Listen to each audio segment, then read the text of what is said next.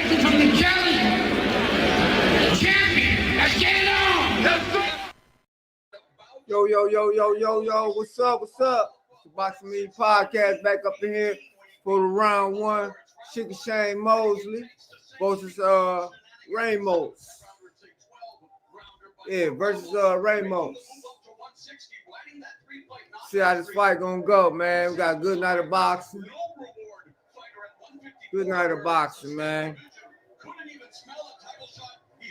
See what Lamont, Roach, the Reaper gonna do against Pitbull, Cruz. For sure. You know how it goes. All right, it's time to go to school, son. Come on, get your hands up, man. You need an interpreter? It's time to go to school.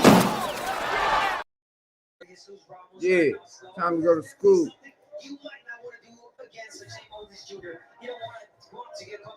Okay. Shane keeping his guard up, coming out, he popping the jab. Oh, Shane almost got stunned. Shane almost got stunned. That dude look like her Maserati, though, for real. Mosley missed the right hand. Okay, Mosley jabbing to the body. They ain't doing nothing right now. Why they look so slow, man? Like they ain't trying to hurt or touch each other for real.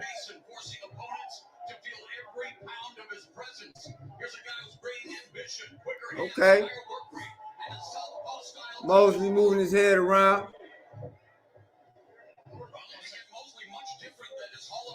Oh, he got Ramos. He almost got Ramos out of there.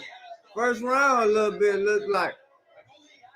With that jab into the body. Yeah. I'm waiting to see that Lamont Roach and Pitbull Cruz fight. That's what I want to see. Yeah, that's what I want to see. Lamont Roach versus Pitbull Cruz. That's what I want to see. The other prelims, the prelims went bad though. Frank Martin got a knockout. Yeah, knockout. Fighting a cab driver. Yeah, Earl Spence jumped in the ring.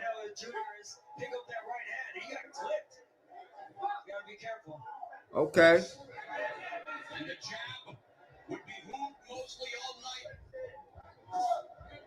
Mosley popping that jab.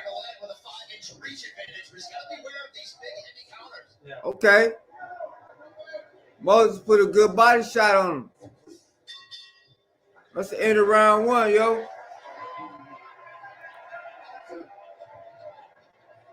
Before we get started, even though this PBC, we gotta give a special thanks to you know who, Turkey Island Sheik. Who's your favorite fighter of all time? Roberto Duran. Hands of Stone, Roberto Duran. Yeah.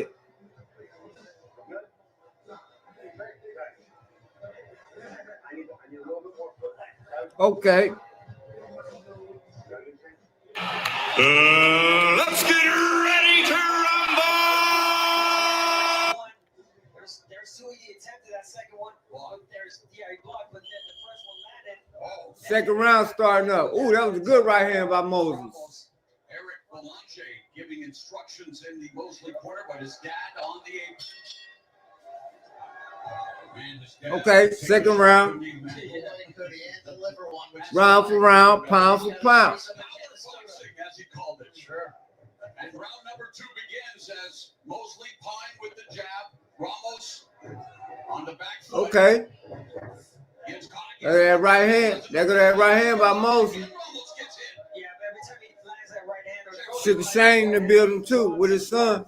Speaking of Shane Mosley Jr., he's got to pick it up. So far, Mosley is landing through the guard of Ramos. Highly effective. Like they're just taking their time. 2 fill-out rounds. I think somebody's gonna get dropped and knocked out though. And that's exactly what Ramos has to do. Good shots to the body. Keep by Mosley. with the punches. He can't give him time to react with the right hand. Since the movement Come on, Mosey, get him out of there. Ramos should have won that fight. Ramos has become a lot more aggressive. This is a 12-round fight, man. I don't even think he's gonna go 12. All right, don't start all that holding. Break him up. I hate all that holding stuff. This ain't no wrestling match.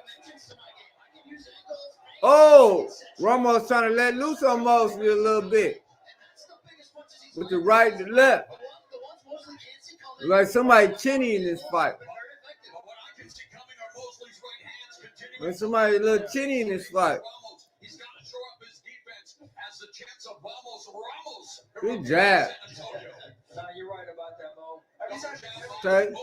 Every time Yeah, good jab by Mosley. Junior lands the left hand, he throws one and then he steps back and that's it. He's got to throw a little bit They ain't even touching each other for real. A little pity pat. Okay. Good jab to the body. Good jab to the body by Ramos. Good upper hand, good uppercut. Good left hook to the body by Mosley though. Break him up. They got break him up again. No question. You can certainly see the confidence. Like I mentioned earlier, he says it's the biggest fight of his career and his life tonight. But don't discount the sneaky body shots that Ramos is landing. He's really sitting down on those. Yeah, it's a few, but yeah, they're doing damage. But I'm liking the distance right now from Shane Mosley Jr. They just keeping their distance, throwing the jab, going to the body a little bit. And early going into this fight, the scouting report mostly needed to own the distance, rule the fight with a jab, make Ramos Mosley got to step it up a little bit, man. Come on, man. Got to step it up a little bit. Okay. Okay, about 18 seconds in the second round. Round for round, pound for pound. That's how we're going all night. Ooh, good overhand. Oh, good body shot. I think Mosley can stop this dude, though. I think dude can stop Mosley.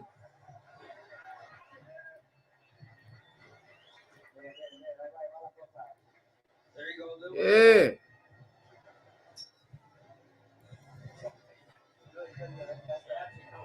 You know how Sugar Shane used to do, the real Sugar Shane Mosley used to do.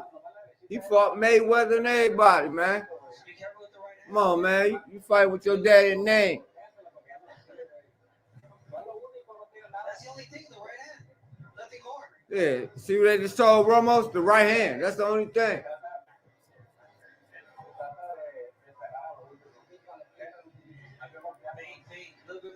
Both of these fighters need to step it up, man. It's a slow first and second round. Shane probably told him no gas out though.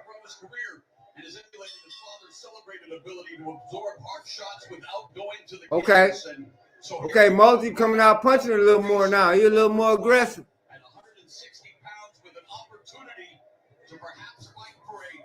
Good left, good right. I don't think it's going 12 rounds though. I think Mosley gonna get him out of there. Yeah, I think Mosley gonna get Ramos out of there, man. But Ramos got a good hook. Ramos got he got Mosley a little days.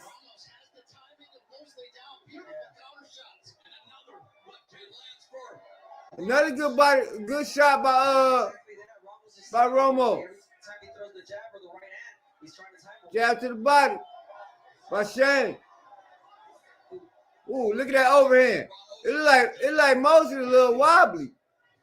Is Mosley chinny up in there? Is he chinny up in there? Do Ramos see a little chin up in there? What's going on? What's going on? Come on, Mosley. Ramos in there. His shot's a little precise too. Oh! Good left, good right. By Mosley. Somebody going down this fight. Somebody going down. This ain't going no 12 rounds. Don't start holding.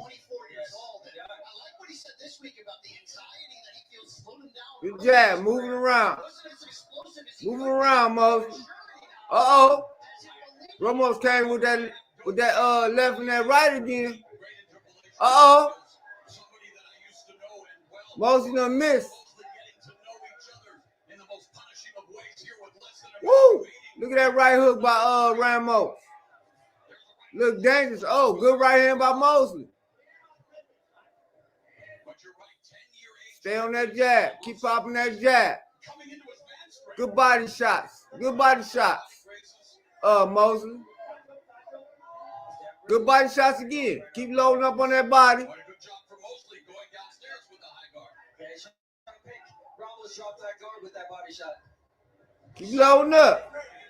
Load up on that body. And keep that jab out there. Certainly, and he's got that power, that reach advantage we talked about. Keep your hands up, though. That's what Ramos waiting for. Naturally bigger, yet it feels like Ramos is landing the heavier shots up to this point. Woo! Good overhand by Mosley. Okay, they got Mosley on the scorecards winning. No, matter of fact, they got Ramos winning. Yeah, they want him to fight like his father. That's what they want to see. Shout out to whoever in the building, though. You already know what time it is.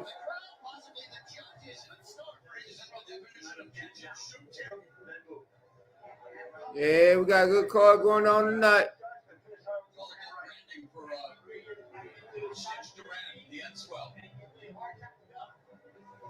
Get ready for round 3, y'all.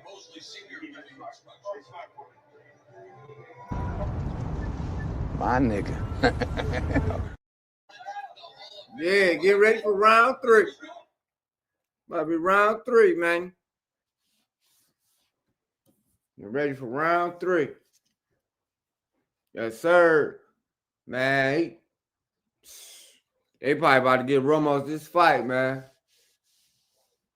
Yeah, they probably about to get Ramos this fight. Be honest. Is Ramos part of the boxing fan? Just Shane ain't really doing too much, man. He landed some good shots, but he gotta be more aggressive. Okay. Mosley might need a knockout. That was a close fight. Good fight.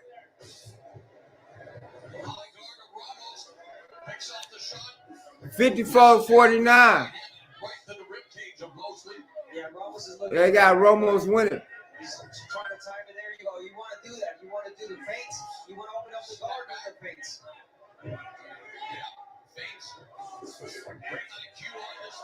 Good left, good right by Ramos. Ramos hitting a little hard up in there for Shane. Yeah, Ramos hitting a little hard up in there for Shane. I don't know. We gotta see how this go. Even though he's naturally a smaller fighter. Shane might not get this fight. Ramos is just obviously trying to time. Unless he get a stoppage. Waiting for that big shot to be landed. Middleweights of all-time Triple G, Gennady Golovkin, multiple-time light heavyweight champion Antonio Tarver, and my fellow Canadian who's done it all in boxing, Ross Amber, 2026 International Boxing Hall of Fame inductees. And shout out to the late referee, Frankie Okay. Gio, for getting them out. Mosley trying to push him back. 14 now left in round 4. The crowd firmly behind Ramos. Good, another good hand by Ramos. Oh, Shane about to get him out of there. Okay, good right hand by Mosley. They look tired though, man. 4th round. This is supposed to be a 12-round fight. 1 punch can change it all. That's what happened right now. The right hand, he landed by Mosley Jr. 45 seconds left in the 4th. Mid-range. High guard blocks that jab. Hands low for Ramos, but that could be a trap. Okay. Okay, Mosley trying to step it up a little bit. Standing his ground. Good body shot by Mosley, though. I mean, by Ramos. Another overhand.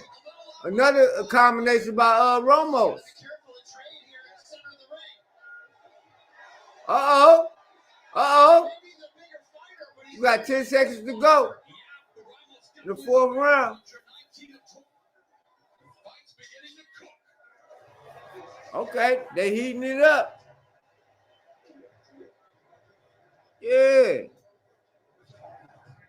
This is a good one. Ain't no bad fight. Mosley got to step it up, though. He want to win this, man. And he's going to continue to look for that. But if Shane Mosley Jr. is taking that shot really They're going to try to get this to Ramos. Look, the fire's coming. Are you ready for the fire? We're firemen. Okay. We are firemen. The heat doesn't bother us. We live in the heat. We train in the heat. Yeah, it tells us that we're ready. We're at home. We're where we're supposed to be. Flames don't intimidate us. What do? We control the flame. We control them. We move the flame where we want to. And then we extinguish them. Yeah. This is round number 5. You know, mostly round 5. Come and step up fights in which he was almost without fail competitive. 3 of the 4 losses by divided verdict. So, I mean, he's been very Okay, they both looking a little active, a little more aggressive than the first and second round. Okay, this is a draw. Larry Hazard scorecard 9-9, 10-10, 10-10, 9-9, 38-38. So far it's a draw. Close rounds here. I just feel like Ramos' punches have done more damage. Coming to pay-per-view in 2026, Larry Hazard versus Brian Campbell. I'm with you, Brian, on that one. Maybe I give the first one to Mosley Jr. But yeah, those last 2 rounds, no doubt, Ramos. I love it. Yeah, last 2 rounds to Ramos. First 2 rounds to Mosley. There is that pace, is that that distance that you don't want to give Shane Mosley Jr. Right hook by Ramos. Okay, Ramos trying to throw a check like right hook. Mosley doesn't counter. Mosley trying to use footwork to escape. Tries to find a way to blind him with the jab. Okay. Ramos trying to work the body with them body shots. Ooh, good left, good right by Ramos. A good 1-2 by Ramos or something else.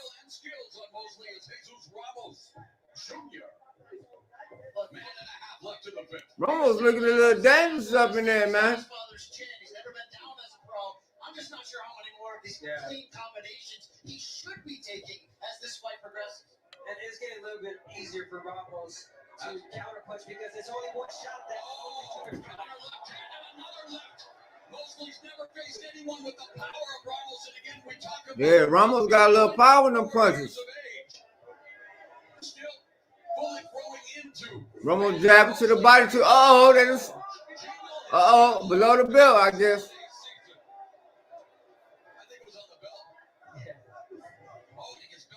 Mosley had to take a breather. Beginning to go down, trying desperately to land punches, but I think you're right, Brian. It may be just about. Ooh, good right hand by Mosley.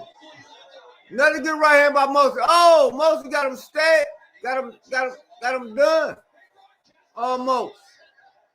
The ropes held him up. Mosley got him stunned. That right hand. Okay, Mosley working the body now. Yeah, Mosley Jr. is not known by his power, but that right hand definitely doing damage to Ramos. Very close fight here, competitively speaking. It's a good fight. And Mosley standing his ground, throwing his shots, but Ramos ain't backing up, though. Moses ain't either. That's the end of the round, yo. End of the round. Good fight, though. I just come to let y'all know, stop, put some respect on my name.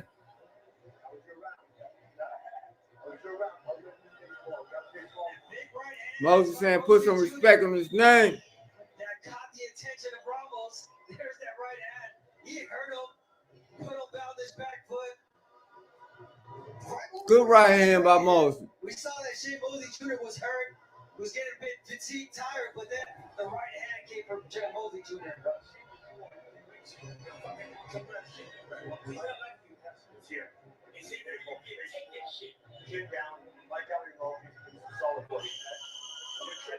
Okay.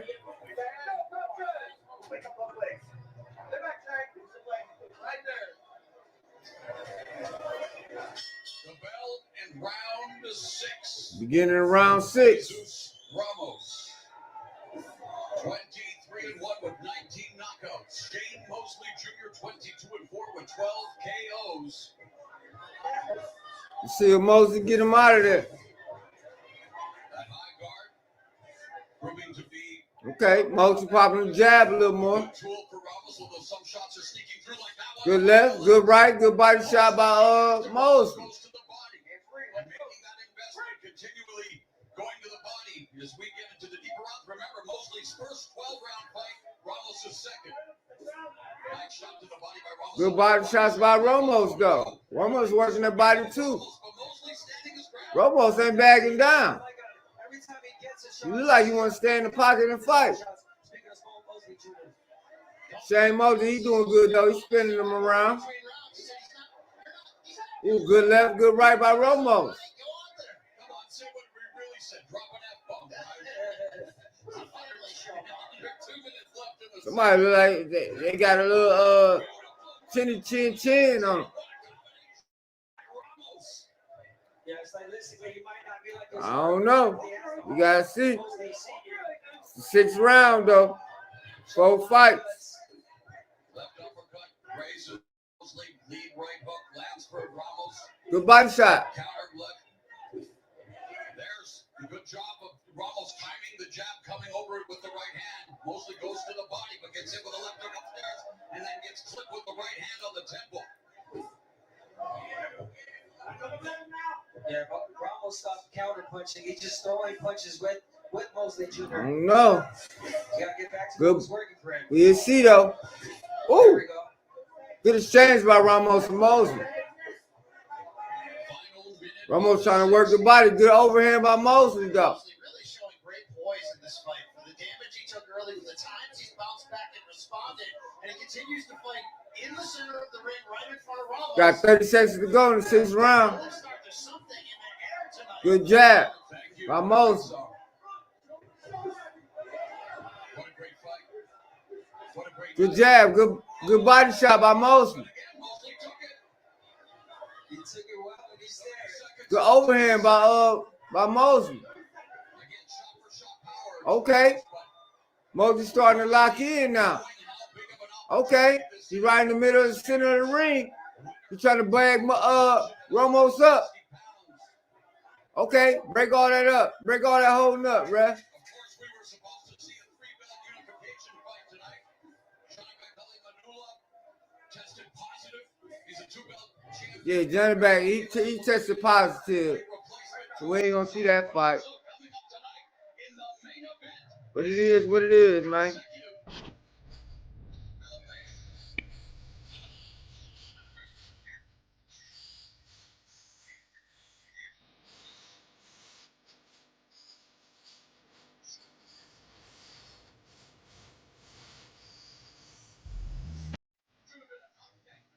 Okay, there go the Reaper, Lamont Roach for the WBA super featherweight title. See what the Roach do. Yeah, let's see what the Roach do tonight. Against Pitbull. We're gonna see what the Roach do against Pitbull. Y'all keep talking about fighting somebody. Didn't he just have a fight? Didn't he just have a fight? And what happened? What happened? What happened? Yeah. So good to be back. Okay, round 7. Okay, look like a little fill out round or whatever. Ain't nobody letting their hands go. Okay. Come on, break them up, ref. Yeah, really smart right there from Ramos holding Mosley. Okay. Mosley popping the jab. I think it's going to be a stoppage, though. It's the 7th round. Okay. Mosley working that jab. No, he's not. It's the jab that's bothering Ramos. Ramos looking a little tired, though. He look like he a little, Little fatigue. Okay. Good left, good right by Mosley.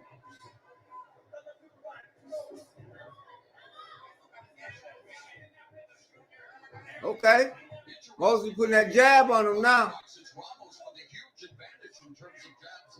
Okay. Look like Ramos relying on that right hand though.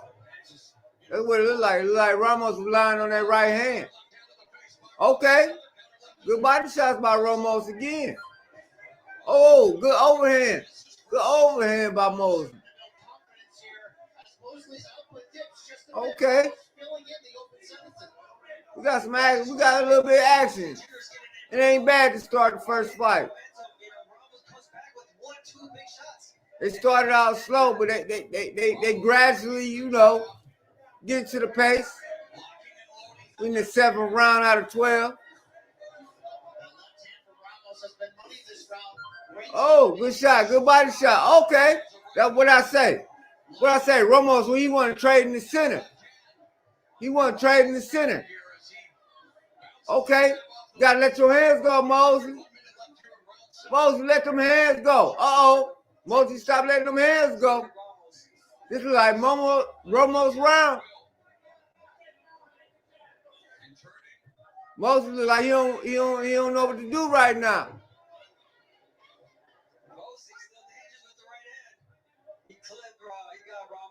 Good right hand by Mosley though. That's all he threw though. Got 30 seconds in the 7th round. Got 30 seconds in the round.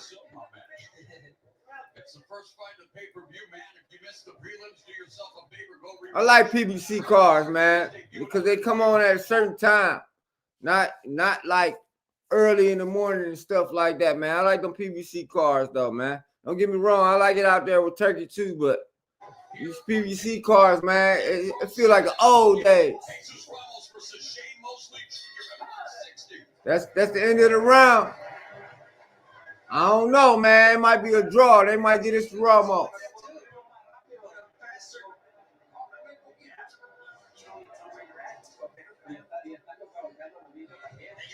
That's Admiral Mears in the ring. He just had on glass. I thought he was supposed to fight Tank, man. Remember he was supposed to fight Tank? Admiral Mears was. Then he said his retina or something in his eye was messed up. He's still wearing no glass. It's been about 3-4 years, man. Been about 3-4 years, man.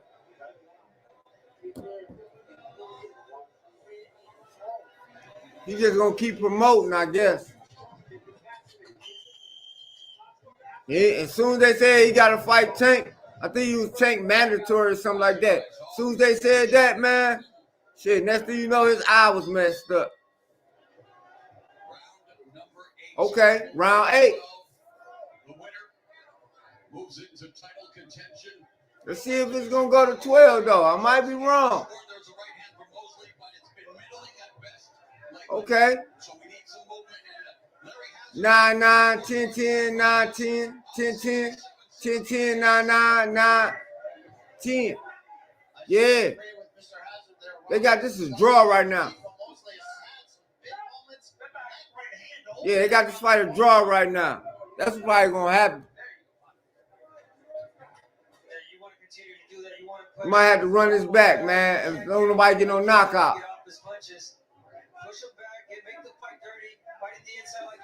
Okay. Good inside punches by Mosley. Good inside punches by Ramos. In the middle of the ring, in the center of the ring. Okay. Oh, good uppercut by Ramos though. Ramos got some good fire though in them gloves. Yeah, good combination by Ramos. Okay. Mosley will calm down a little bit. He's still popping the jab though. Ramos popping the jab, going to the body. Woo! That was a good combination right there. But Ramos. Mosley like he's slowing down. Good left, good right by Mosley though, right there. Ooh, good left hand by Ramos. Another good left hand by Ramos. Almost stumbled Mosley. Mosley look like his legs gone. Mosley look like his legs gone, man. So Ramos taking advantage of that. Oh, man. He hitting him with the same punch over and over again. And now Ramos using his legs. Mosley just standing there. And he ain't firing back.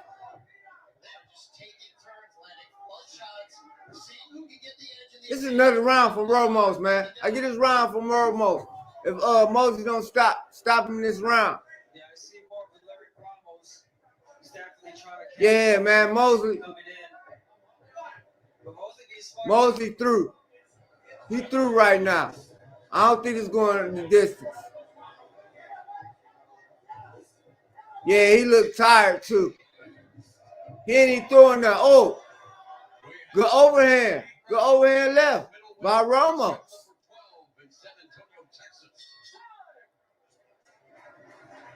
Woo! Damn good fight though. Boxing, number one, is skill. It's all about skill, basically. When you come to real boxing, I'm not talking about no Sylvester Stallone shit.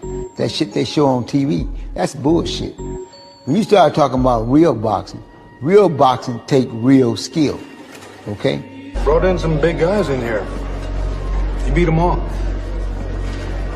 It ain't only about being big. You gotta have skills, son. Oh, we got, what's up, my dude, in the chat, man? Vince Vargas, what's going on, man? Happy holidays to you, Vince Vargas. Happy holidays, man. Okay, we about to start the round up, man. Hope everything is well, man. Hope everything going good. Happy holidays to you. Wait for this main event, man. Plus 180 is Pitbull Cruz. Plus 180 is Pitbull Cruz on the main line. On the money tip. Pitbull he gonna come out throwing them bombs. You already know what time it is. It's the, okay. Sicky Shane Mosley's son, man. He look unconditioned, man. You gotta make it some rounds. You gotta win some rounds. They started doing good. Turning Ramos don't even look tired for real. Sicky Shane Mosley, he got to put them combinations together. He only throwing one punch. Okay, break them up, ref. Now they both on the rope. They both look tired, though. But Mosley look more fatigued, though.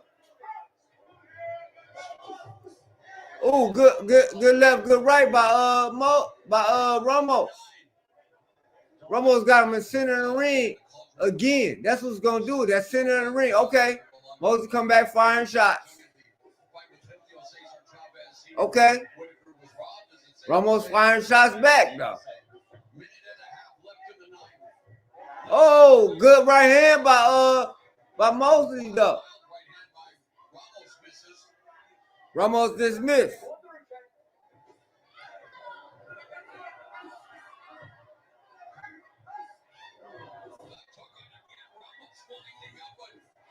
Uh-oh. Got him against the ropes. Got him against the ropes.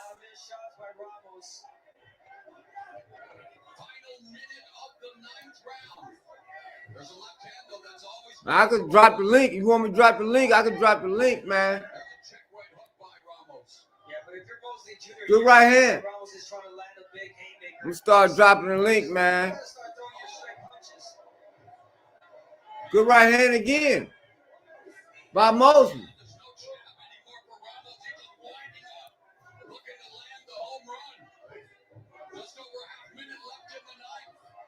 Matter of fact, I'm gonna drop the link. I ain't even gonna talk about it. I'm gonna do it. Y'all wanna come in and drop and say something? Y'all can say something. Y'all ain't got a text or nothing. I'm watching the fight, man. I'm just, oh. Okay, we got 10 seconds in this round.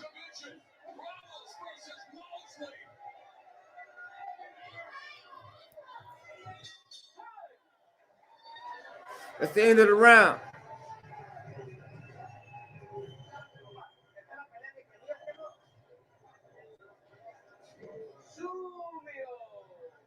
This is Mosley now right hand. But Ramos came back with his own. The link right there. Drop the link. Left hand, landing right in the top of the head of Mosley Jr. Come on in, man. You want to come on in? Come on in. Strong and making this fight very competitive.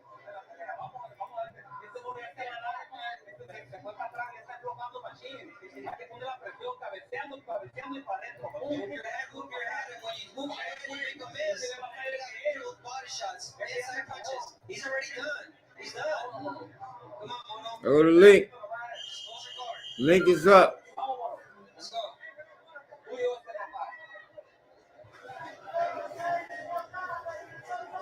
This is round number 10. And what a great fight it has been. The ebb and flow. Okay, it's round 10. Mostly that laser left hand of Ramos, the aggression. I don't know, man. It might get Ramos this fight, man. Or it's going to be a draw or something.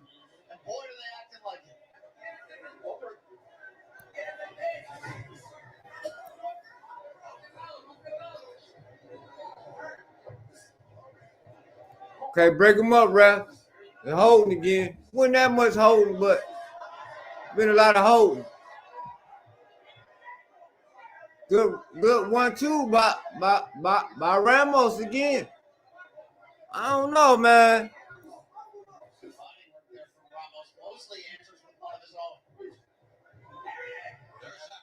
Gotta do some better corner work. Corner work with Mosley. Good left, good right. By Mosley. Look, there it go. There it go again. Mosley got him in the center of the ring. Good body shot by Ramos again.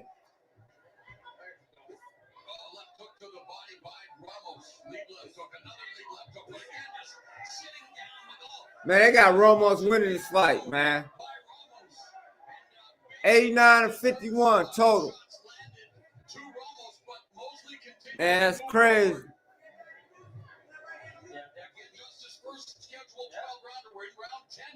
Got your dad there and everything, but it is what it is.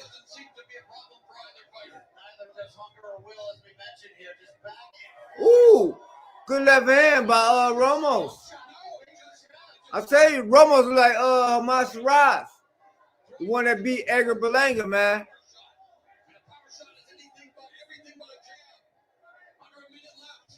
Yeah, Ramos trying to throw that power now. Mosley ain't letting his hands go.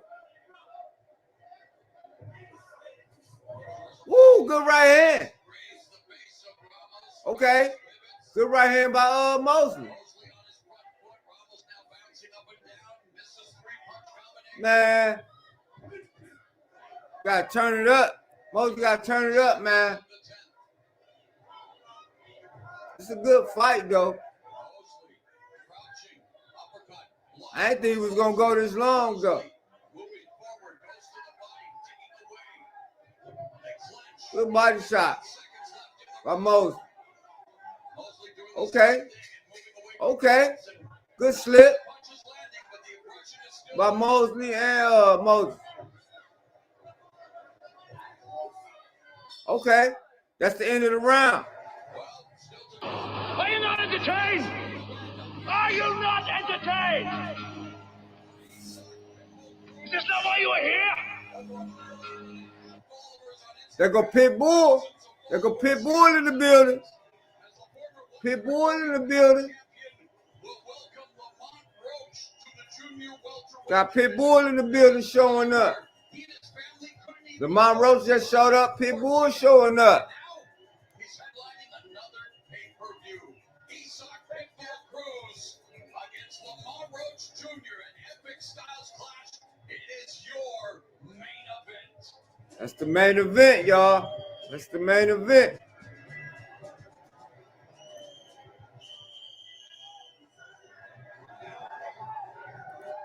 Okay, we about to get ready for round 11.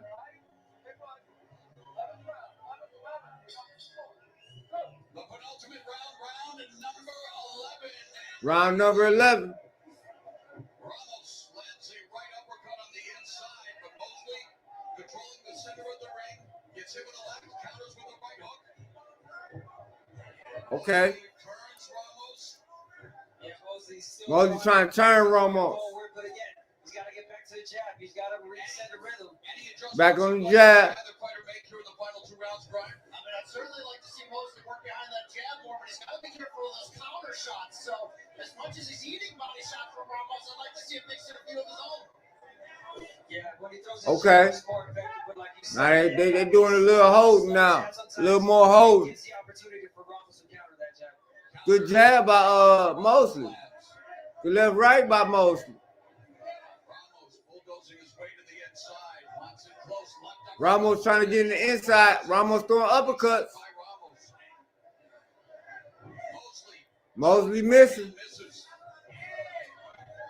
They're bringing out every type of right hand lands for Ramos. Absolutely. Every punch in the arsenal. Ramos got good angles too. And good punch placement. Oh! Stumble Mosley. With that left hand. Oh, he might get Mosley out of there. Oh. Mosley staying up though. He ain't trying to go down though. Oh.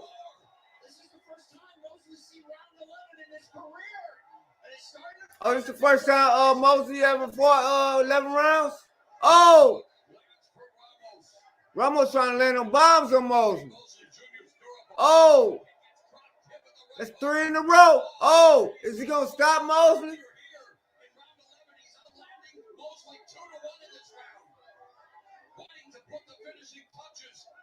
Mosley ain't going down, though. Young Sugar Shane ain't going down, man. Oh! Ooh, good left, good right by Ramos again. Yo, Sugar Shane got his chin all right. It's a little chitty, but it's sturdy. Good body shot by Ramos.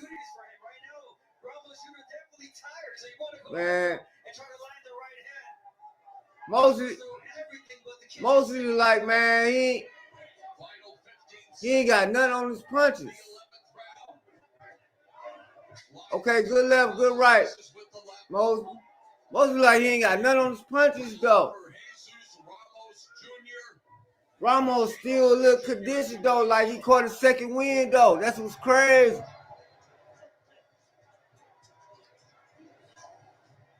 Listen back at what we saw here in round 11. Ramos ducks in, beautiful counter left hand, sort of a sidearm shot. You saw the little wiggle from Mosley.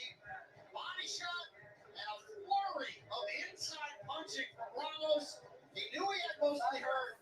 Man, it's crazy. Big exclamation point. But to the credit of the chin and the will of Mosley, clean punches, but he's still standing. You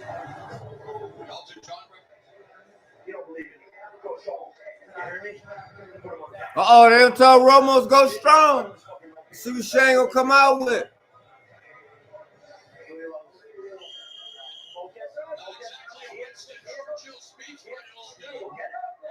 Well, I see what Ramos come out with.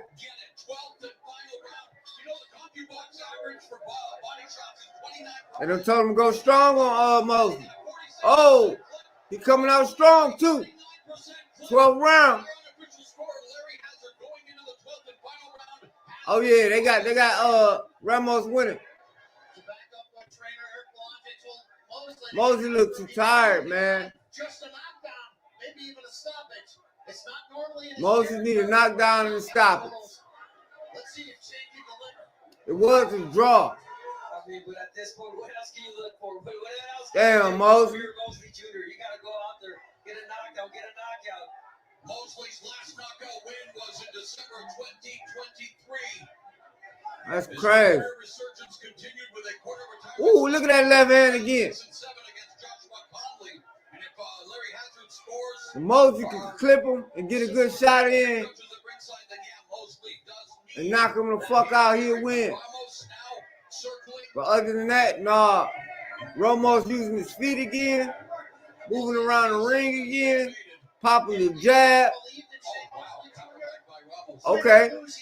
That was a good left hook though by Mosley. Good left hand again by Ramos. That's a hell of a fight though. Ain't bad. That Mosley Jr. pressuring, trying to get a big shot, but being smart also not to give a big shot to Ramos Jr. He's being cautious about it. Taking his time there. Good left, good right by Mosley. Mosley started to pick up the pace though. 1 minute to go. I don't know. Mosley might get that stoppage. He's been looking for. Yeah, Mosley might get that stoppage he's looking for. Hold on, y'all. Hello. What's up, bro? Jesus Ramos Jr., 24 years of age, against the 34-year-old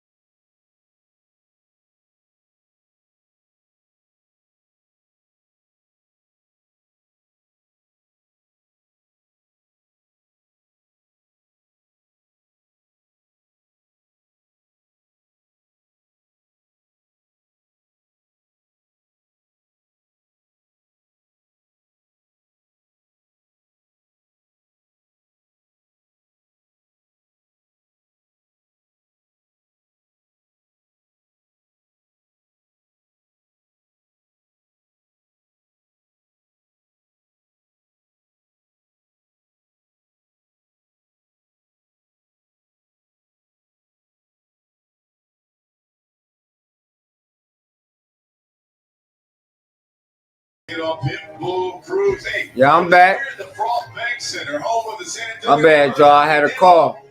They gave the Reaper a present, gave him his own jersey as he sets to prepare and take on. Okay, Lamont, Roach, Pitbull, they in the building. They love him. Here in Texas, it's the main event. Issac, Pitbull, Cruz, Lamont, Roach, and they're fighting at 140 pounds for an interim belt. You know, one of San Antonio's, as you take a look here at the remaining fights that we've got coming up. Hey, here's Landy Lara. You know, he's the oldest world champion male fighting right now at 42. He'll be defending his title against Johan Gonzalez. Then, of course, the co-main coming up, Stephen Fulton. Okay, we still got Stephen Fulton, Oshiki Foster, and Lord versus Gonzalez. That fight, and then, of course, the main event.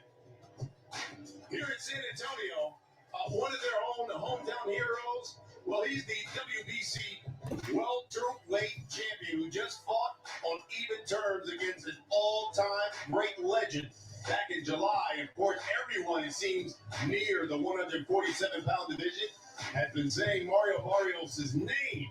Some think he's beatable, but he's unbeaten in the past 3 years. Mario. Being a young He's supposed to put Pacquiao out. You know, with indigenous roots, it brings a lot of pride to me.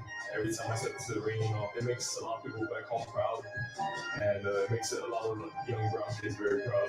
Big shout out to everybody from San Antonio. I think he probably could have, though, but I understand why he didn't, though. I understand.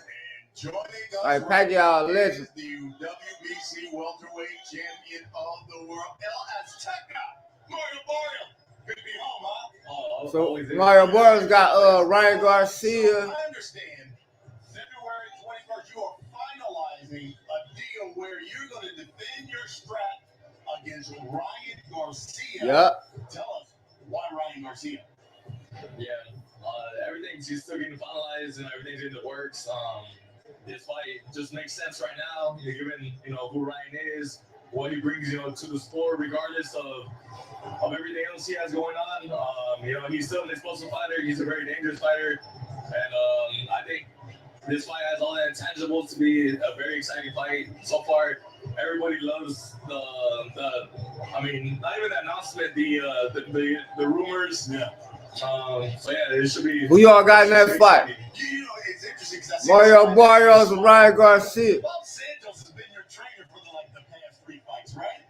All of a sudden, breaking news: this guy next to you is going to be your new trainer, training you for this Ryan Garcia fight. Tell me why, Joe Goose. It just makes sense for me, where I'm at in my career, me and Joe are very familiar with each other. He commentated a lot of my early fights, and I know his style. I know, what he teaches and what he brings, as a coach and a trainer. And I think, these next couple of years, I want to do as much as I can, in this division, in the sport. And I think, this next move with Joe is gonna just help, just bring everything together, and I think we're gonna have a great run together. It's no secret, this guy trained Ryan Garcia for the biggest fight of his life when he fought Tank Davis. How much did that play into your decision?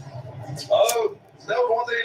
It didn't play too much. It was just knowing Joe's style, knowing what he brings as a trainer, and I know that, like I said, that we can do really big things together. I'm looking forward to it. What did you think? You heard what he says. He said he loves your style. What are you looking to bring to Mario Barrios? Well, let me preface it by saying this. We've already been training for 2 weeks. Oh, wow. Okay. So we've got a nice head start. We've got to know each other real well, and we're gelling very well. We're doing a lot of drilling, on the floor. There's different, segments on the floor there where you do, speed back, double end bags, heavy bags, what have you. There's all the mitts there, the cushion, so on and so forth. And there's a lot of minutia involved too. You want to make sure everything's almost perfect. So we're working on perfection right now. A lot of rounds on the floor before we get to the sparring, which will start happening probably in 3 weeks or so. But right now we're just working on getting to know each other him getting familiar with Mario getting familiar with my drills, and yeah, I think you like him. It sounds like you guys like each other. I say, how important or is it to have VADA testing? Considering what happened with Ryan in the back, he served the suspension. How important was VADA testing for you for this fight? VADA testing has, it's been important for all of my fights, these last couple of years. Rest in peace to the Victor Conti also. He was, one of my sponsors, and then a big advocate, for VADA and just cleaning up the sport of boxing. Again, I've been VADA testing the last probably 5 years. That's gonna be the same with this fight also. I know I'm gonna take a fighter. I go into all my fights, the best gonna be conditioned, the best preparation, and I have full confidence always. And what I'm taking, and it's just as a fighter, I had to put those things in place, for my own safety. But I have confidence. Ryan, he'll follow through, in the right way. I don't think that there will be anything to worry about. All right, I love it. Hey, look, we look forward to February. It should be one heck of a fight. It's always good to see you, and I know you love being here in your hometown. I always love it. I love being home. I love making my city proud. Love.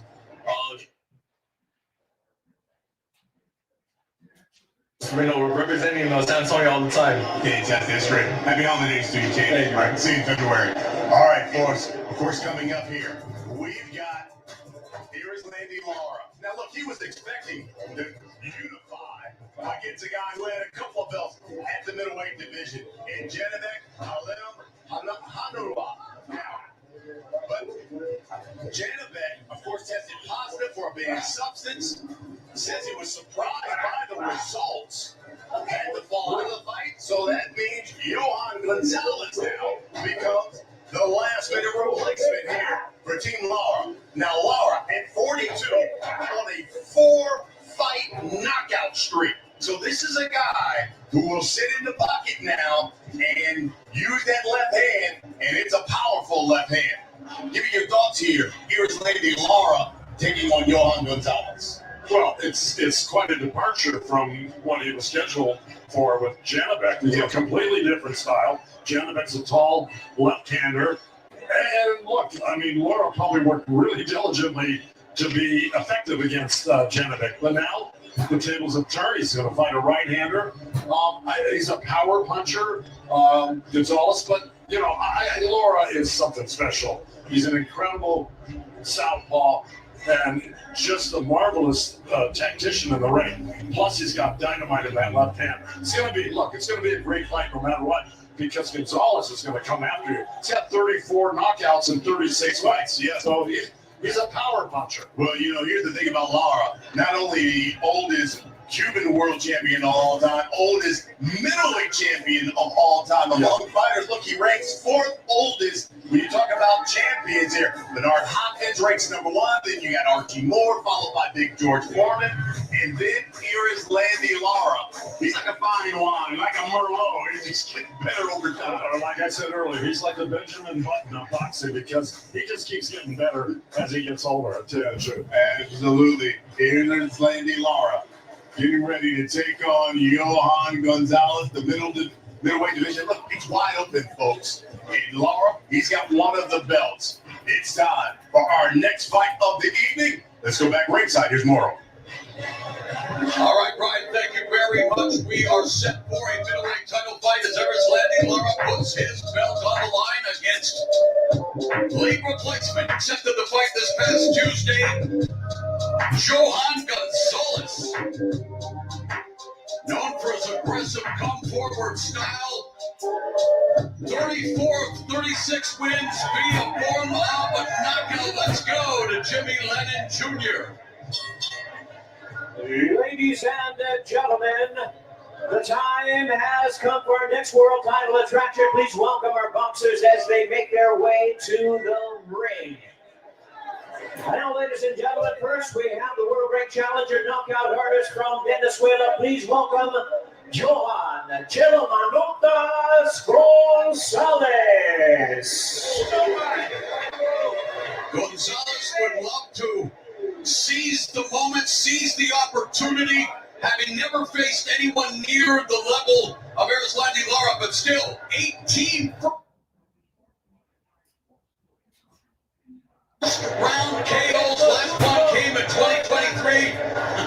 He'd love a repeat here tonight and taking this assignment this past Tuesday after Shanabek Ali Manuli, who holds 2 belts, tested positive for a banned substance. Every fighter's dream to get that type of phone call. Certainly the biggest test to date of his career.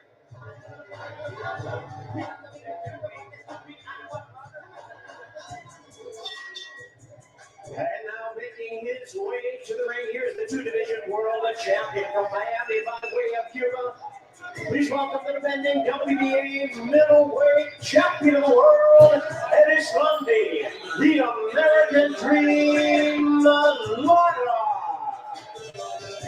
Even at the age of 42, Lara is still one of the sport's elite statistical performers. He's riding a 7-fight unbeaten streak, 4-fight knockout streak, tied for the longest streak of his career. The 2-division champ became the first person to stop former 2-division titleist Danny Garcia in Lara's most recent fight in September of last year. And here's a guy with this advanced age, as we talked about the School of Cuban Boxing, slick technicians, movers and groovers, but Lara sitting down on his punches now and becoming a more fan-friendly fighter because of it. And he's becoming more efficient too. Look, Lara throws nearly 10 less punches per round than the middleweight average, and he averages 46% of his power punches landed. He doesn't waste any motion, and if you get in his way, he'll take you out of there.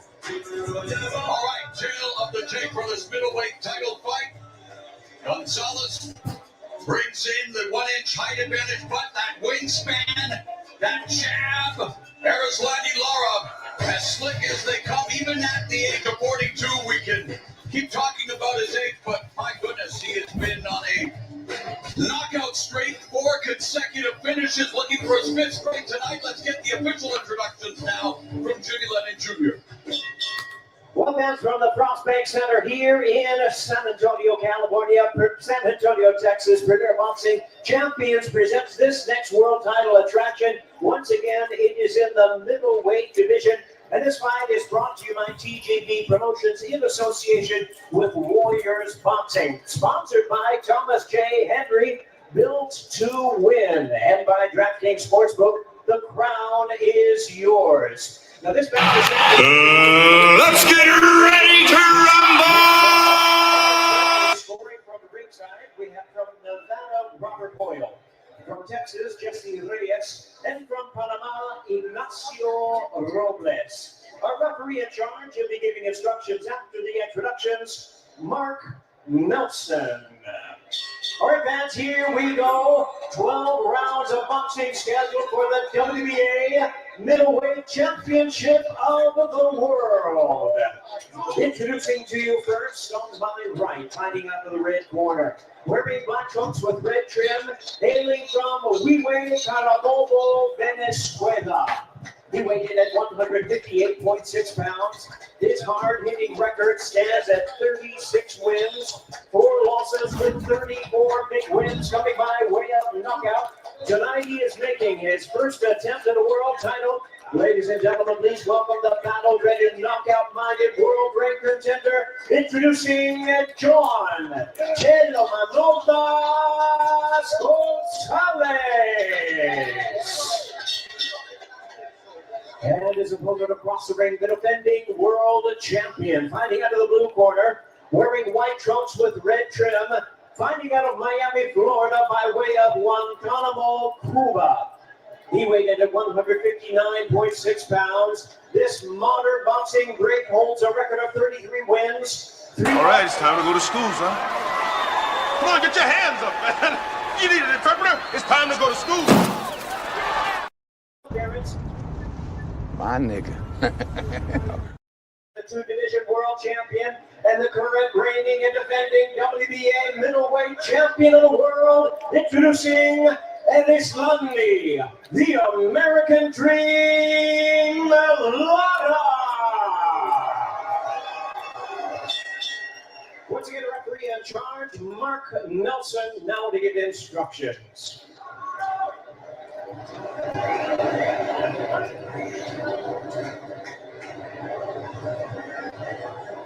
right, gentlemen, you had your instructions earlier in the dressing room. You both know exactly what I expect. A good, clean fight. Obey my commands. Protect yourself at all times. Punches right here and up are good. Punches right here and up are legal. Touch them up. Good luck. Will the effects of age and inactivity finally end the run of the man known as the American Dream, or will he continue the success that other ageless wonders like George Foreman, Archie Moore, and Bernard Hopkins enjoy? For Gonzalez, he's hoping Christmas comes early with the biggest win of his career. Took the fight this past Tuesday, looking to become a champion on a Saturday night in San Antonio. The bell in round number 1.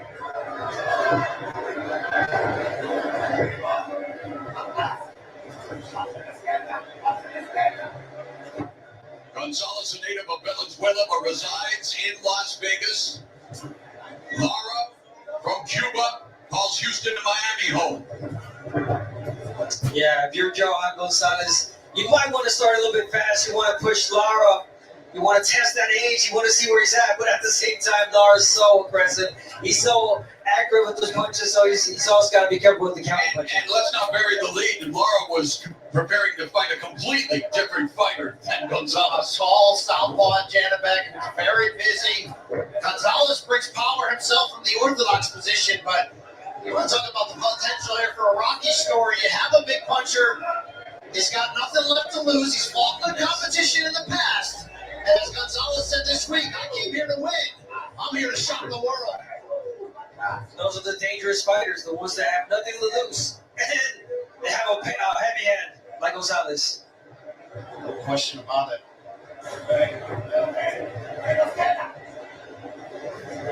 We're getting commentary from one of the corners, so I can hear clearly.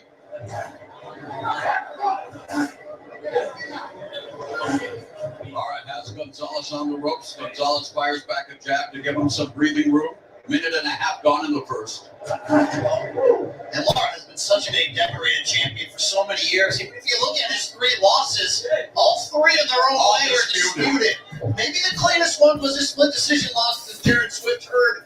A fight of the year, maybe the greatest fight in PBC history. But by the way, Gonzalez retired Jared Hurd last fight.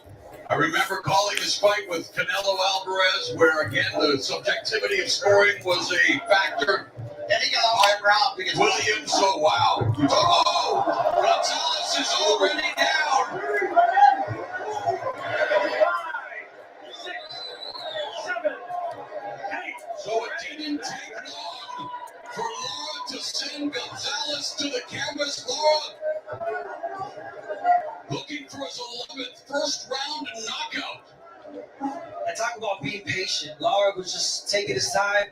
At moments, Gonzalez pressuring, being the aggressive, throwing punches, but Lara just waiting for that right moment. The counter-punching ability of Erislandy Lara, well, he can do anything. I mean, the school of Cuban boxing, one of the greatest schools, but it's not just about movement and slick technique anymore. It's about sitting down on those punches at the age of 42. And like I say, he's on a career-high 4-fight knockout streak, looking for his 5th consecutive finish. A great start for the middleweight title holder, Sandy Lara.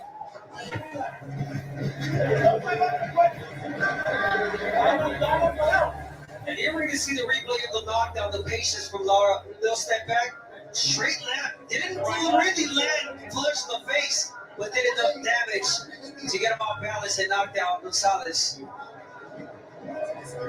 He goes in and takes a look. Are you okay? If not, I'm ready to hit you again.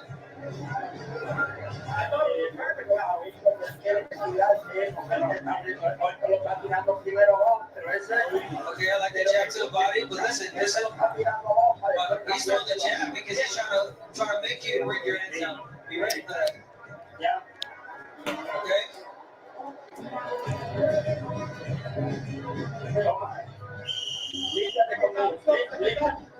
Clean your gloves, clean your gloves. This is Lara's second stint with legendary Cuban trainer Ismael Salas. Together, they were For the first 10 fights of his pro career together, they're 16-0 with 11 knockouts over the two sticks. They're 5-0 with 4 KOs during their current run. There's Landy Lara, has definitely changed. Round number 2. And that's I mean, not every fighter can do that. That's so hard. I mean, with age, to know how to control your body, know how to fight because of your age, and you can't move as much. Your legs. I mean, look at Lara. That's when your opponent stands right in front of you like Gonzalez. And he's doing that, but he's not throwing it up. Gonzalez to get Lara's attention. Yeah, key to Lara's longevity is, look, he never took a lot of punishment in his career. He's always so slight, defensively sound. He wasn't a runner. I was going to say, he was in 3 of the greatest action fights we've seen, but between Jerry Hearn, how about Alfredo, even the draw with Brian Castano, but for the most part of his career, he's been such a great general. By the way, that knockdown in the first round, that's the 6th time that Gonzalez has been on the canvas, so his chin has been checked and cracked before.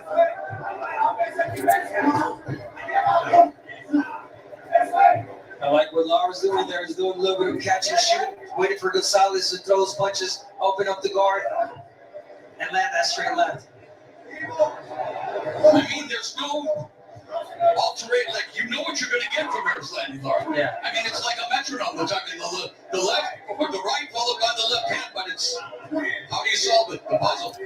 There's again, backs Gonzalez up with the left hand. Remember, Danny Garcia, who had one of the best chins across 2 dimensions for most of his career, said he's never been hit like he was against Lara. Yeah, when you perfect a style, a rhythm, punches like Lara has, and like Pitbull, you used to have the 1-2. I mean, it's not as easy to counterpunch or beat. I want to say how much I've appreciated hearing from the boxing community during my absence, and I got to give a big shout out right now. I know he's watching. My play-by-play brother, Todd Grisham. Appreciate the kind words, my friend. Keep up the great work. As just over 30 seconds remains here in the second round. Boys, it's great to be back with you guys, and what a night of fights we are being treated to tonight. Jesus Ramos, by the way, stopped Joan Gonzalez. And Jesus Ramos, of course, coming off the big win to kick off the pay-per-view over Shane Mosley Jr. The winner of this fight could face Ramos for the title. No question. We have seen some very well-matched fights tonight. Back and forth action throughout. We'll see if that momentum can carry as this fight rolls on.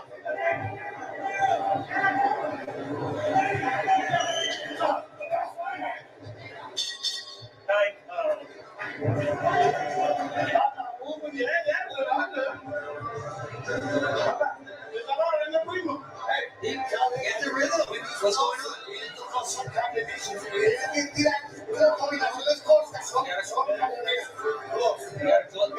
Close combinations. You don't like it, it's not open.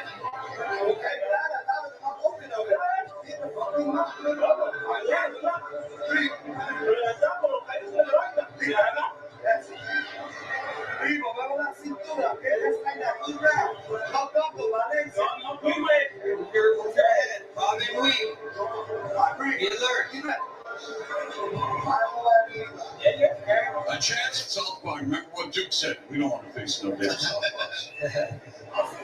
Follow Creed's trainer. Round 3. I know someone who was in Creed 3. Actually, Todd Grisham and I both were in Creed 3. 2 of the most versatile combat sports announcers we've ever seen. Michael B. Jordan, as handsome in person as he is on the screen. All right.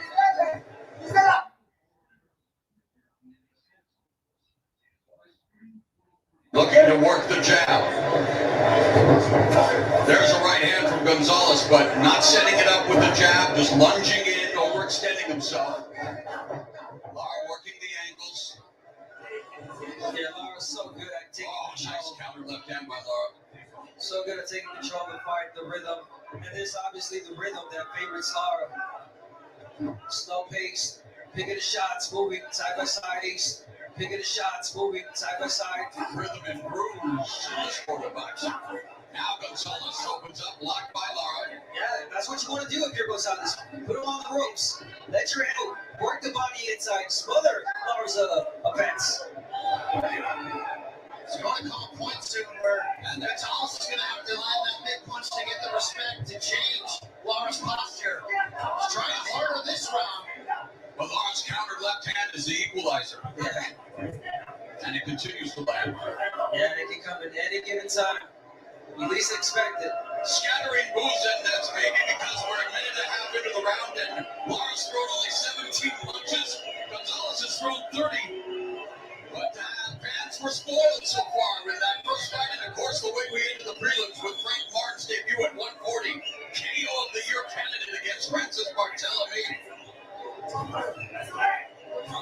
And of course our main event will be contested at 140 pounds. Lamont Roach, who will lose his 130-pound belt the moment the bell rings, taking on Issac, Cruz, a former title holder at 140. That is the consummate clash of styles. A pressure fighter versus a ring scientist. Opposites attracting in the ring. Nice chopping left hand by Lara. 45 seconds left in the third. But even if Gonzalez is in front of him, not giving him an easy target for Lara to land. A lot of those shots are being blocked.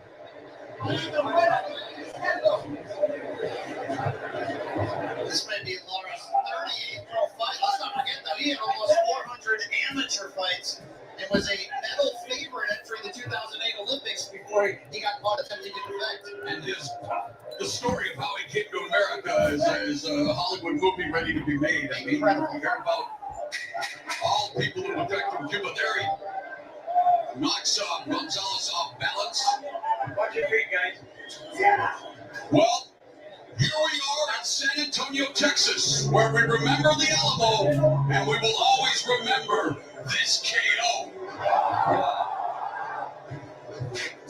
Well, I wasn't there to call that fight, but man, I was back here watching, and man, they got everyone's attention put Barthelemy to sleep. First fight at 140 pounds for Frank Martin, coming off that layoff in that loss to Dick Davis, but that's a heck of a wake-up call for the junior welterweight division. And there's Texas's own Errol Spence, a former welterweight champion, getting a nice round of applause.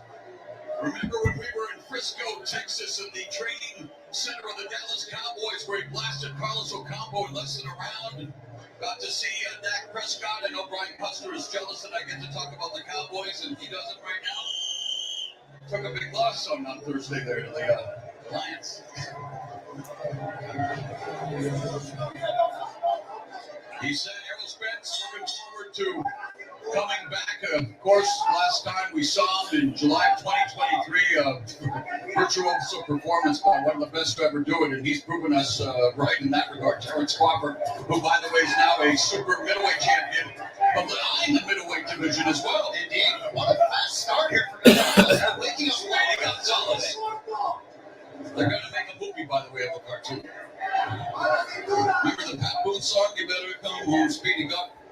Never mind, let's go. I'm nearly 50 yet. I know you are. You should know. It's not that day that reference. Ooh, good body shit there by Gonzalez. I like the posture of Gonzalez to really back up Lara. You got to be careful. But he's got to protect his chin.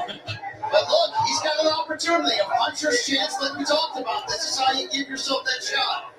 Yeah, you're giving your chance, a shot. You know, you're giving yourself a shot, but you're also giving yourself a target for Lara. Lara's just a patient fighter, a fighter that's waiting for that right moment, and he's doing that right now. Lara's been down 3 times last time in that fight of the year against Jared Bird. That was a few years back. He went down twice against Alfredo Angulo back in 2013. My goodness. I'm still not sure how that even happened with the hand speed difference. What a performance in defeat from Angulo there. Arrow making it a dogfight. Minute and a half left here in the fourth. Your typical Islandi Lara performance. The jab followed by the left hand. And Gonzalez unable to really bother Lara whatsoever. And the fans are bothered by the lack of action. Get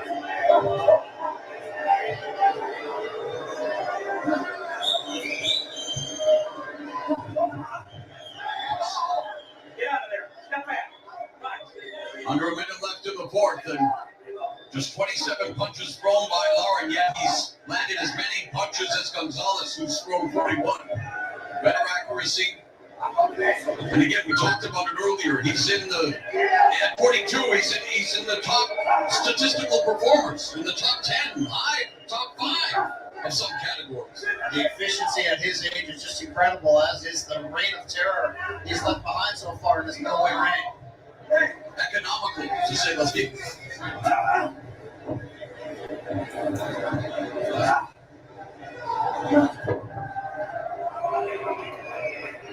Yeah, Lara doesn't need to do anything extra. I mean, all that just works for him, the jab, the left, being patient, backing up. But he's still looking for that clean shot to land.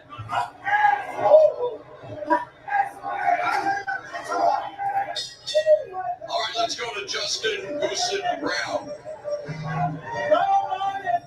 Hey guys, here with Pitbull Cruz. All smiles, but all action in that ring. Pitbull, how do you make Lamont Roach fight your type of fight tonight? ¿Cómo hace para que Lamont Roach, pelee tu tipo de pelea esta noche?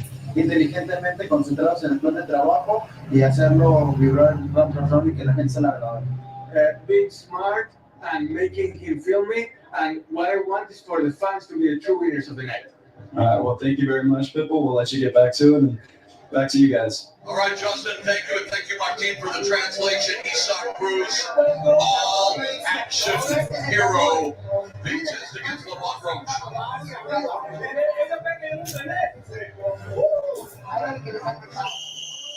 He thinks I didn't train.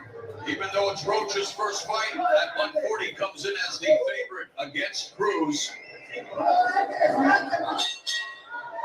As we begin round number 5, scheduled for 12 in this middleweight title fight, here's Landy Lara putting his strap on the line. Carlos Adames and Jonabek Alimanula, who's supposed to face Lara, the other belt holders. Alimanula has 2 belts, and we'll have to wait and see what the ramifications are of his positive drug test. Nice double left hand right through the guard of Gonzalez, and it bothered him. It bothered him. Gonzalez already been down once in the fight. Lara can extend this knockout streak to 5. He's got his opponent hurt. Yeah, Gonzalez came out shouting that. What does he think? I didn't train for this fight? I guess he didn't, because he took it on Tuesday. Nonetheless, you know, he's a fighter that stays in the gym. Hard to believe, especially in December.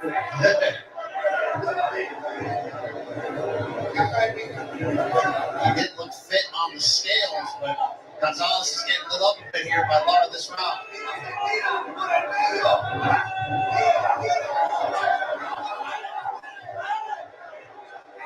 One, two. That's what you get from Landy Lara. There's a lead left hand, pops through the guard of Gonzalez. Gonzalez unable to really begin to throw anything. Only 17 punches thrown here with a minute and a half left in the 5th. But Lara's only thrown 25, so the offense has definitely been muted these past couple of rounds.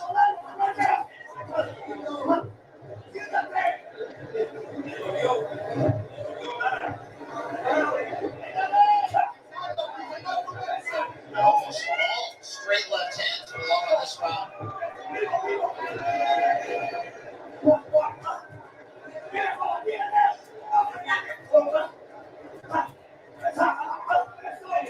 Gonzalez is trying, but just no real pop on any of these punches. None of them to bother Lara at all. Most of those shots missed. And again, he's got the flashy record: 36 wins, 34 knockouts. None of them need near his land for Lara. Great defense there from Lara around the world along the ropes. There's another chopping left hand back to Gonzalez out.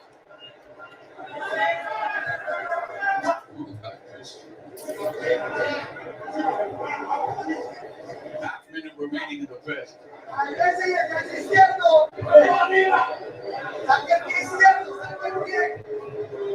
After what can Gonzalez do different to try to at least close the distance and go to the body? I know easier said than done. Yeah, well, he talked about not being tired and training for this fight. It seems like he's getting tired already. And what he has to do is obviously get in the inside, throw a lot more punches, get Lara uncomfortable, put him on the ropes. But like I said, easier said than done. Lara's some perfection when it comes to that.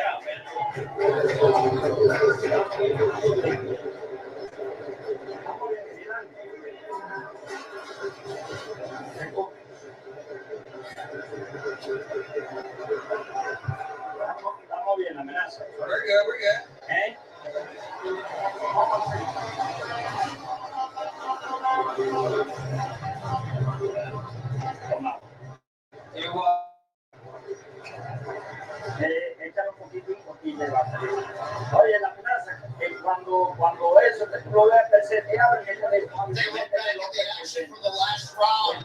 Laura had a lot of success with that left hand, splitting the high guard of Gonzalez and wobbling him here. Stiff counter shots throughout. At the age of 42, Laura throws less, gets hit less, and stays razor efficient. That's why even at this advanced age, he remains a nightmare matchup. And why we don't see top contenders running to fight him. Round 6.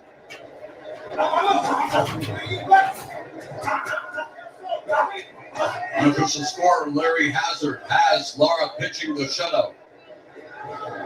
Hard to disagree with those scores. Yeah. But there it is. There, if you're Gonzalez, you want to continue that. I know you're missing a lot of those shots, but I mean, at least you keep yourself busy. You keep Lara entertained. You keep them thinking, and you don't give them a shot for an opportunity by just standing in front of them, like he's doing right now, Gonzalez. There's the footwork of the Lara of old. I think that 3-punch combination. Now it's an old Lara. Indeed.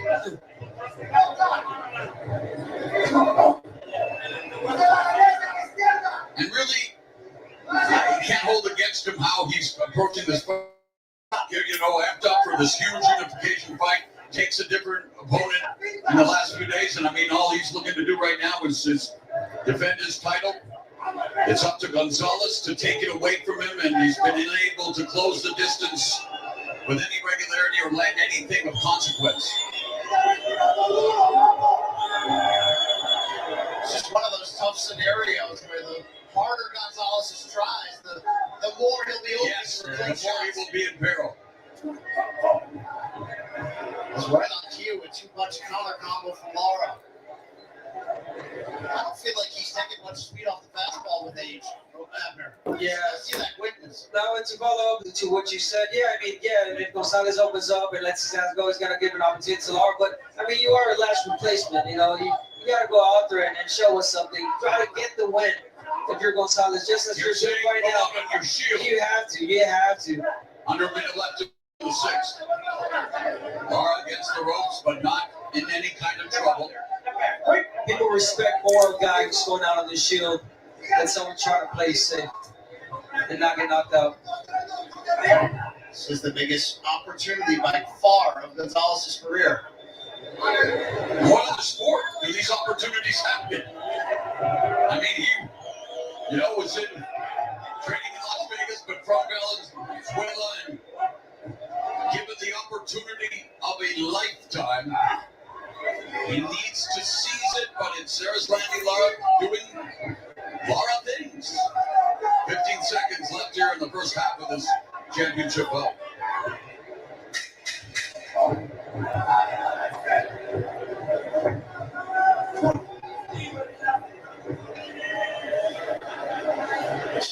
All right, let's check in with Justin Wilson. Hey, I'm here with Lamont Roach. Hey, Lamont, look, when you enter that ring tonight, it's going to be a pro Pitbull Cruz crowd. Does that amp you up, or does it even affect you at all? Just the fact that people are out there, period, just amps me up. No matter who they cheer for and that. I'm ready to get the fans a good show. Yeah, and you've done it before as well. Tank Davis, obviously a common opponent. Is there anything, although Tank's a southpaw, you could learn from that victory take with you tonight? There's a lot of things we learn from every Pitbull fight. So, we take bits and pieces from, what we did in our research, and now it's time to put it all together. All right, well, thank you, man. One of the best in the game. Best of luck to you out there. Back to you guys. Roach looking to scope Pitbull well like a roach. But Cruz has campaigned at 140 pounds. You know what you're getting, just like when there was landing Lara, but a totally different style. Now never in cruise control. Issac Cruz has one gear, and that's go. And here we go with round at number 7.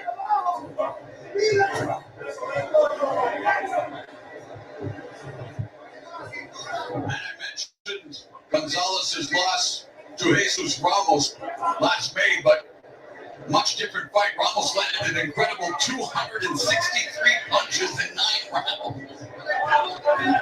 Yeah, but then again, Ramos is the guy that actually throws a lot of punches. Laura hasn't even thrown that. The punch he has was that call. That's on her left hand by Laura. Yeah, talk about keeping it safe if you're Laura. Just 1-2 punches. Not risking much.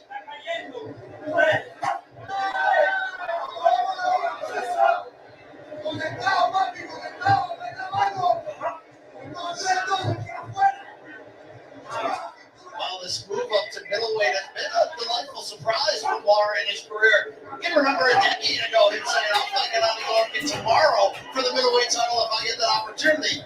Crazy that he's still here as champion. Speaking of Lara, and Triple G's headed to Canastota.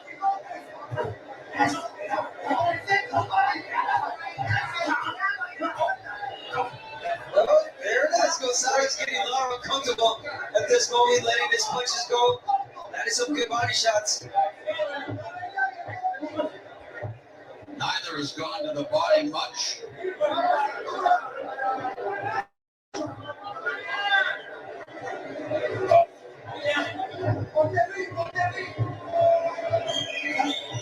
Yes, getting one step closer. Gonzalez disrupted the rhythm, but prior when I say that, Lara lands that straight left. 1-2 lands for Lara. Slick southpaw still at 42. He's dropped Gonzalez. 6 knockdown in Gonzalez's career. Final 45 seconds of an uneventful round 7. It's a hockey score. In terms of punches connected, Gonzalez 3, Lara 2. Not what you want to see in a championship fight, guys. No, definitely not. Not great.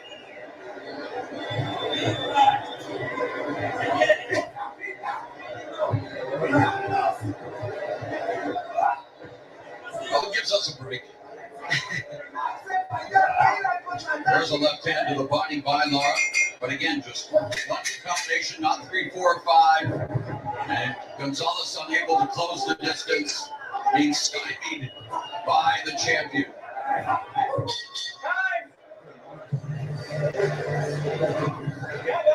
We'll hear from Jason Gallegos in Gonzalez's corner. We're just getting woke up. Yeah, just getting warmed up. Sorry.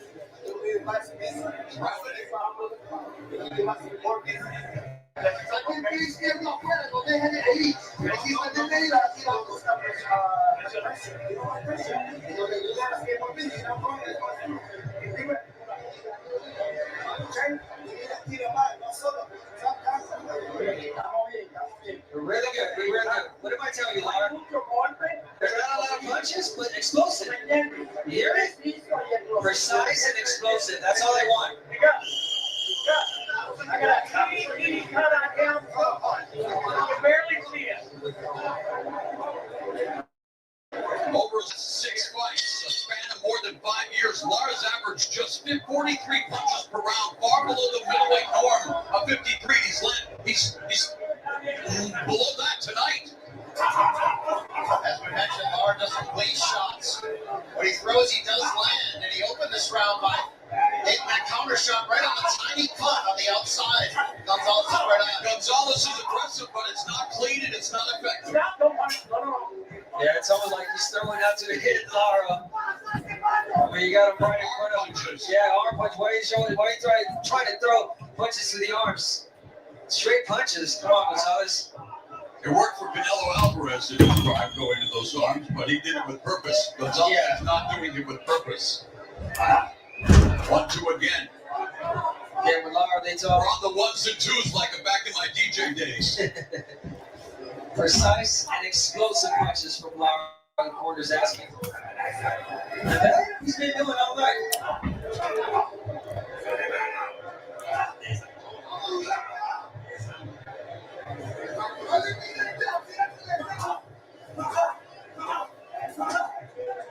Body shot scored for Gonzalez. Lara just shelling up along the ropes. defense is on point. Wow, that was a hammer to the head.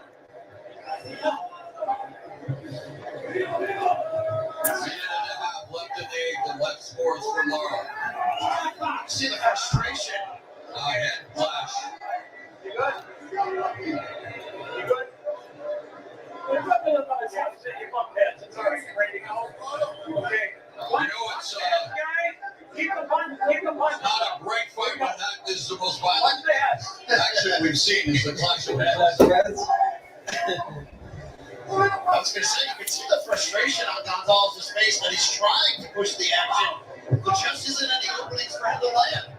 And you want to think that Laura would take advantage, go up these opportunities. It's, again, there's landing Laura, the middleweight champion, wants to hold the belt. That's where you make your big paydays. But the crowd is, and another one, the crowd is frustrated. Laura's frustrated. Gonzalez is frustrated. We're frustrated. I knew you were going to say that, and we are.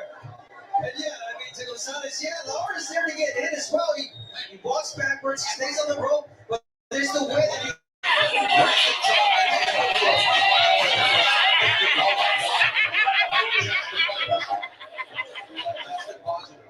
Much different fight.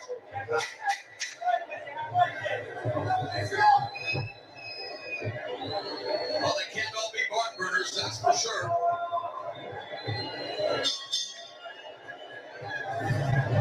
Coming up next, Oshaki Foster was supposed to defend his 130-pound title. His opponent's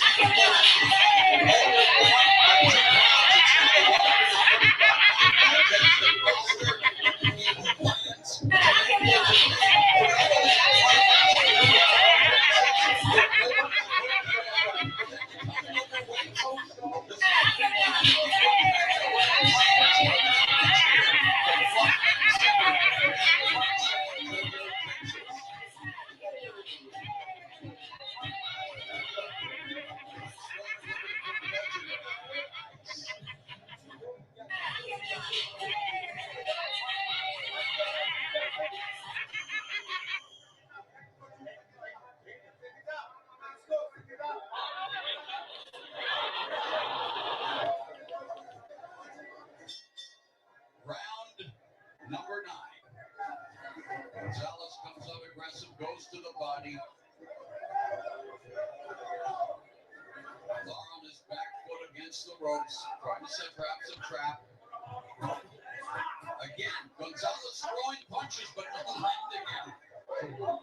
It's the way he's throwing them also. Looping punches, no straight punches, pushing those punches a lot. Nothing behind him. Here's a great stat courtesy of CompuBox. Gonzalez has outthrown Laura I just every round except one in which they threw the same. Laura, though, has outlanded him in every round. Big room with this TV. Some swelling around the left eye of Harris landing Laura. So I guess Gonzalez has made some contact, unless it was. I was going to ask, the veteran in you, Abner, may not have been your style, but can Gonzalez be doing more from a physical, borderline dirty standpoint to do anything to get Laura off script? He should, and he's trying to, but again, he's missing a lot of those shots. He's leaning forward, he's giving Laura opportunities, but also Laura not taking the opportunities when Gonzalez gives it to him. And there's a perfect example right there, open for the uppercut.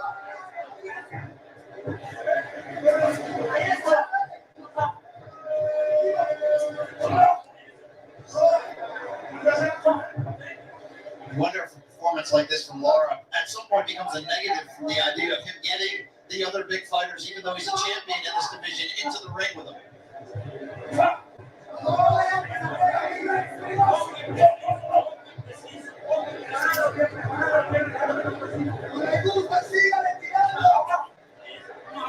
Back in my radio days, there was a company I worked for that all we did was time and temperature. So all I'm doing here is 1 minute left in round 9.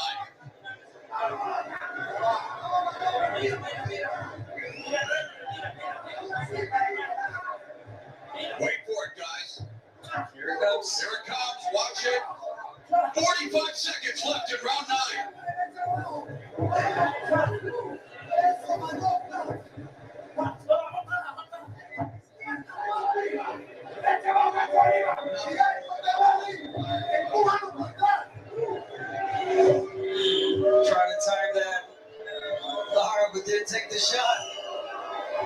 crowd says it all.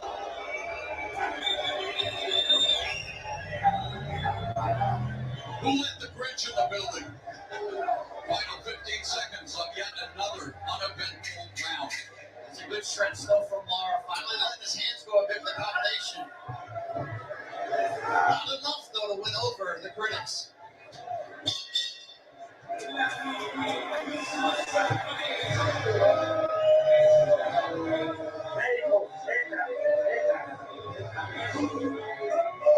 That's how you really feel.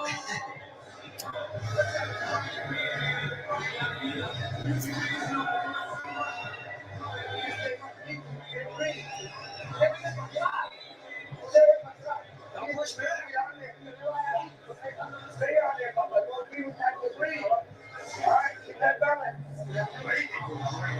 Here's the best strike of the night, you guys, coming up. There it is. Watch it. Boom. I like Lara caught a little blow there as well. Lara about to see round 10 for the first time in 5 years. He's hardly lost a round in that span. Maybe losing some fans tonight, not necessarily his fault. Doing what he usually does. Gonzalez not trying to make it a fight, but it's been an exercise in futility. Yeah, I mean, but it comes to a point, like, I know you're trying to play it safe if you're Lara. You gotta close the show. You gotta close the show. You gotta escape. How dare you take a fight of journalists against me, middleweight champion? His knockout streak in jeopardy. And again, it's a guy who's been down 6 times in his career against low-level opposition.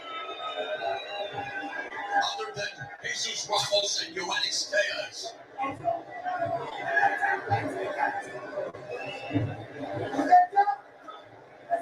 Gonzalez entered this round with a lot of gusto. You saw those early flurries. He took another clean left hand, but you can see the frustration growing on his face.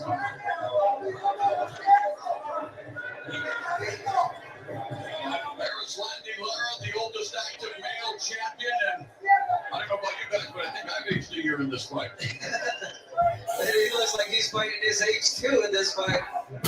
How many punches? Left hand from Lara. Gonzalez, no technique on the punches. No setup. Gets tagged with the jab and the left hand. A minute and a half left in the 10th, and they clinch. Right, we call it as we see it. Do you agree with what Abner and I said about Lara looking to put the foot on the pedal and try to close the fight, or is this what you expect to see the rest of the night? I mean, look, when you've got an inferior opponent in there, a guy who took advantage of an opportunity, and he's done nothing for a long time, and you get this type of feedback from the crowd, it is time to sit down with those shots. It is time to see if you can get them out of there and close the show and make people want to come back and see you. Under a minute left here in the 10th.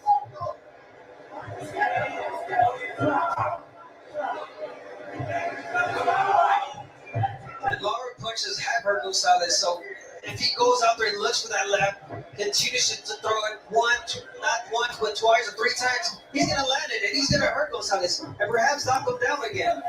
But he's In the 10th. Another 1-2 lands.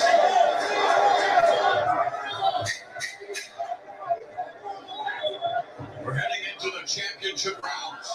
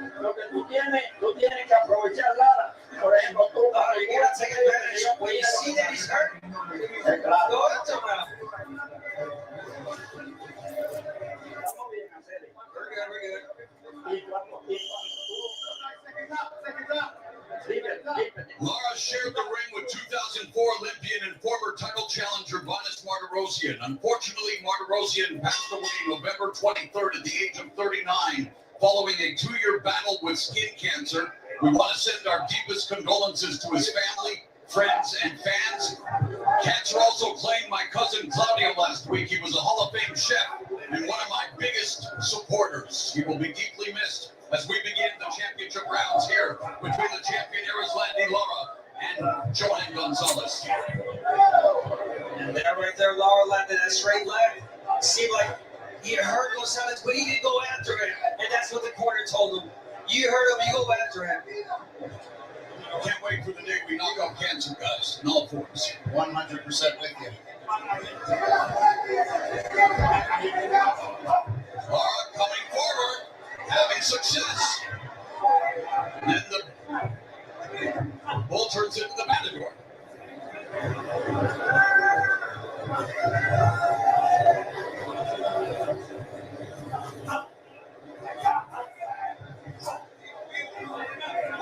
Gonzalez threatening some of those body shots going low. Threatening is a strong word, I love it. 145 left. You might notice I'm looking at the clock a lot. 145, waiting for it to end.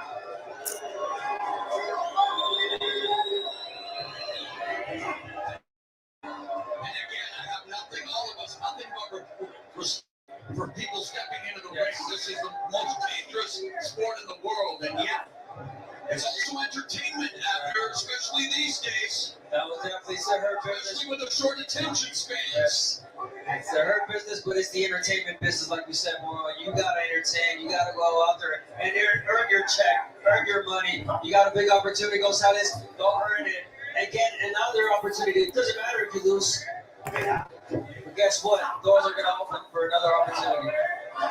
But after this performance, I don't know. Brian, what's upset? What's frustrating you the most watching this fight tonight? You just get that feeling like if Lara worked off the jab a little bit more, use it as a weapon to set up the left-hand shots and walk forward with his offense rather than only penalizing Gonzalez when he takes a risk or crosses a line. You wonder if we're out of here in a few rounds, given how easily Lara hurt Gonzalez early on. The fans have paid their hard-earned money, definitely not getting their money's worth in this fight. Great start to the pay-per-view with Jesus Ramos Jr. and Shane Mosley Jr. Two intriguing matches still to come, including the main event at 140. Issac Cruz versus Lamont Roach Jr. I have a feeling we're going to see a much different matchup in that one. Let's go back to Justin Goosen Brown. Rolly Romero, first of all, what do you think about this fight? I'm sure you got something to say. Lara's a master technician. I would have retired and my son would have retired and he'd still be fighting the record. He ain't taking no damage ever. Okay, I got you. Now, also in the main event, obviously you fought Pitbull. What do you think in the main event? Give me a winner. Whoever got you is to win. That's it? Yeah. No more, no less? No more, no less. Well, that's Rolly Romero. Thank you, guys. Anyways, back to you. That's going to remind me again, Romero versus Ryan Garcia in terms of the lack of action. But what a career for Romero. Was a belt holder 140, now a champion at 147. The clown prince of boxing. People call him that. I think he's a sly comedic genius myself. That's why I called him the clown prince. Yeah. Could be cringe, but then so am I, so whatever. All right, 12th and final round. Do I hear a thank God? Yay! Can I get an amen? Amen. I think the feet are applauding as well.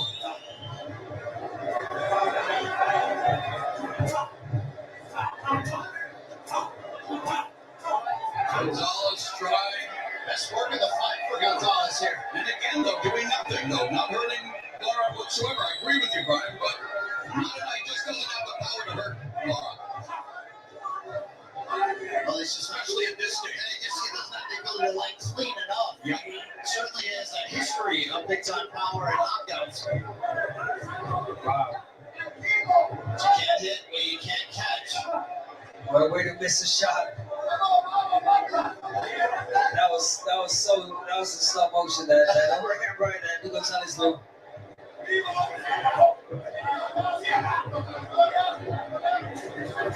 Gonzalez has yet to land a total of 100 punches in this fight. Lara's landed 152. But Lara's doing well with the power punches, 50%. Great night at the office in that regard against highly efficient and, you know. Lara's got the timing down with that left cross on the counter. See if you can add more of them here and at least give the fans something to cheer about in the final round.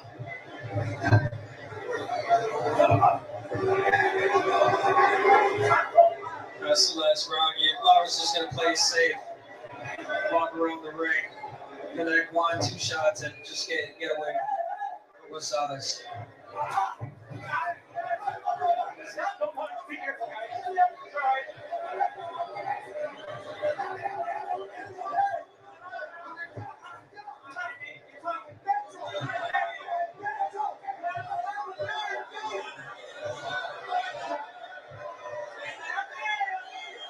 Gonzalez wants Lara to stand and trade, but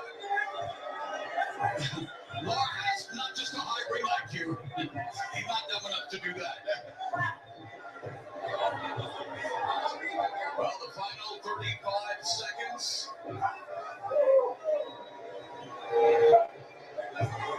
And mercifully, this 12-round title fight is about to come to a close. It should be Lara pitching the shutout on all 3 judges' scorecards against late replacement Gonzalez, who actually was staggered. So wait a minute, some drama.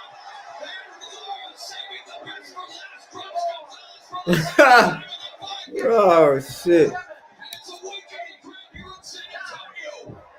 Gonzalez just beats the count, but at least Lara leaving the fans with something in the 12th and final round. Better late, I guess, than never. The exclamation point we were waiting for. Yeah, it was a double, triple, straight left from Lara that we were asking for him to throw. 2 knockdowns in the fight. Let's revisit the second and final knockdown with just seconds left in the fight. The straight left hand, another left. That staggered Gonzalez. There it was with those clean left hands. They were open all night. He finally stepped on the gas. Yeah, opportunity was there. Gonzalez didn't finish the fight, of course, beating the count, but a strong finish in round 12 after some very frustrating rounds in between for the defending middleweight champion.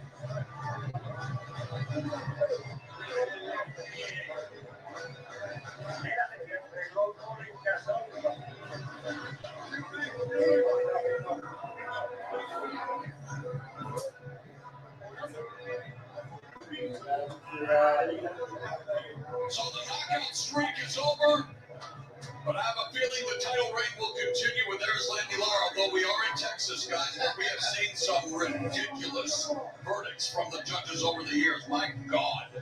I don't call it the cauldron of controversy for nothing. All right, let's make it official. Here's Jimmy Lennon Jr.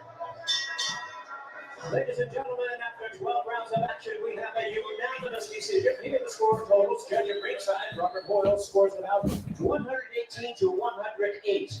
Ignacio Robles sees it 119 to 107. And Jesse Reyes scores the action 120 to 106. All 3 in favor of the winner. And still the WBA middleweight champion of the world, and it's Monday, the American Dream, Lara. Lara maintains his hold on the gold and we'll come back with more from the fight desk right after this.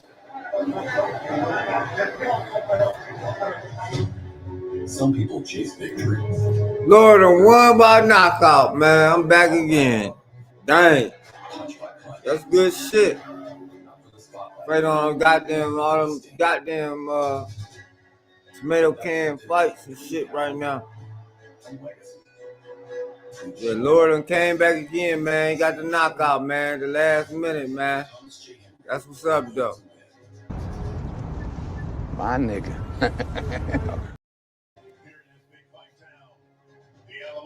Yeah, man. We're waiting for that big fight, though. Big Pitbull, Cruz, and the Reaper Lamont Roach. Sugar Shine again. Mario's.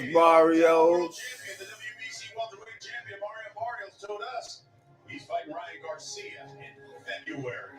Mario's gets Ryan Garcia. They're gonna Rolly Romero. 47-pound champion Rolly Romero sitting ringside, taking in all the action here at the Frostbank Center. We take a look at the arena. Of course, our next fight coming up, the co-main event. It was supposed to be a fight at 130 pounds. The title defense for I wish the other dude wouldn't pop dirty, man. That'd be a good fight for Laura. But here comes Cool Boy Steph. Gets Shiki Foster coming up. Cool Boy versus Shiki Foster coming up. Laura got the win, though.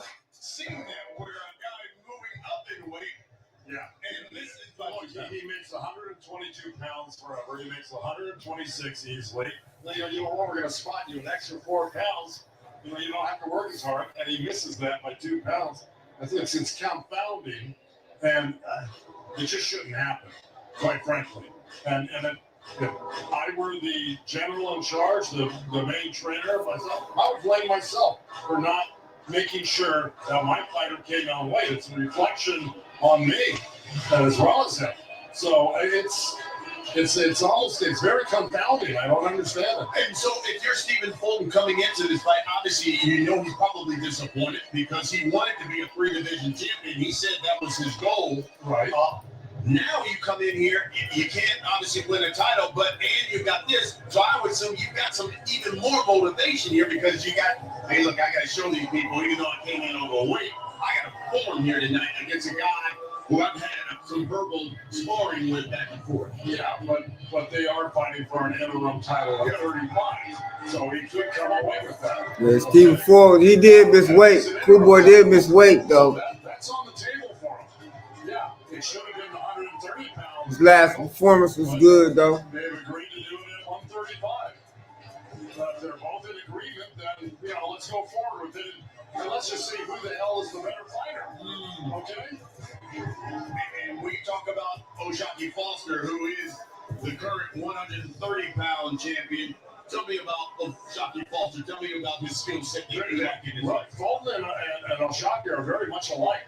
They're great, you know, shoulder roll fighters, good jabs, good timing on Ford versus O'Shaquie Foster next, man. You've mentioned a couple names recently. Who were they? Listen, man. They call me the problem, but you could call me the can man, because anybody can get it. Africans, Americans, Dominicans, Mexicans, anybody can get it. Established fighter, 2-time world champion, and O'Shaquie's the 130-pound champion. You know, you got 2 champs in there that have similar styles. That's it. To me, it's kind of a pick-em fight right now. Yeah, this one's basically 50-50. It's interesting because O'Shaquie Foster first told us, I was really disappointed and mad that this guy, talking about Stephen Fulton Jr., number one, wanted to come up and challenge me.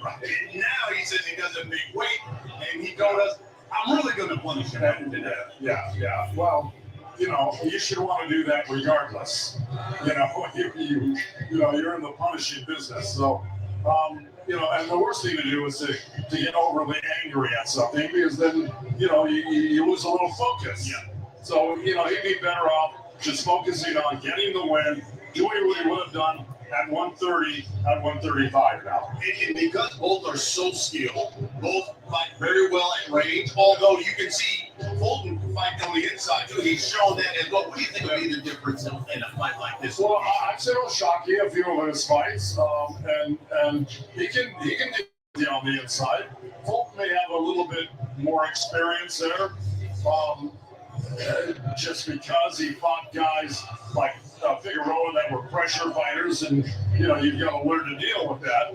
So we'll see. But I think they're both capable on the inside and outside, medium and long-range distance. They're both very. Okay, that was Shocky Foster right there. Guys. This I step up in the ring. The one thing about Shocky Foster, he loves it. He's here. Texas is his home. He's won a world title here in his home state of Texas. So he's very excited about having the home court advantage in a fight of this magnitude. Yeah, well, you know, I guess you call it home court advantage. You got the crowd behind you, and that never hurts. But, you know, ultimately, it's going to depend on his performance tonight. Whether he wins or loses, you know, he's got to perform no matter where he's at. Well, it is time for the co-main event of the evening. Let's go ringside. Here's Morrow. Time for the co-main event, y'all. Let's get ready to rumble!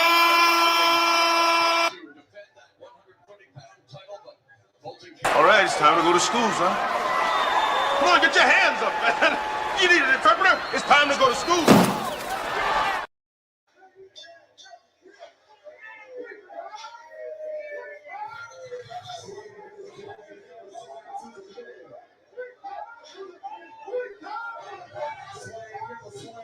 Oh, you bringing out Trey the Truth, huh?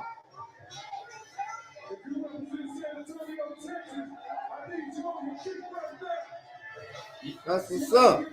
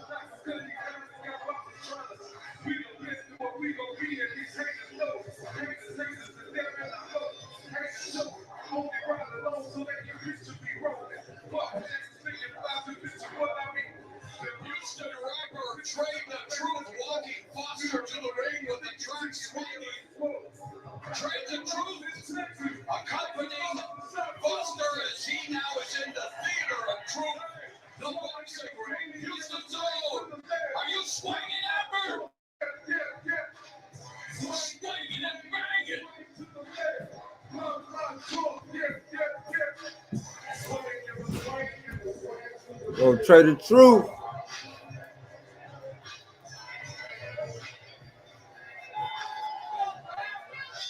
Issac gotta be the truth. ABN. Brought our asshole by nature. That's what they stand for. ABN. Trey the Truth.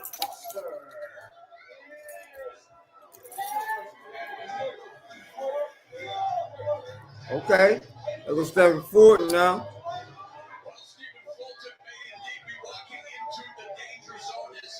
He's forward in the building.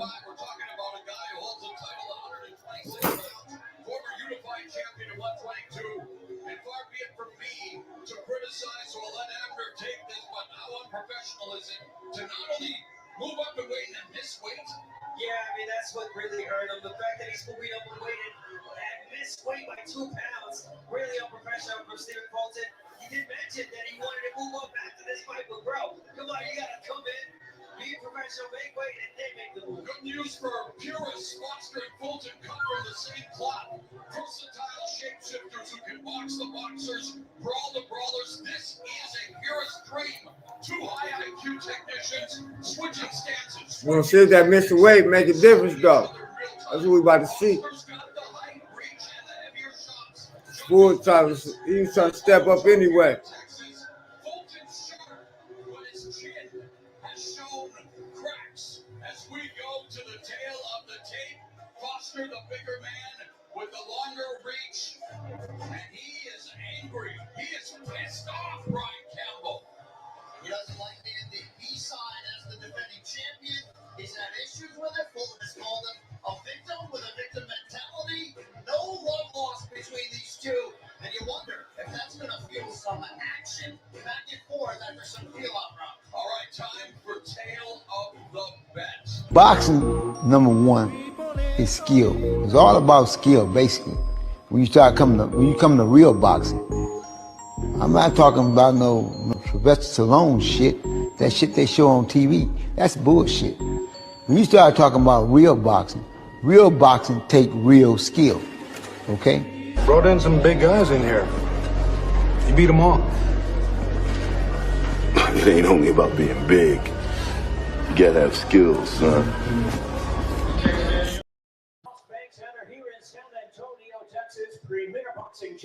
Hey, let's go.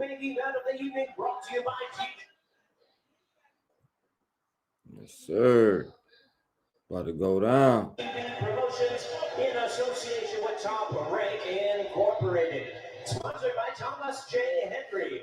Built to win. And by DraftKings Sportsbook. Okay, cool boy got a do-rag on, huh? Sanctioned by the WBC, the president, Mauricio Suleiman. These are our appointed judges. It's about to be a banger. We had Jerron Boots Anderson back. From West Virginia. Father, yeah. And from New Mexico, Chris Tayes. Introducing our referee in charge, our third man in the ring, John Shorley. All right, fans, here we go. 12 rounds of boxing for the interim WBC lightweight world title. Introducing to you first on my right, fighting out of the red corner, wearing black trunks with red and white trim, fighting out of Houston by way of Orange, Texas. He weighed in at a ready 130 pounds with a record of 23 wins and 3 losses. He has 12 wins coming by way of knockout tonight in his 6th consecutive world title appearance. Please welcome the current WBC super featherweight champion of the world, known as Icewater O'Shaquie Foster. And his opponent across the ring, ready to fight out of the blue corner, wearing tan trunks, fighting out of Philadelphia, Pennsylvania. He weighed in at 132 pounds with a record of 23 wins and 1 defeat. He has 8 wins coming by way of knockout. Hey, this gonna be a good fight too. This co-main event, O'Shaquie Foster against Cool Boy Steph. Huh? No, this that 5G shit. Hold on, man. Just that 5G bullshit they put on these damn phones and shit. Hell yeah, O'Shaquie Foster versus Cool Boy. Hell yeah. Dude came 2 pounds overweight though. You know what I'm saying? They supposed to be fighting for the title, so he had to drop the belt though. But he was trying to move up though. He nigga Cool Boy, you know, he get trained by Boots' father. That's Boots' father in the ring. Yeah. But this gonna be a good one too though, before the main event. Alright.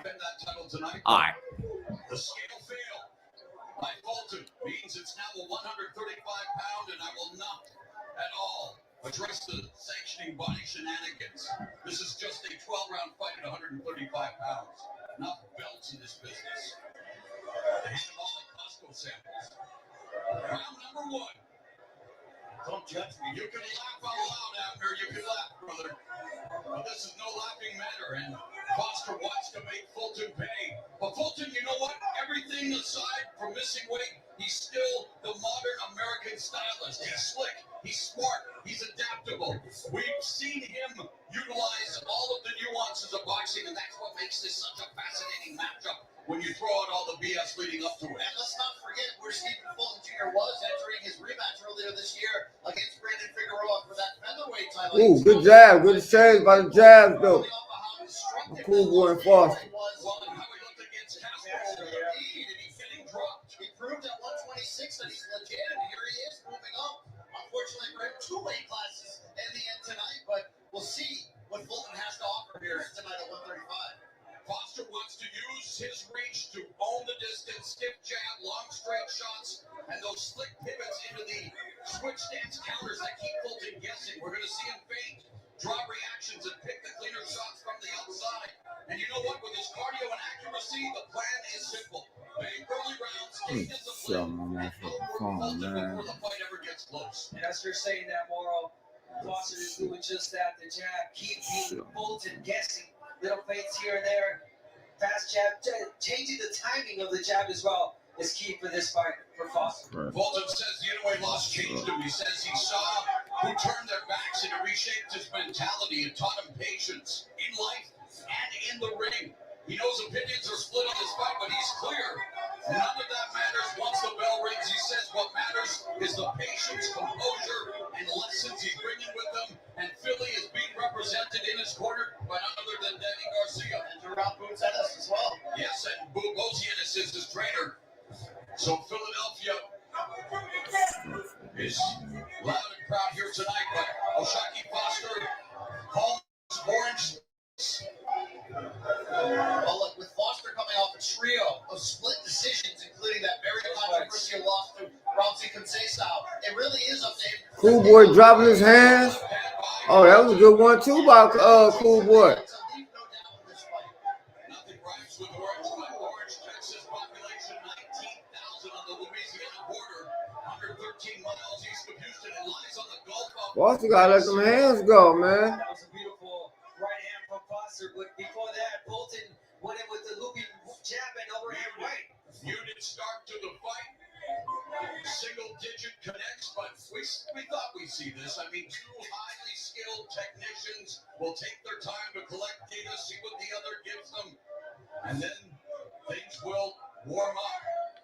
And you don't want to fight with emotion. You don't want to fight with anger. Despite how That was a good round though, man. I get at the Cool Boy though. turn of events leading up to this fight.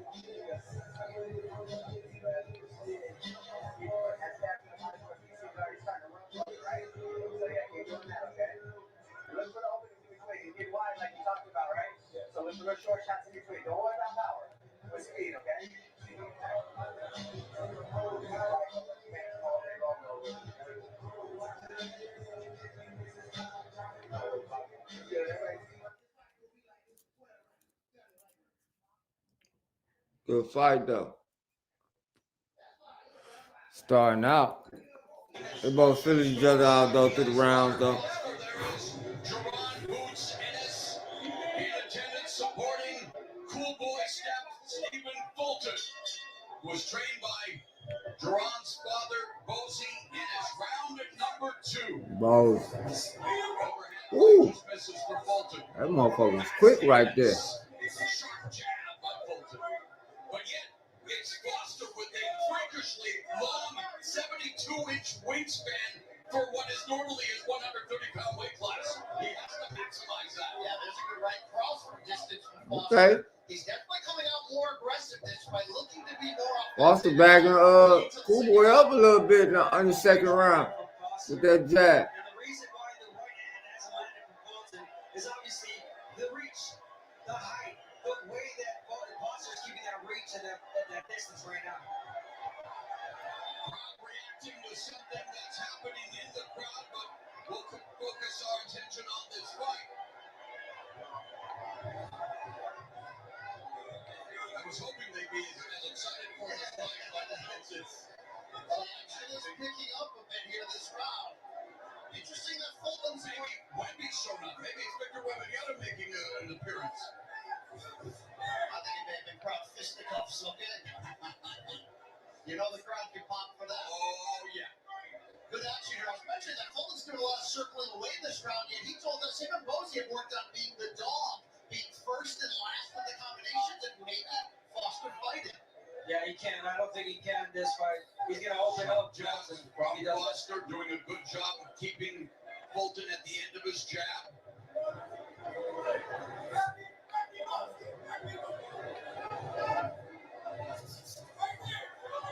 You know, Foster says last year was rough and people started acting like he didn't deserve his spot, but he insists he's made the right changes.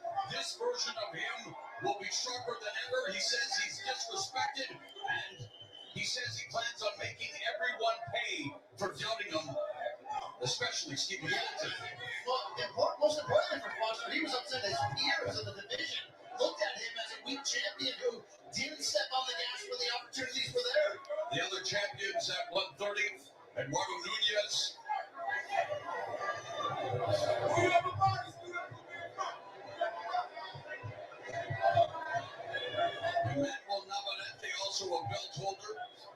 put 30, and now Foster, again, from distance, doing a good job throwing the combinations, the jab land.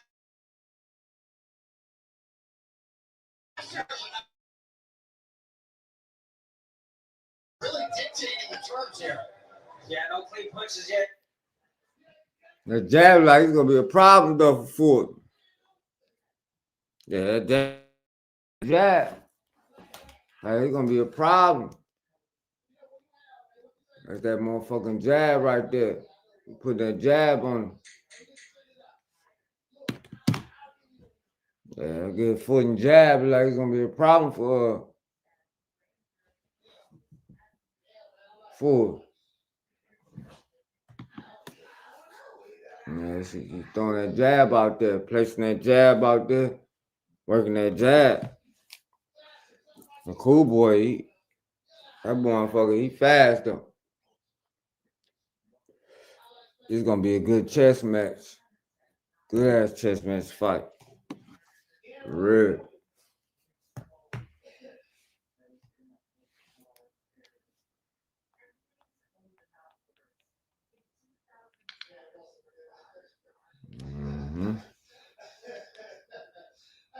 For sure though. It's gonna be a damn good fight. I think it's gonna go 12 though, where it's looking. Yeah, he's just playing good chess match. Back and forth. They're playing chess match.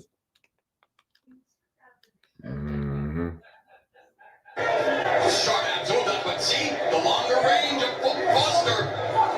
Fulton's got to show us something this round, though. It's got to be where he makes the adjustments and starts to find his lane after a hot start for Foster. He's got to take that jab away from Foster. The way you do that is doing that. The jab fast, change it up, upstairs, downstairs. There you go. You got to keep pushing. Still got to find the range. See, Foster hits him right with the jab, keeping him at the end of the punches. It's in the good range for Foster. Now on the inside, this is where Fulton could do some work. Yeah, you got to start disrupting that rhythm that Foster has. Jab, downstairs, upstairs, change it up. Very close again for Foster. Nice right hand splits the guard of Fulton. You see, Fulton's jabbing, but it's not at the distance yet. Can't close the gap.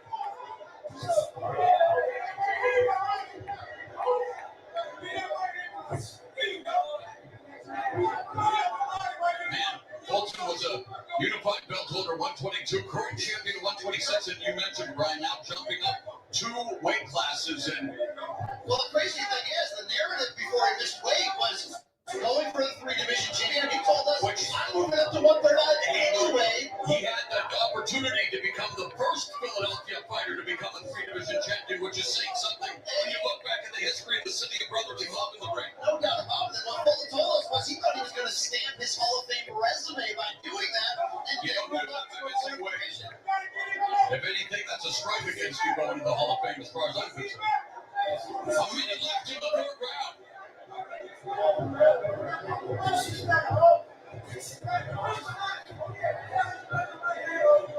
Yeah, Foster making it really difficult. I'm sorry. Yeah, Foster making it really difficult for Foster to get in. Controlling the pace, the turns, and those punches are hitting the shoulder. This is side stand, the shoulder roll here of Foster. So Fulton unable to land anything clean. It's overreaching. That jab all night. Good defense. Full counter there was open for Foster. Double triple jab. That's what Fulton has to do. Foster beginning to gain confidence, really in control of this fight thus far. He looks absolutely fantastic to start. Like we mentioned, controlling that center of the ring, working behind the jab. It's really going to put the pressure on Fulton to land something big to change this momentum.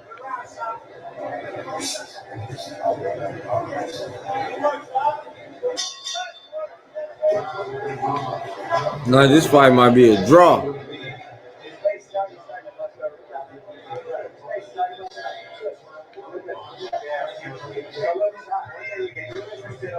Straight on that line like that, get an angle, okay? Get to the sides, because he's so flat, you can get over on the side of him and beat him, okay?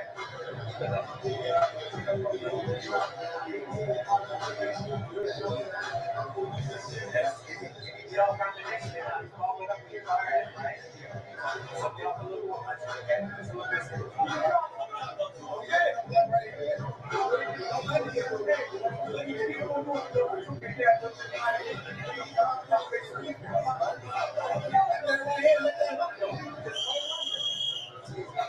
instructions from Roach. It's easier said than done.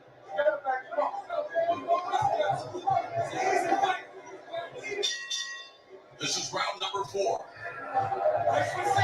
It's still scheduled for 12 rounds. 135. Foster opening up this round southpaw. We saw Fulton switch briefly last round, but an interesting strategic change here for the champion. I mentioned it at the start of the fight. Switching stances, switching tactics, looking to solve each other in real time. Let's see if it works for him because he ate a right hand earlier. Foster. From Foster. Is now southpaw. So both of them will switch stances. And Fulton unable to close the distance. Foster's timing is impeccable right now. And you have to wonder now, 2 divisions north of his last fight. Foster working that jab. He's not known for his power. Fool got to get under that jab. Foster, 12 of his 23 wins have come. So neither are known for their one-shot power, but they can't hurt you. They can't hurt you, but maybe just too much for Fulton, and you have to. And again, he's a professional. I don't want to overly criticize him that much, but he needed to be on weight, wasn't, and now you wonder. That's why That jab is the problem. That reach. You don't know how to get up under that reach.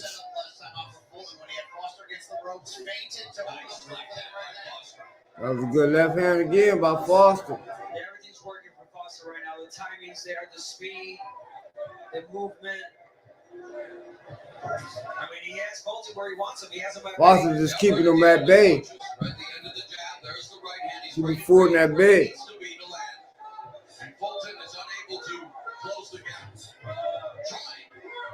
Ford don't want to launch in, though. Get caught with that.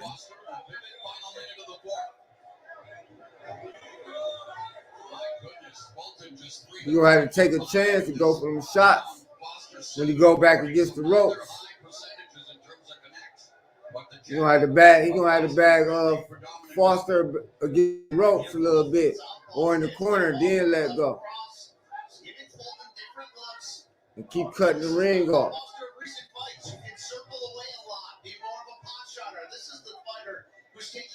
That's what he gonna have to do. Foster knew exactly what he had in front of him. He studied Fulton really well. You can tell he did his homework, and he's fighting beautifully right now. Left hand lands for Foster. Fulton on the back foot, high guard, unable to pull the trigger. It's almost happy Foster. Coming up in our main event, Lamont Roach, fresh off that controversial draw with Gervonta Tank Davis, making his 140-pound debut as he's warming up in the locker room. Issac Pitbull Cruz getting his hands wrapped. He's a former champion at 140 pounds, a fan favorite. He is all action. And we are looking forward to an epic clash of styles. Issac Pitbull Cruz versus Lamont the Reaper Roach. It's your main event.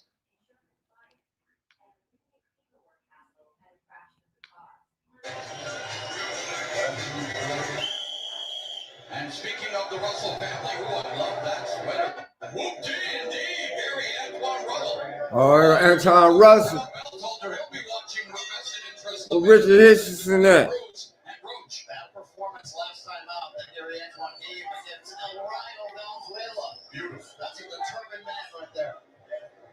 And that's what you want to see right now. The man who beat Cruz for the title. Yeah, that's what you wanted from Fulton. Determination. You got to go in there and let your hands go there. You got him against the ropes. Start working a little bit more. He's not landing. Foster's landing off the ropes. Yeah, but you got to keep trying. Got to keep trying, but can't keep doing the same thing. Got to change. Make adjustments, especially in this fight. But Foster definitely not making it easy for him. Yes, you gotta find your range, exactly. That's the Fulton corner saying what I've been saying all fight long. Foster looks so comfortable there in the southpaw position. Oh, and he tags him again. Yeah, this is a very comfortable, composed, and highly effective Shocky Foster. That's the best. Like, everything you worked on in the gym is working. It's coming to play, and you gotta be satisfied with your Foster. And look, we talk about not fighting emotionally, and I'm not saying Foster is doing that, but you wonder if all of the beat between them, the missing weight, has at least fueled him, put some more push behind him, and he's showing that confidence. Great point. And man, that jab knocking Fulton off balance.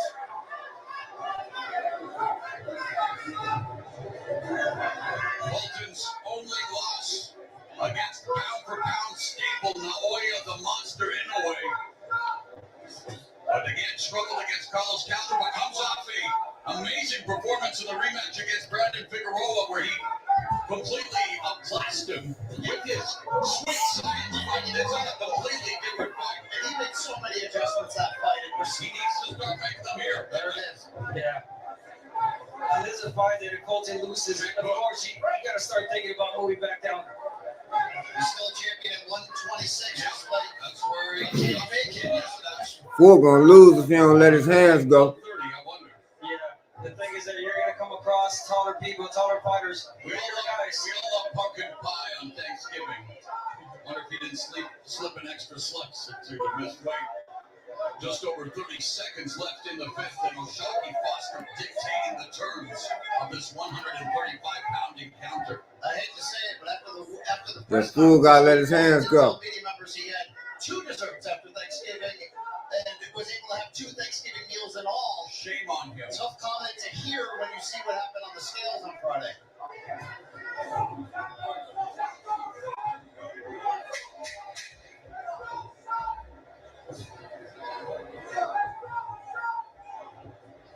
Ice water, Shocky Foster as cool as a cucumber. It's one-way traffic, and it's He ain't touching that boy's Foster. Real for real. Foster controlling the pace, letting out well the jab, the distance, making Fulton miss and making him pay. Beautiful timing, jab, left. Missed that left barely. If he would have landed, it would have hurt Fulton. But doing everything he wants in this fight.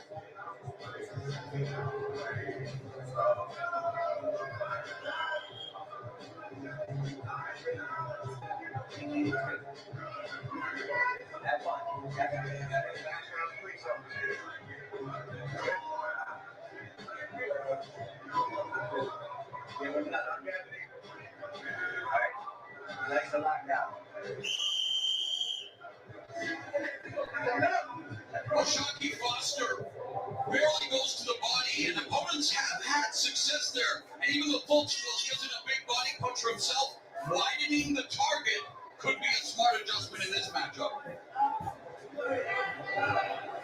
Up to this point, Foster doing everything he said. He said he was going to beat Morale. He said he would take the fight to Fulton. He said he would open up the eyes of the fans to show him who he really is. I'm wondering if Shocky is opening up the best version of himself we've seen tonight. Yeah, I think it's going to come to the point where Foster is going to find those moments where he might be able to push Fulton back, those openings right there. Because Fulton, he's going to try to land those shots. He's going to open up. He's the smaller fighter. And there it is. Balance again by Foster, and Fulton just frustrated, unable to do anything right now against Foster. It's quite incredible to watch. Outside of those right hands to the body, you look at the stats, they're putrid for Fulton right now. How does he get inside to be able to have success against that reach? It's not working out well so far.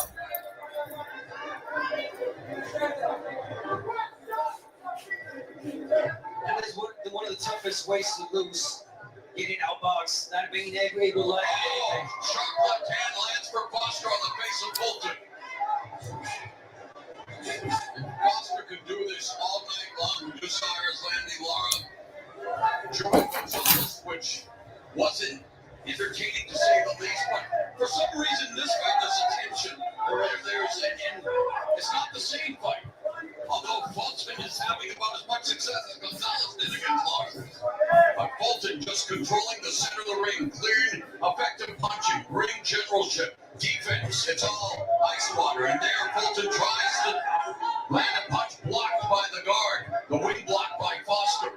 Well, Foster said it himself to us this week in the fight meetings. He said Fulton's biggest issue is he doesn't handle range well. He predicted that we'll see Fulton looking to hold for as this fight progresses, as the fatigue sets in of trying to figure Foster out. Under a minute left in here in the first half of this 12-round encounter.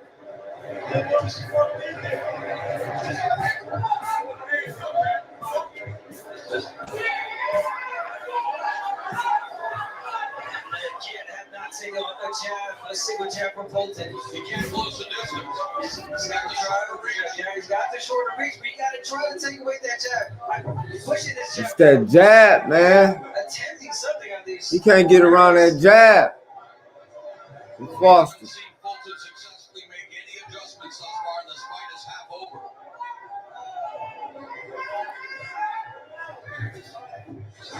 Fulton in the corner, Foster unloading Fulton, pivoting. The first half of this fight belonging to Oshaki Icewater Foster.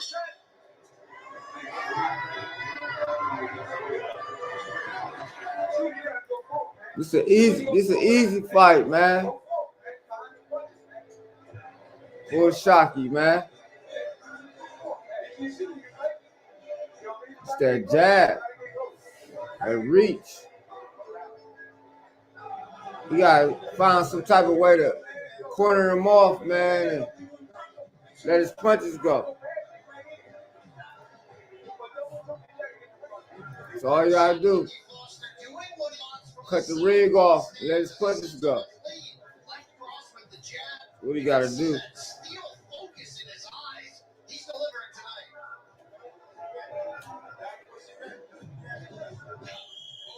Oh, fat boy, you going back up there. You ain't going outside and then get back on my bed, fool.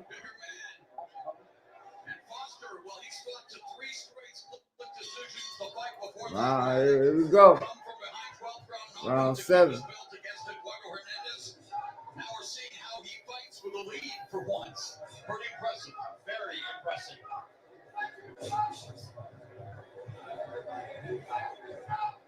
Foster's yet to return to that orthodox stance since making that adjustment 3 rounds ago.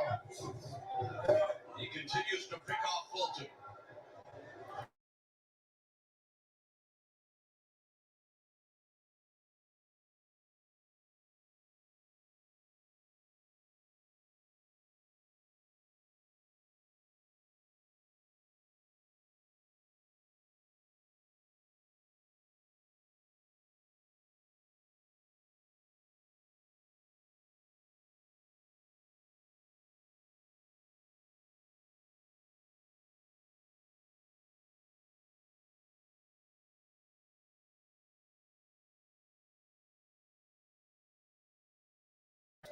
Look, these are 2 elite fighters, but this is on its way to becoming, I think it is, a master class.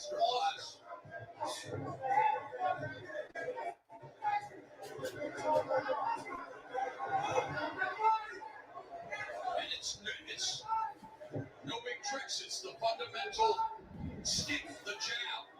It does everything, leads to all roads in boxing.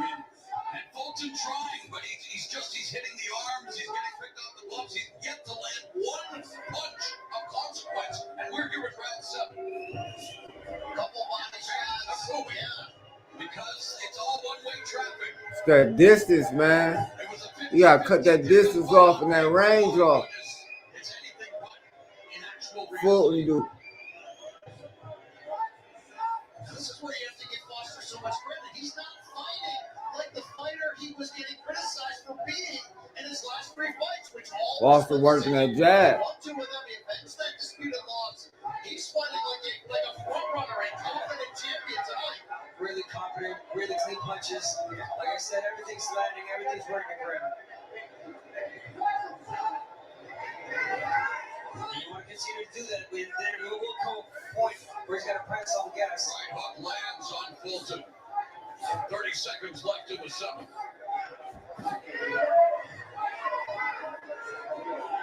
Fulton doesn't look discouraged in terms of his body language. Guess how many punches Fulton has landed in this round? How many? 1. Wow. And he should look discouraged. Fulton only land 1 punch in this round. Round 7. I'm sure that mentally right now he is. I've not showed it yet though, body-wise. Hey, he gotta work around getting that jab. You gotta work around that jab. You gotta start learning how to work around that jab, though. Especially if you're gonna move up in weight. But just get a little busier for me, okay? Walk it down a little more and react, okay? You all thought we was gonna get more out of this fight, though, but you just using that jab, moving around. That's what you gotta. That's what he's doing. That's what he's supposed to do.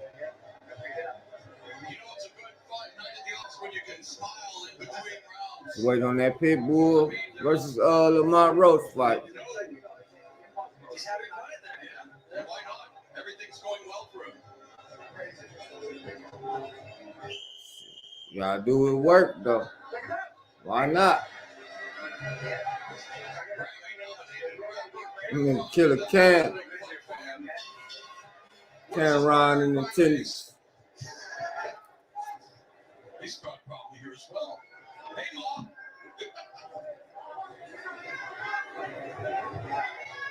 Mama Ranella watching in the mighty metropolis of Mount Lehman, British Columbia, Canada. We hope you're enjoying the action wherever you may be watching. Round 8. Hazards unofficial scorecard and one-way traffic for Oshaki Foster. Fulton's starting to have a bit of success with these quick counter right hands and hooks. Yeah, the corner told him already. This for Foster. and he's doing just that. Left hand by Foster. Fulton starting to become unnerved here. Swinging volley gets picked off again with the left hand. Head's not off center line. Now he ducks. Foster gonna try to get Fulton up out of there. And you don't expect that for a guy with his credentials.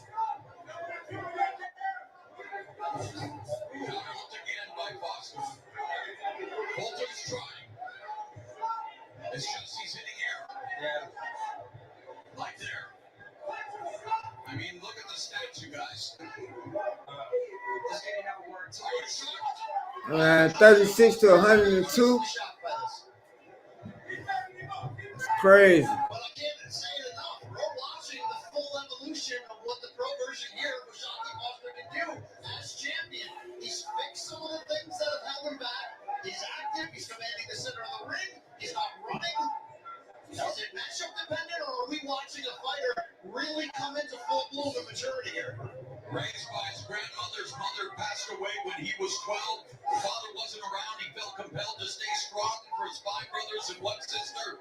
And you know they're all enjoying his performance here tonight. Back home in his native state of Texas. Looking to put the star in Lone Star State. And this is the same city. Yeah, it's that range, that distance, man. That's all it is. Fulton can't get through that range and that distance. Thus far for Stephen Fulton, it's been anything but a successful night. Yeah, wow, he's been fighting air. Fulton, he hasn't landed. He can't get in. Can't stress enough how dominant Foster is simply with the jab.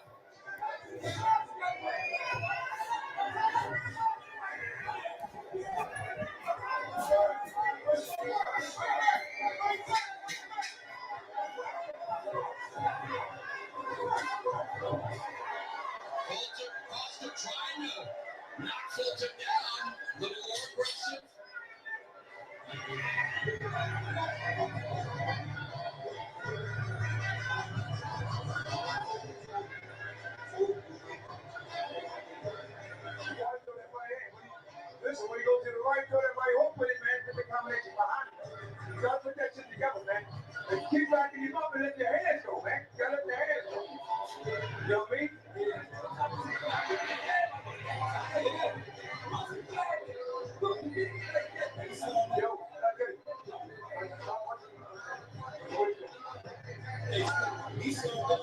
Fulton's starting to look shell-shocked in the corner. He's not really even seeming to be paying attention to much. It's like everybody, too many voices, by the way, in the corner. It's chaos.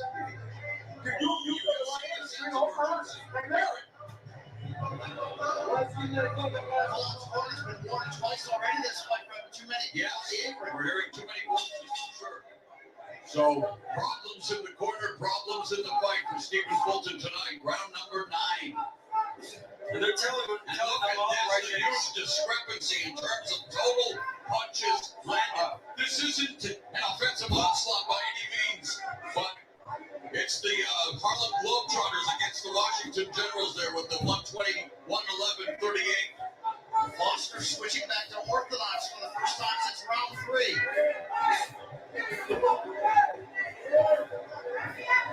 And look, it may have taken Foster a long time to really build his name as a pro, build consistency, and show us what he's really got. But he was a 2012 Olympic alternate, losing in the finals of the trials against future world champion Jojo Diaz Jr. And he avenged that loss to Olympic gold medalist Robson Consensau to begin his second reign. So, started boxing at a young age, 8, made his pro debut at the age of 18.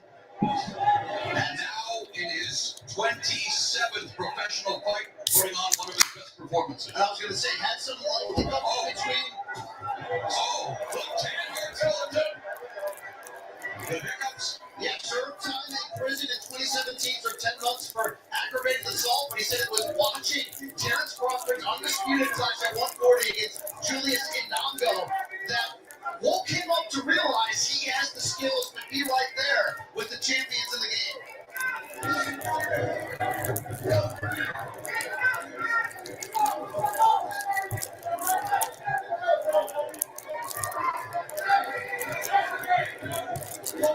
Fulton landed 47 punches against Inoue in 8 incomplete rounds. Foster's held him to fewer than that tonight. Just over a minute left in the 9th. He's already bleeding from his mouth, Fulton, and I know I'm going to sound repetitive right here, but this is what the corners tell Fulton, and it's easier said than done, but you got to come off. Back him off, throw punches, but that's exactly what you need to do. Try it. I'm reading on the bio sheet that the reach advantage for Foster is only 1.5 inches. It looks like This fight right here in the scorecards, man. Everybody know who won this fight. Fulton's already beaten. Yeah. Basically, immensely. He looks it. Yeah. 30 seconds left in the 9th. I mean, it's just amazing how he's unable to close the distance, and as we said, he's not landing anything. 42 of 320 punches so far in this fight for Fulton compared to 125 of 407 for Foster. Incredible.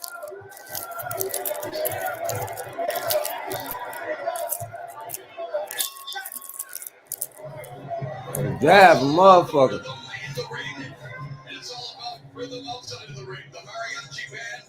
Okay, there go Pitbull. Cruz ready for his walk to the ring. The reason the crowd has showed up here in San Antonio tonight, a partisan crowd for Issac Cruz against Lamont Roach. And Cruz is looking to earn another shot at a title at 140 pounds. Warming up in his dressing room. You know he won't be using the jab that much. And Lamont Roach getting a nice round of applause. Some of his supporters showing up tonight, and boy, how frustrating was it for him against one of the biggest names in the sport?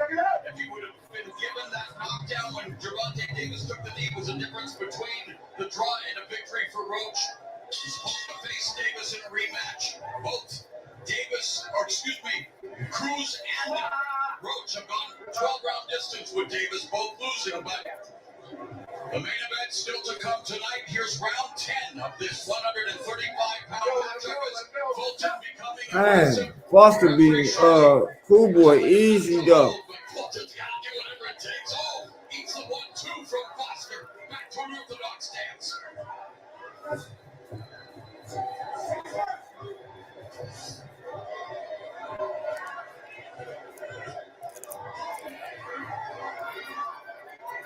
The silence says it all. It's incredible what he's doing to a two-division champion. Weight classes for a reason. Weight class for a reason, levels for a reason, and Foster right now is just showing everything. And make it look so easy, too. I got you. Great. Do you think he's been more effective as a southpaw or the orthodox stance? Yeah, both sides. Okay, that go a good combination about Ford. Showing different arsenals, different ways to fight. Both and Fulton beating up, pushing him back, fighting backwards, counter punching. I mean, just everything. Midway through the 10th, Fulton landed a fight-high 8 punches in round 3.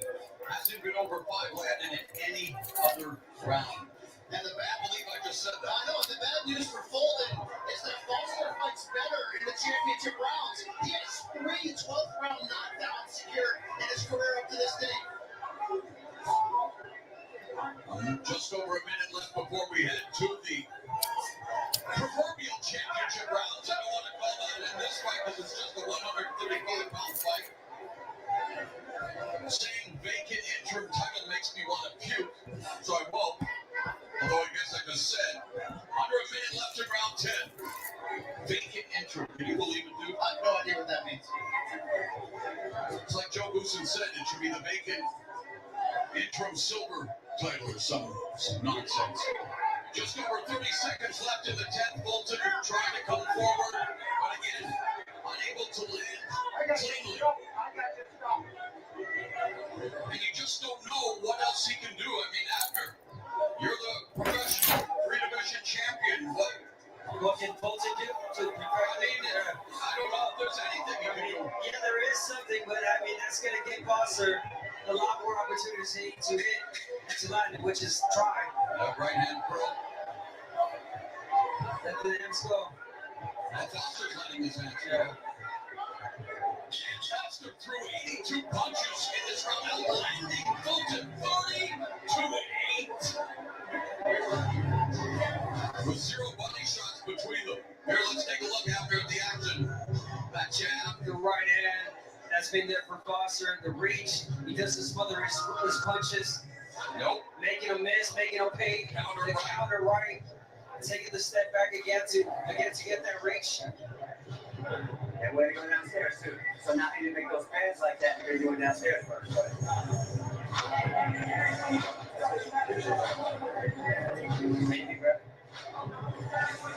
Finish it out, okay?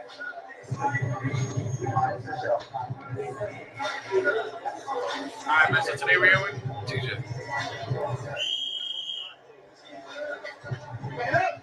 Last time that I checked, Foster dominating this fight. Rest in peace, Nips. All right, round 11. Let's see if we see the urgency now from Fulton in these next 2 rounds. Leading with his head, gets warned for it.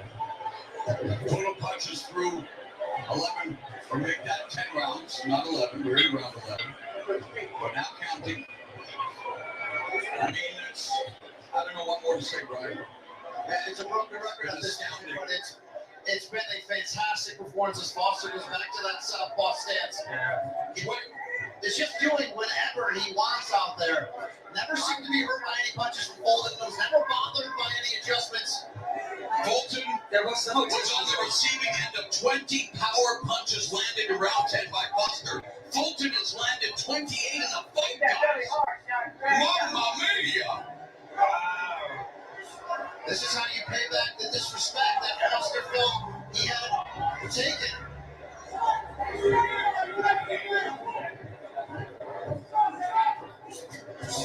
Yeah, now you're walking in. Your head is real hard. See blood coming from the nose now with Fulton. Why not, right?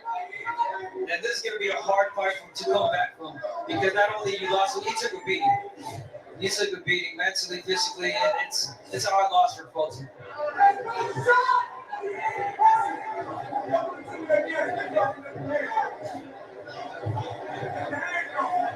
How can he try to close the distance? What adjustment? I mean, again, I know I'm not wanting to put you on the spot. I'm just trying to find something. I mean, I'm not even sure he has the stamina left to get the face. He smothers his offense as soon as he gets inside.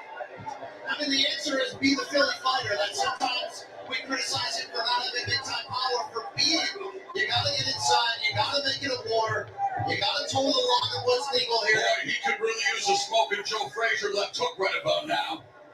Under a minute left in the 11th.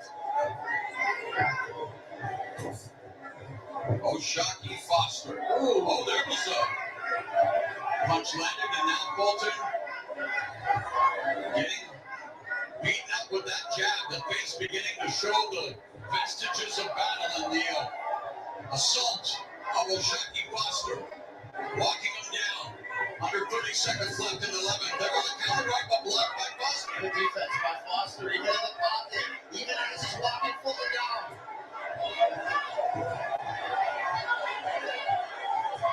Jab lands again from the southpaw stance of O'Shaquie Foster.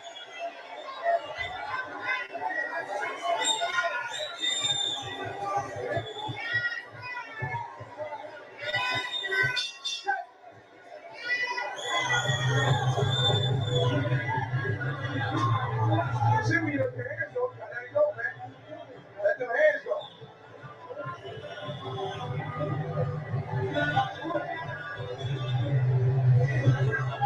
Yo, move your head when you going in, too.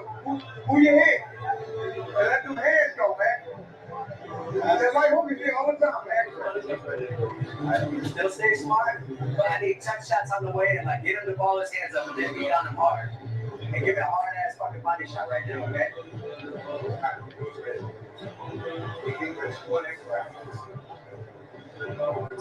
Let's look back at another big round for O'Shaquie Foster back in the southpaw stance, splitting the guard of Fulton with the left cross. You see blood flowing from the nose. It's been all O'Shaquie Foster.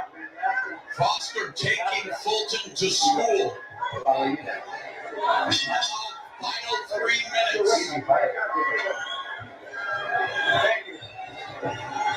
Are you saying he turned him into schoolboy stuff? Amen. And it's been a painful lesson.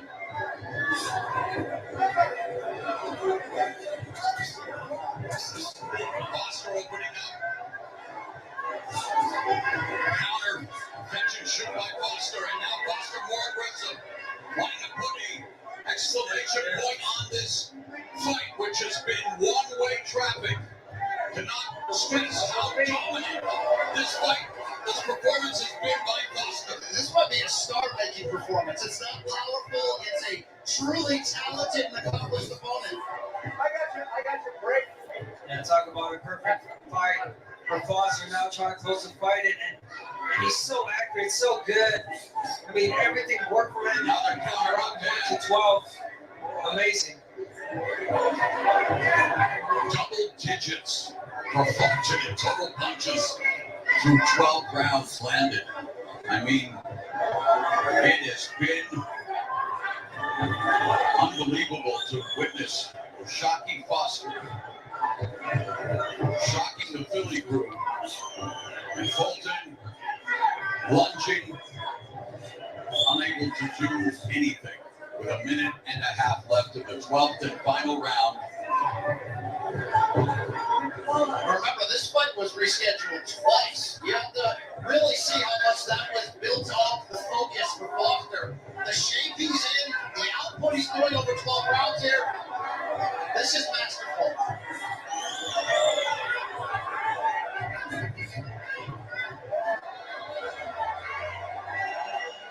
Final 60 seconds. The crowd firmly behind O'Shaquie Foster.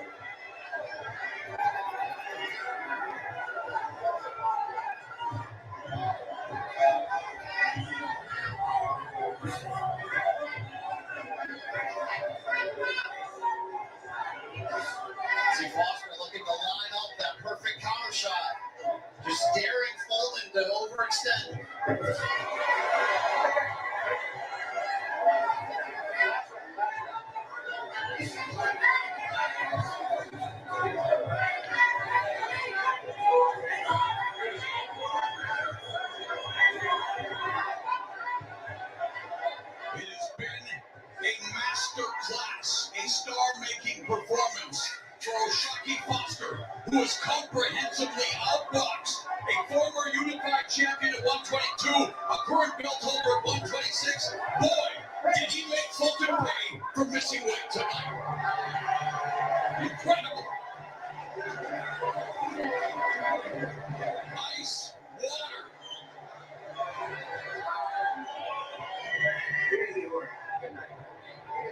He didn't take no chances. He didn't take no chances.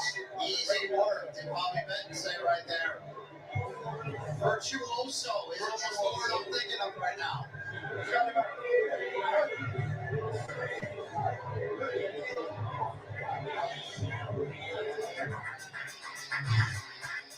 Let's take a look back at the action that we saw. Beautiful counter right hand early on from Foster. This was from the right side. Now a quick switch to the left. We saw both stances from Foster, but we ultimately saw the same result. Coleman unable to reach him. Foster commanding distance, but he didn't box and circle away. He took the fight to Fulton, relying on that reach and size advantage against the smaller fighter who was coming up, and eventually, as we said, this weight. You want to see how masterful Foster was. Numbers don't always tell the complete story. They do tonight. 41% of the power punches for O'Shaquie Foster. Known more as a slick boxer coming in, but he gave you a little of everything. Look at the jab advantage, 90 to 25. What a performance. Well, the decision should be academic, but let's get it anyway from Jake Lennon Jr. Ladies and gentlemen, after 12 rounds of action, we go to the scorecards with the unanimous decision. Here are the score totals. Judge ringside, Chris Tellez scores the action 117 to 111. Judge Esther Lopez seated 118 to 110. And Doug Robinson scores about 119 to 109. All three in favor of the winner. He is now the interim WBC lightweight title holder, Icewater O'Shaquie Foster. O'Shaquie Foster fostered the victory with an incredible performance against a guy who's been a champion in 2 weight classes, still currently a champion at 126, but you wonder where Stephen Fulton goes after a loss like this. Still to come, the main event from San Antonio, Texas.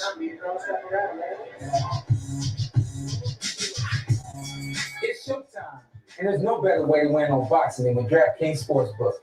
This is the home of boxing bets. So step into the I went and spent a good $90K on my wrist, and then I got a good $60K in my hand. You feel me? Yeah. This that fight money. This that fight money. Fight for real. Yeah, knock him out, Debo. She Debo. Yeah, a little $90K on the mode. Match the shoes, bitch. Stop playing with him. Stop playing. You playing with me? Hello? Yeah, no. Who you talking to, champ? Nobody important.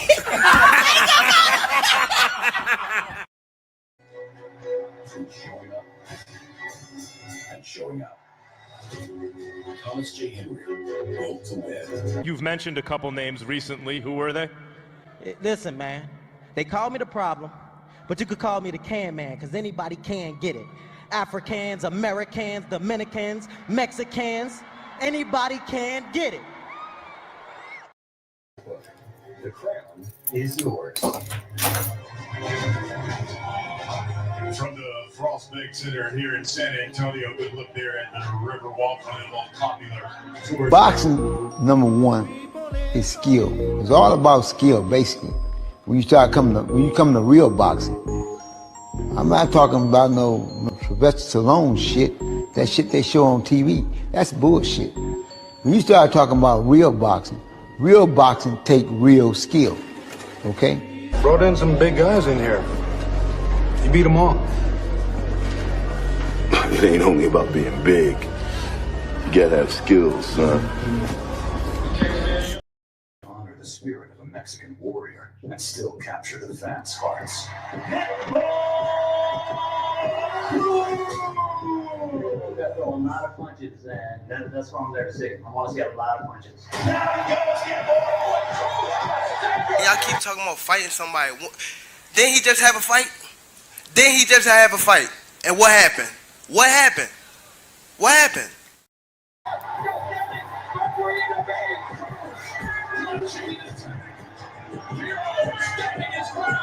Pues para mí ser luchador mexicano es algo muy bonito porque he obtenido mucha cariño de toda la afición mexicana y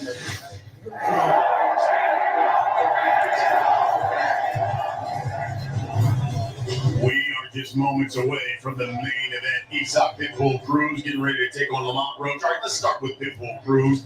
You know he's going to be the fan favorite. If you were trading him, you know he's an aggressive fighter.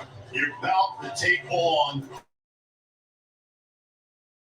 puncher and Lamont Roach. What are you telling Issac Cruz to be successful here tonight? Well, look, he's been successful with what he's doing, and that's out of the chute, comes at you right away, holds nothing back, and puts pressure on you. Probably the best pressure fighter in the game right now. What I would do is make him aware of who he's fighting, and be aware of the strengths of Lamont Roach. Prepare that and tighten up the screws on his defense. Okay? And then sharpen up everything he does to even a finer point than it already is. So you want to really tighten the defense. You want to make sure he's got fast feet, faster than ever, because you're going to want to put on that pressure. And a tight defense, like I say, polish everything. Just polish it. Because that style he's got, he's not going to change. And you'd be foolish to change it at this point anyway. I thought it was interesting. Issac Pitbull Cruz said, I got to put pressure on Lamont Roach because I don't believe that he's going backwards. Your thoughts about that? Well, I don't concur with that. I think Lamont Roach probably learned how to fight moving laterally and backwards at the beginning of his career or as an amateur. You know, you learn the inside game normally later on as you go along. But he certainly performed very well against Tank Davis in close at medium range. And tell you the truth, at any range that he had with Tank, he did well and was successful. It's a very sharp counter puncher. He moves his head well, comes back quickly. He's got it all. But again, some guys that have it all, when you meet somebody like Pitbull Cruz, they force their will on you and make you do things you don't want to do to defend yourself, and that leaves you open for Pitbull's counters or just his outright aggression. So, you know, Lamont Roach really has a lot of tools in his bag, and he's going to have to use all of them to tame Pitbull Cruz, and it's not easy to do that. You see Lamont Roach, yeah, obviously you just saw Pitbull, of course, put the mask on. You know, that's where he's ready to fight when he's got the Pitbull mask on. Roach obviously getting ready to come out of his dressing room. When I talked about Lamont Roach, when you know that you're fighting an aggressive, come-forward fighter, what are the skills that you're giving Lamont Roach in a fight of this magnitude? Well, you know, you got to go out there and at least try to use your reach at first. You know, use a jab. You don't want to sit there in the pocket with Pitbull Cruz the first minute of the fight. You know, you want to, see if he can miss a little bit, turn him a little bit, keep him off balance a little bit until you figure out where your opportunities lie. Okay? So, at a certain point, I think Lamont Roach, they'll probably bump shoulders together, but I don't think Lamont's going to sit in the pocket all night. He's going to use all of his skills. Medium range, long range, maybe a little press here and there. But, you know, he wants to use, he's athletic, and he's very versatile. Why not use it all? You know, he's not a one-trick pony like Cruz is. And Cruz great at what he does. But he does one single thing really, really well. And it's dangerous. He's a very good puncher. Plus, he's the heavier guy. Pitbull got the mask on. He's ready to fight. Time to go ringside. You know, Lamont Roach came in early as the favorite in this fight. Let's go ringside. Brian Campbell for the DraftKings tell them that. Thanks, Brian. As we've established, it's that passion and pace of Pitbull Cruz against the composed craft of Lamont Roach. But if you look at the odds at the moment, that money line in favor of Lamont Roach minus 235 to the plus 180 Pitbull Cruz. If you like it to finish by knockout, there's certainly some value there, and the fight is expected to potentially go the distance. But my best bet is Pitbull Cruz on the money line. You get plus money. He's the bigger fighter who's more established in this division, and we know he will have the crowd behind him, which could end up influencing the judges. If you think it's going to go the distance, you get even more value. But the DraftKings Sportsbook is the official sports betting partner of Premier Boxing Champions, and right now all the customers can get $5 and $200 in bonus bets if your bet wins. Just download the DraftKings Sportsbook app and use our code PBC when you sign up. DraftKings Sportsbook, the crown is yours. Now live in Missouri. Come to main event. He's masked up. He is ready to try to take the soul of a Pitbull. All right, it's time to go to school, son. Come on, get your hands up, man. You need an interpreter? It's time to go to school. As soon as he steps into the ring, Tony Pitbull versus Roach.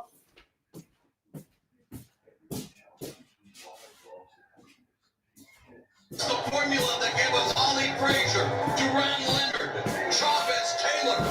When raw pressure meets pure craft, history tends to follow. It's Cruz versus Roach. Here's Jimmy Lennon Jr.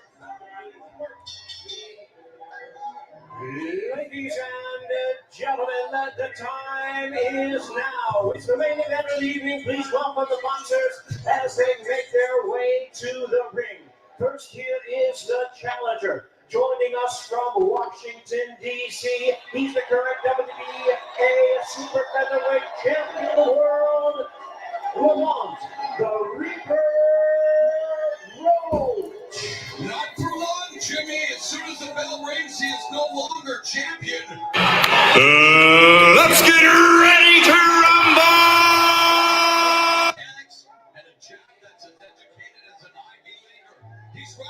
Yeah, it's gonna be a good fight. I can see it already. Are you not entertained? Are you not entertained? Is this not why you are here?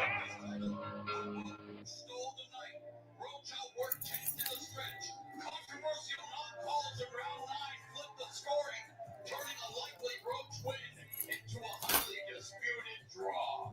And if you look at the way Roach responded to the decision and the scoring in that tank fight, you look at one of his superpowers. He doesn't harbor over what's happened in the past, but he has firm belief in himself. He said, I've been through things similar or worse in my life. It's About to go down. This shit right here, nigga. This shit right here, nigga. Right here. This shit, nigga. This shit here.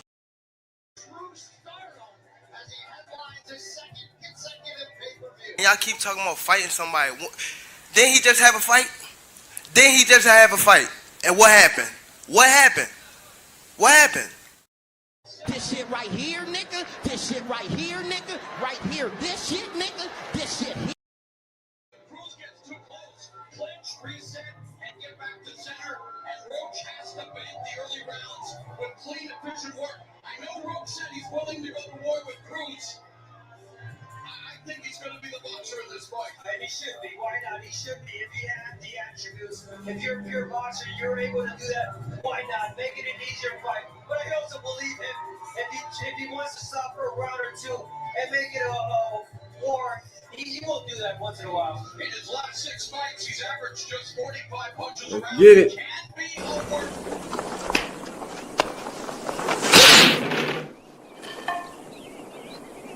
Oh, don't hit back.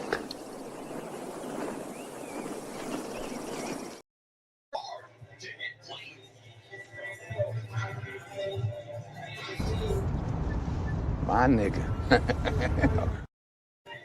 now making his way to the ring, the two-time world champion from Mexico City, the current interim WBC super lightweight champion, Issac Pitbull Cruz.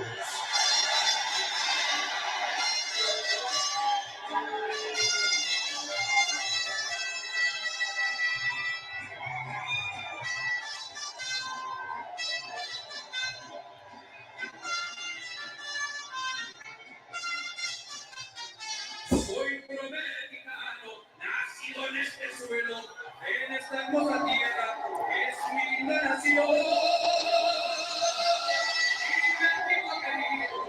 Y linda es tu bandera, si alguna la mancilla, le parto el corazón. Roach cannot make this fight close.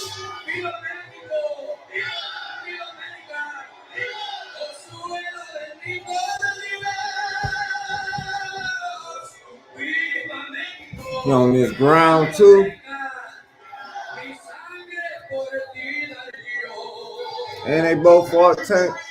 Of a Mexican fan favorites ring walk for Issac Pitbull Cruz. This is his second appearance in San Antonio. He introduced himself to a national audience here in America back on Halloween night 2020 when he destroyed Diego Magdaleno in just 53 seconds. A former 130-pound titleist looking to become a champion again.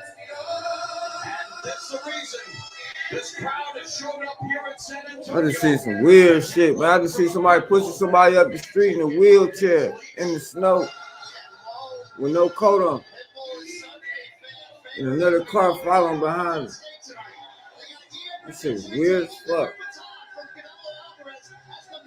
Late at night, though.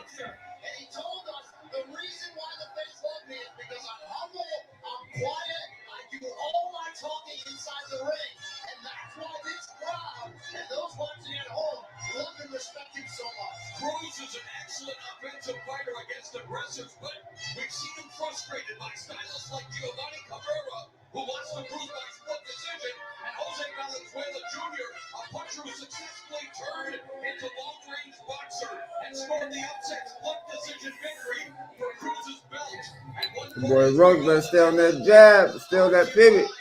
That boy Pitbull coming out to land them bombs. In terms of the tail of the tape, they favor Lamont Roach, but that's always the case. For Cruz, the pocket rocket at 5'4", giving up 3 inches and giving up a huge amount of reach to Lamont Roach. And again, I know Roach has said I'm willing to go toe-to-toe. If he's smart, he'll use those physical advantages. Let's go. Whoop that trick, get him, whoop that trick. Whoop that trick, get him, whoop that trick. Get him, whoop that trick, get him, whoop that trick. Get him, whoop that trick, get him, whoop that trick. Get him, whoop that trick, get him, whoop that trick. Get him, whoop that trick, get him, whoop that trick. You go, Jimmy. From the Prospect Center here in San Antonio, Texas, Premier Boxing Champions presents the BBC pay-per-view. Look, the fire's coming. Are you ready for the fire? Look, we're firemen. We are firemen. The heat doesn't bother us. We live in the heat. We train in the heat. It tells us that we're ready. We're at home. We're where we're supposed to be. Flames don't intimidate us. What do? We control the flame. We control them. We move the flame where we want to. And then we extinguish them.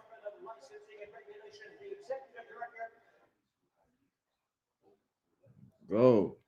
It's Courtney Arbor with the chairman, Rick Figueroa. Introducing to you our...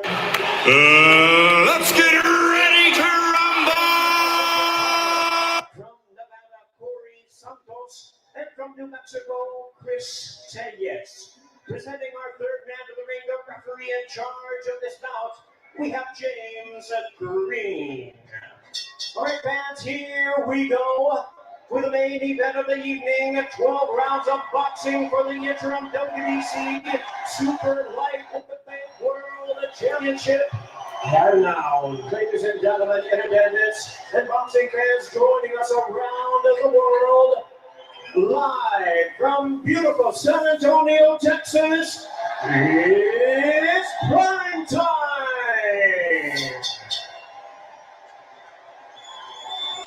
Introducing to you first, the challenger on my right, fighting out of the red corner, entering the ring wearing black trunks with silver trim, fighting out of our nation's capital of Washington, D.C. He weighed in at 139.6 pounds, with a record of 25 wins, 1 loss, and 2 draws. He has 10 of his wins coming by way of knockout.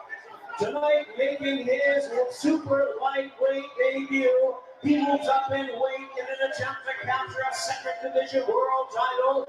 Ladies and gentlemen, please welcome the current WBA Super Featherweight Champion of the world, Lamont, the Reaper, Roach.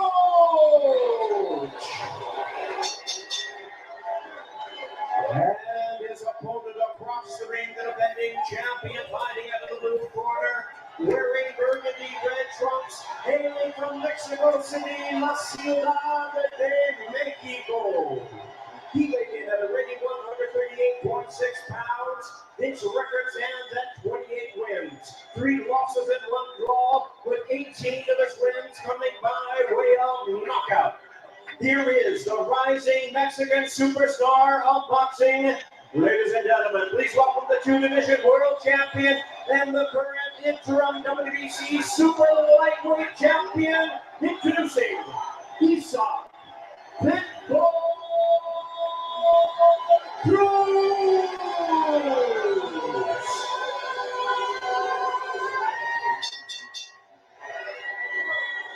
Once again, the referee in charge, ready to give instructions, James Green.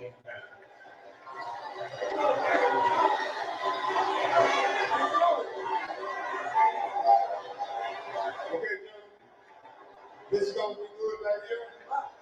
Right now on this side going to be good. This is for the WBC Interim Championship of the world.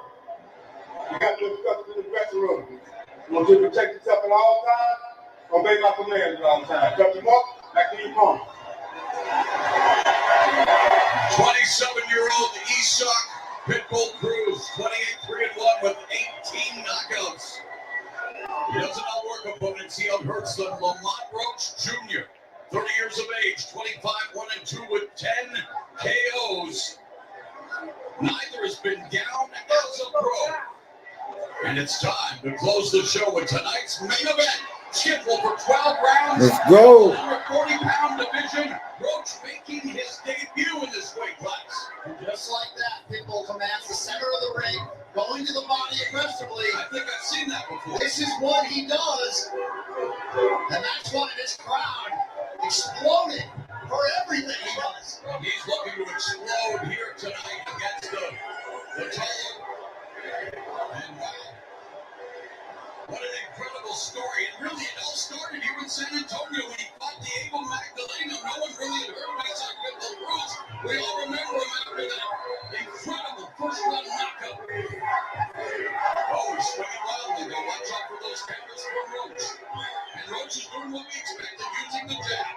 Roach is going to take his time. And he said, look, we know that Pitbull is a problem with lateral movement. But if you think he's only going to box mode, Roach told us one thing. No one's going to walk straight forward into me with no hand movement and not pay for it. I think he's letting Cruz get in a little too comfortable in this round. Roach has to start setting up with a jab.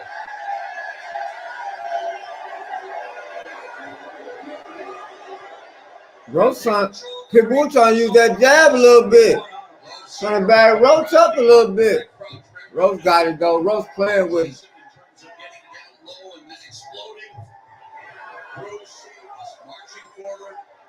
Pitbull put that pressure on though. He ain't coming out just swinging no crazy punches.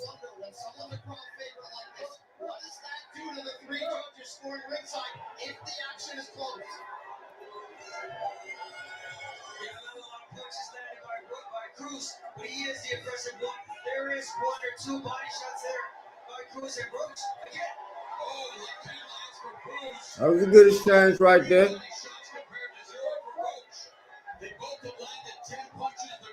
By Roach and Cruz. Roach trying to catch him with that chest look hook. That's what we trying to catch him with.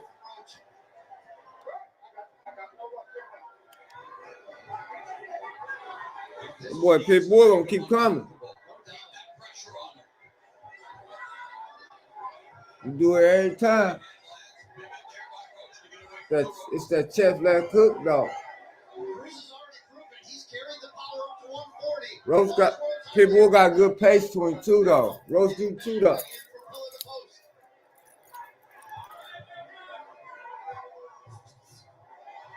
There you go.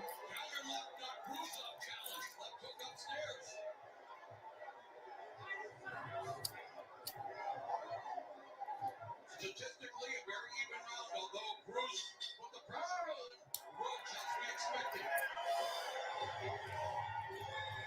Let's check that hook. What I say?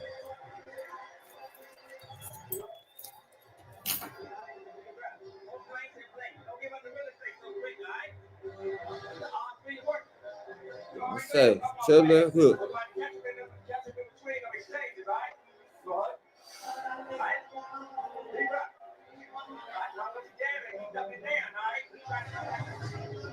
And here we're going to see that counter left that landed by Roach, making Cruz miss there and taking him with that hook and turning sideways. Turn it to the side. There you go. And you want to continue to do that and get on Cruz right away. Off the pivot, though. Both Cruz and Roach trained by their fathers. Bring it down. Let's go.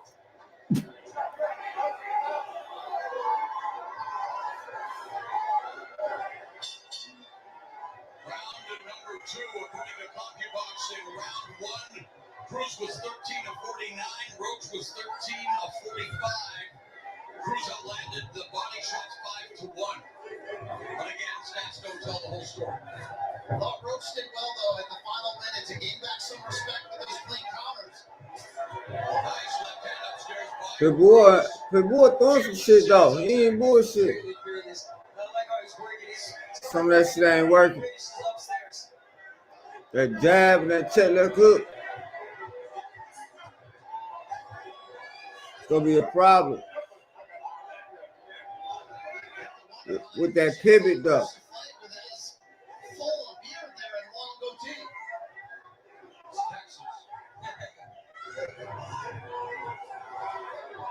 Pitbull standing straight forward. He fighting his fight, though. He fighting Lamont Roach's fight for real. That's what Lamont Roach wanted him to do. Lamont Roach can't get caught, though. Lamont Roach trying to switch sides on him, though. Switch him up a little bit. That's what he doing. He's switching from side to side. See, you gonna come this way, come that way. Follow me this way. Yeah, I'm gonna drop your ass. That's what he doing. You wait for that hook.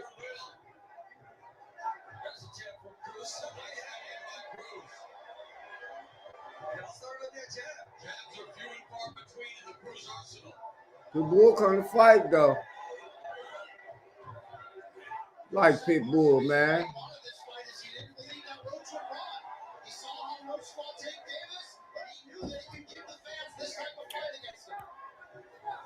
Lamont Roach got some skills, too. He's fast. Look, there it go again. Lamont Roach. There it go again. There go that hook again.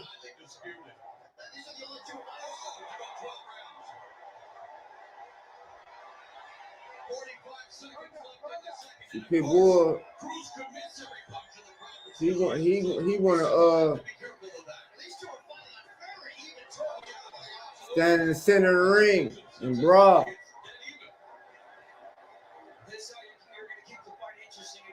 Lamont Roach want to use that footwork. That's the difference.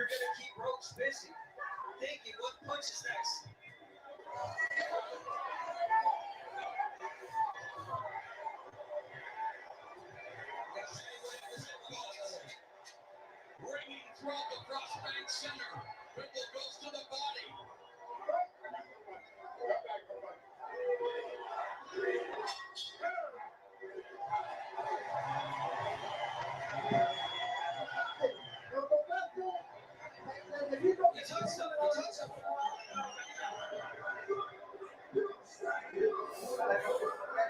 You know what the fuck I be talking about. Watch this shit. Lamont Roach gonna catch his ass. Some bullshit. Gonna be a check left hook, a right hook, or uppercut. Ain't gonna be no jab.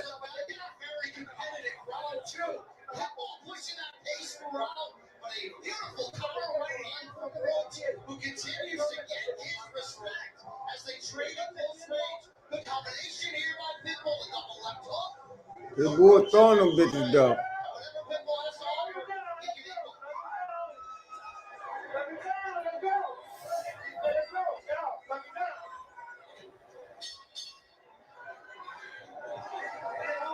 Round 3.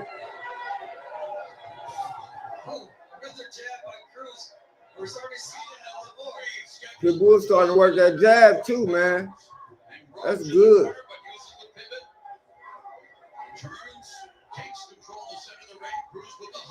He ain't all wild and stuff, but he still throw his shit.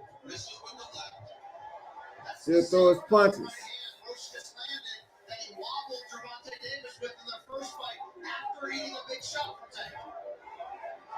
Yeah, Roach got to wait for those single shots from Cruz. Time him and counter with that hook. Another strike right hand coming in. There it was. Pitbull get to cutting that motherfucking ring off though. He let it loose. Lamont Roach ain't letting that happen though. Gonna move around.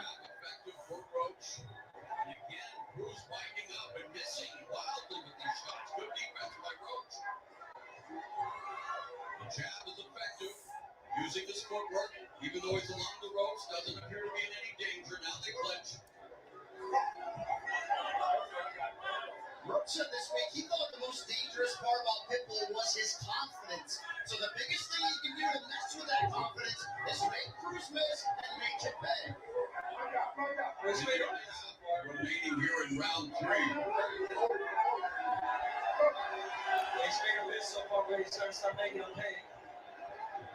You gotta give Roach this. He looked like the bigger man that gets Tank Davis at 135. He spilled out beautifully to 140 tonight.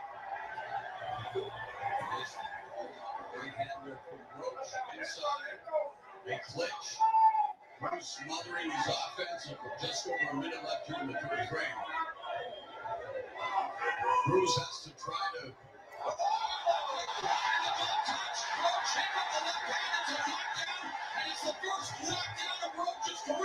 There you go.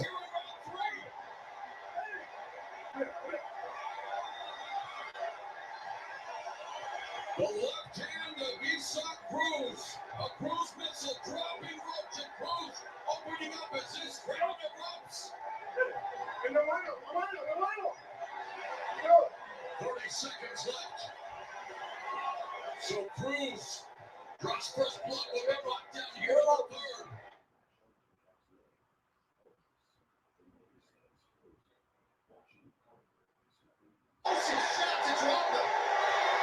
Another left lands.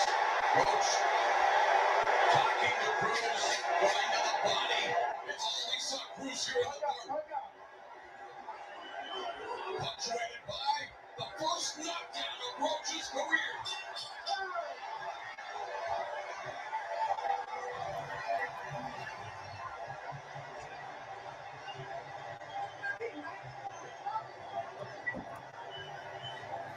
All right, let's look back there in round 3. Cruz landed the biggest punch counter. Left hooked it back up Roach. Correctly ruled the knockdown as the glove hit the canvas by referee James Green. It was the timing. Was he in Brooklyn when he fought Davis? Exactly. First blood delivered here by Pitbull. It broke open. A very competitive start here. As you can see that glove touching the ground. The correct call from James Green. And a 10-8 round for Pitbull.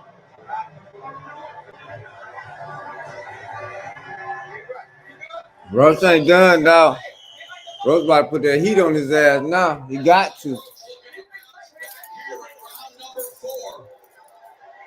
And sure, it was just a glove touching the canvas, but an official knockdown. And Cruz will be looking to continue. Niggas be sleeping on Pitbull. Larry Hazard, unofficial scorecard, has Cruz ahead by 2 points. Roach you gotta fight, man. There you go. Put it together on him. He talked about Roach taking the confidence away from Cruz. Well, guess what? That last round, Cruz got a lot of confidence.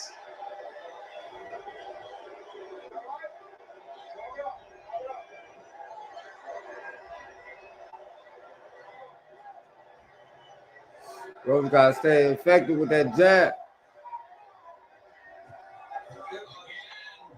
Very effective with the left hooks. Issac Cruz. And you can see the body language of Roach, even though he's standing toe-to-toe, he knows he's got to come back strong here in the fourth. Mm-hmm. He knows he's making a mistake by standing toe-to-toe with Cruz.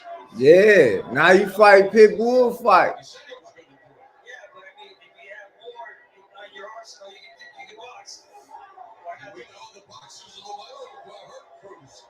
Jose Valenzuela beat him with boxing. Giovanni Cabrera really made it a tough night with his boxing.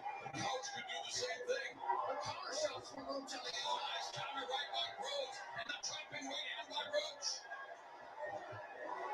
Gotta put them combinations together, Roach. Cruz and they clinch.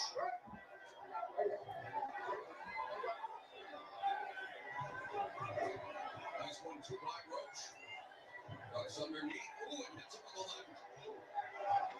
Cruz misses wildly with the left hook and the right. Final minute of the fourth. The thing about Cruz, he's going to miss a lot, but he's never going to stop trying. Ooh, right uppercut on the inside. Nice body shot by Cruz. That is exactly what makes him so dangerous. Remember, Roach absorbed a lot of punishment rounds 5 and 6 against St. Davis. Stood his ground, exchanged with him on even terms, and took control of that fight in certain parts of the second half.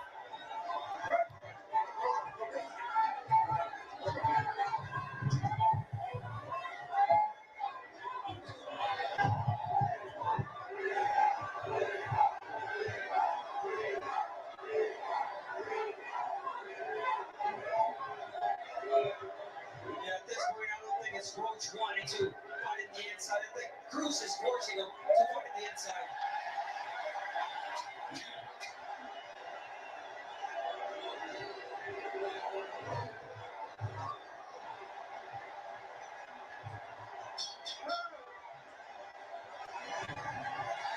Roach got that run.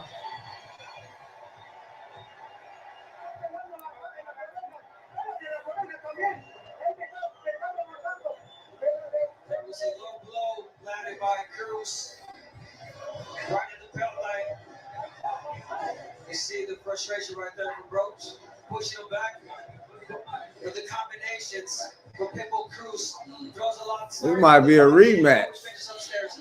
Same hook. Hook downstairs, hook upstairs.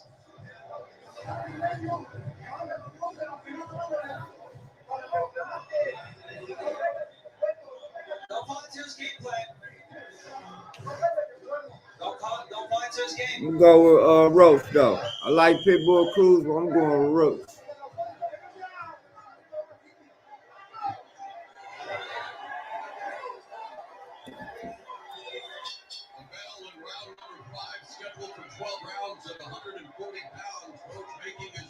Junior welterweight debut. It's already gone down as Cruz comes forward. There's a jab from Cruz and then a attempted guillotine choke goes forward.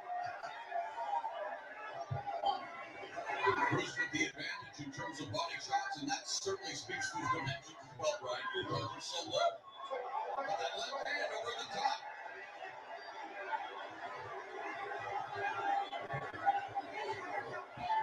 Still showing good body language under this pressure.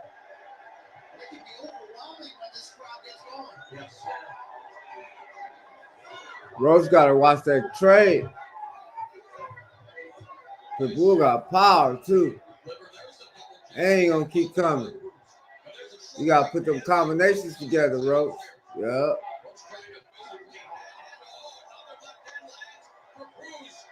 Quit fighting this fight.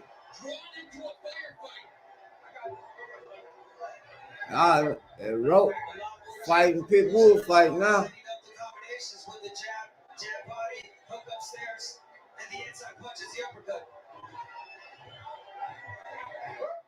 Keep popping the jab and pivot and move. Catch you with that left hook.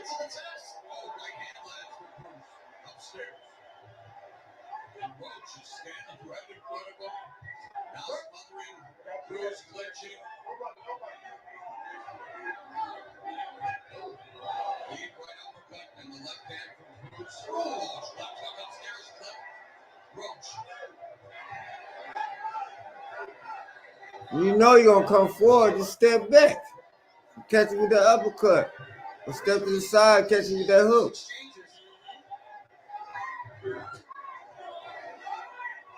No, he gonna come forward. And all Pitbull gotta do is let him keep coming forward. And making it ugly at times. There it is. He's pushing him down, but that's a strategy from Cruz. Keep his hands up and let that right hook fly.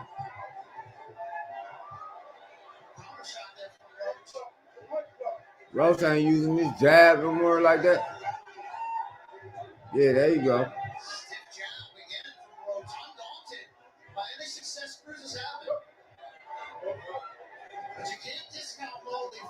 Now use that jab. Then body shot, slow his ass down. There you go. Now you got him fighting your fight. See? With that right hook. Motherfucker Pitbull be throwing them bolos on his shoulder. Motherfucker ain't playing.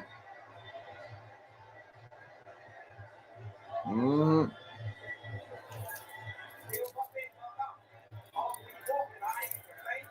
Let's look back on round 5. Pitbull Cruz leading with the right hand of the body and an open left hook upstairs. Referee warning him there for going low, but continuing to have the success on the inside. A lead right uppercut from the back foot. Roach counters.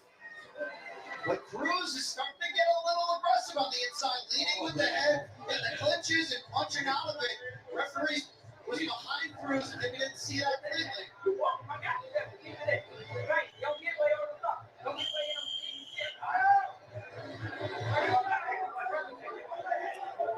Referee warned Cruz for low blows. He might as well warn him for leading with his head as well. Round number 6.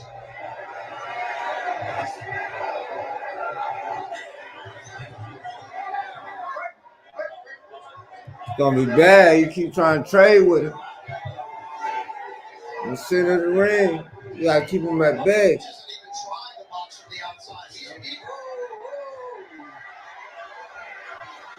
Protect yourself at all times. There's one thing to say that Cruz makes you fight this style of fight. Yes, he does. Leading him there in sequence. Oh, I said. Cruz making him fight his fight. He was doing good. You gotta fight your fight with him. He with that check left hook. Motherfucker tough look. Check left hook gonna shut his ass down or not. For real. Quick. Yeah, what's up? What's up, y'all? Yes, I did. What's wrong? What's up, man? I just called you to see if you was watching the fight.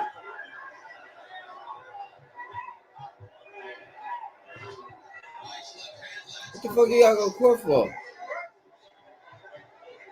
Nigga, Sunday ain't no goddamn court Sunday, fool. Look at you, man. And man, bye. There's the side steps. There was a jab from Roach. I mean, Man, it's becoming a rough and tumble affair on the inside. A lot of clinching, a lot of smothered offense. Referee is a busy man. little things that Roach can do different to make this fight easier for him.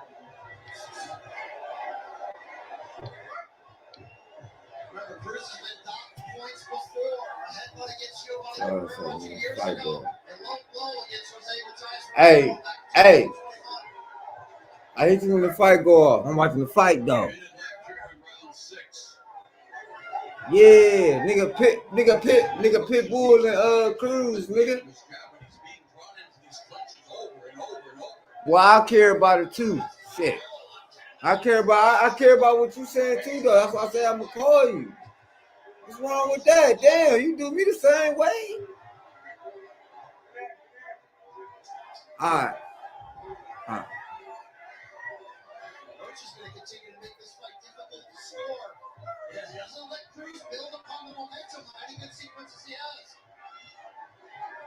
Especially this round when he's very, very close round. If anything, that push might be a difference from Roach. Roach has landed Cruz 15-7 in this round. Final 10 seconds of the first half of this fight scheduled for 12 rounds.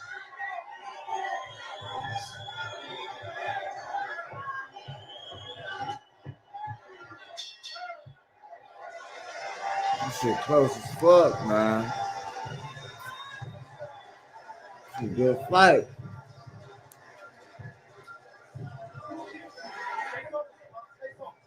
Roach, you gotta beat this nigga up, yo. Dan ain't winning the fight, though.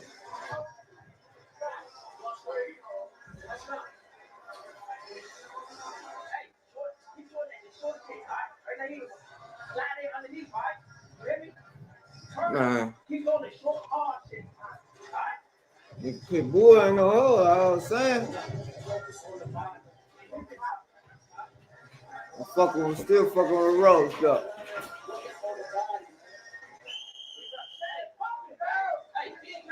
Yeah, them combinations and jab, yeah.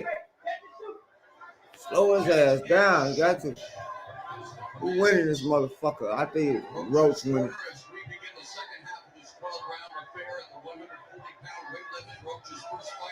There you go. Cruz is a former belt holder in this division.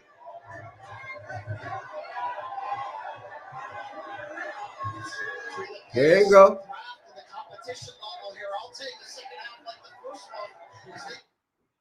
Mm-hmm.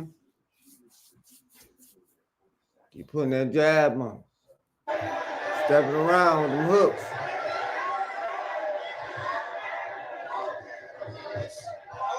There you go. Cruz in the left hook right there, trying to go to the body, but he had his hand down. And man, a lot of this clinching being initiated by Cruz.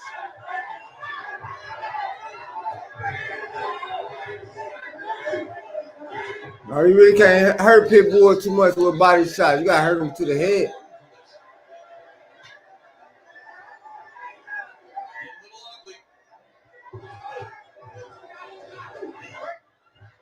Roach initiated the constant clinching. There's a right hand that lands for Roach upstairs, left by Cruz on the outside. Yup. Keep him in the pocket like that. When you throw through the body, just keep him in the pocket. Then that's when you throw to the body. Other than that, stay on the jab. Yup. And pivot off. Mm-hmm.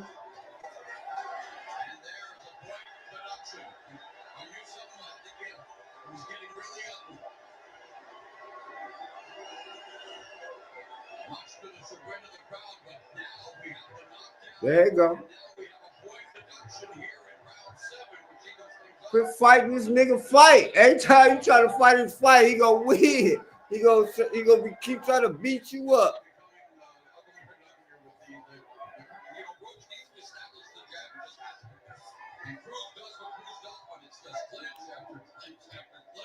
And if they take another point away, I mean, it's going to force Cruz to, just start letting his hands go. There you go. Sweeping left hook upstairs, lands for Roach. Final 45 seconds of the 7th. Roach can just keep some space in between them. That's all you gotta do. Catching Cruz on the way in. Building confidence off these clean, hard shots. Roach misses with the right. 30 seconds left in round 7. Double jab from Cruz, but misses with the right.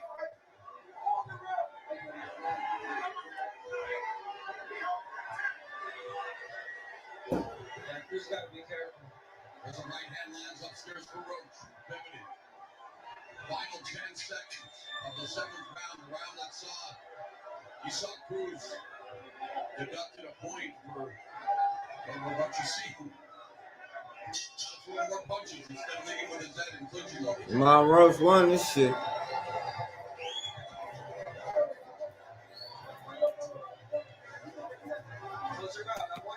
It's tight though. See? Referee James Green had admonished Cruz often for holding, causing so many clinches. Green had enough, instantly taking the point away there. And you wonder what that'll do on the scorecards. And Roach talking it up with the corner of Cruz. He's saying he's holding me. And leaning all over Pitbull. Please listen to me.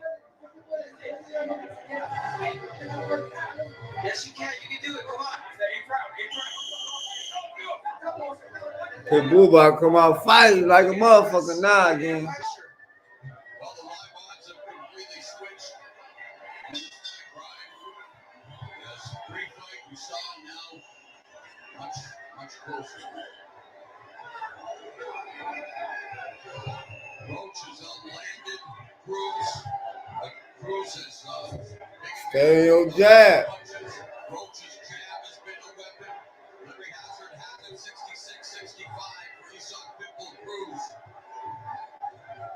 But he did score a 10-8 round for Roach. So we have a 10-8 round for Roach, a 10-8 round for Cruz back in round 3 when Roach's glove touched the canvas after a punch.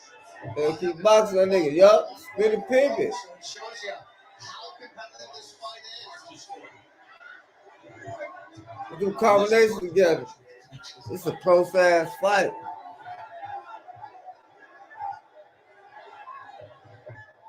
Yeah, Roach taking the crowd out of this fight.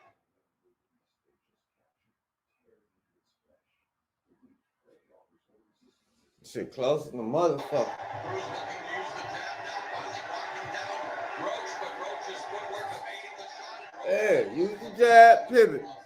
All you gotta do, yo. Definitely switching in this round. Roach boxing now. Cruz going backwards. There's nothing there. Use the jab and pivot. He's frustrated. You can read it on his face, but he lands a big left hook there.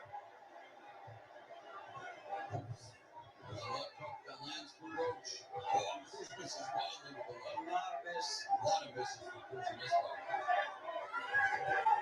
But again, those are shots, single shots where Roach can easily counter, but yet has not decided to. Yeah, that got left hook again. Keep turning. Just over a minute left here in round 8. This is a damn good fight. I like this fight. Unable to negotiate the distance. The question up front about Roach being willing to fight up Cruz's terms. It's his craft. That's winning. Now this is a styles make fights.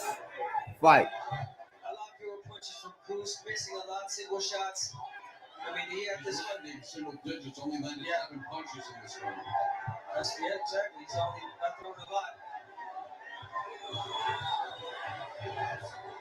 And it's wow, rare to see Cruz backpedaling, going left side to side. He's feeling it from Roach. Lamont Roach with a good round number 8 here.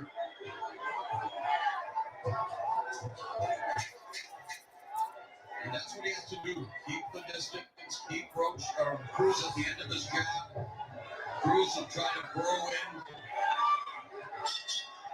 And some gamesmanship from Cruz.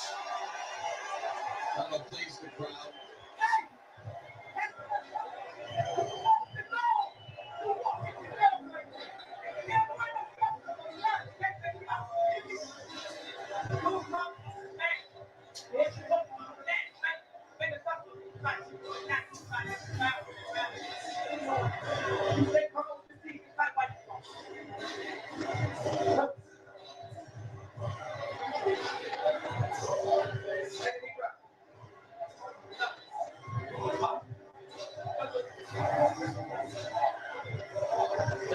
This is frustration coming from Cruz. Sticking his tongue out, taunting Roach there. But yeah, a lot of frustration. He didn't do much in that last round. And again, fighting on this back foot, something we rarely see from Cruz.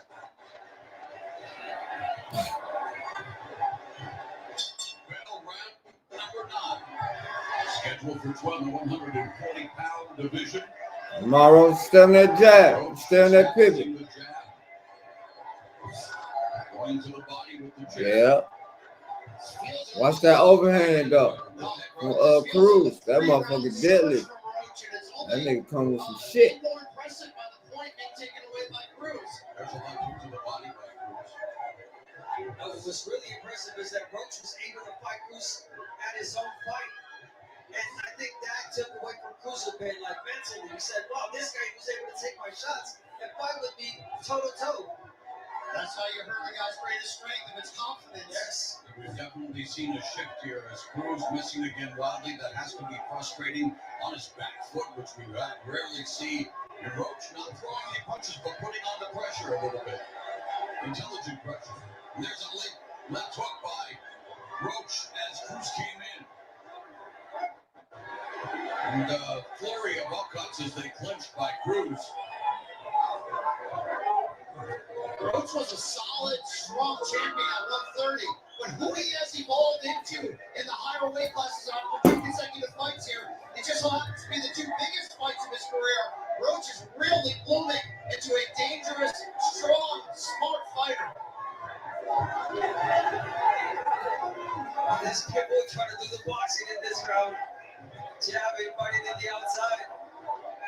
Flipping the script.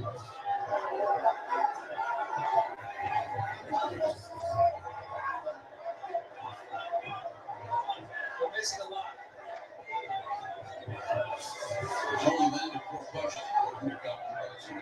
Just every minute left. Again, another good round for Roach in terms of dictating the terms and keeping Cruz, well, turning Cruz into a wannabe boxer. Last minute of the round. Man, it's a damn good fight, though. Roach got this shit. Downstairs, upstairs. Keep checking him with that hook. Dropping right hand by Cruz. Lead left hook and right hand to the body by What I say? Roach trying to fight out of the clinch, but now he initiates it. Under 30 seconds left in the ninth. Jab from Roach.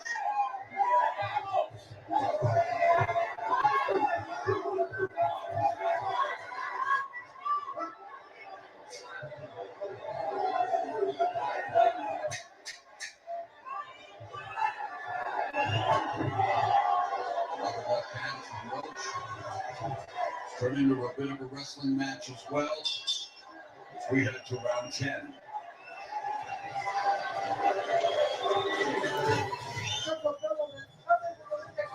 You're cut, let me see.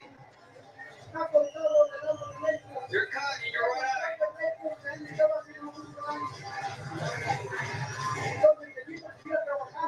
I need you to keep working. Listen, let's change the strategy. Now I want you to pressure and box. Pressure, box. Get in, get out. You're doing it perfect.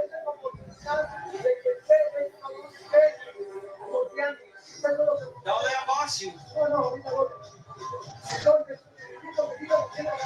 I need you to continue to do the same thing. If you see him going down,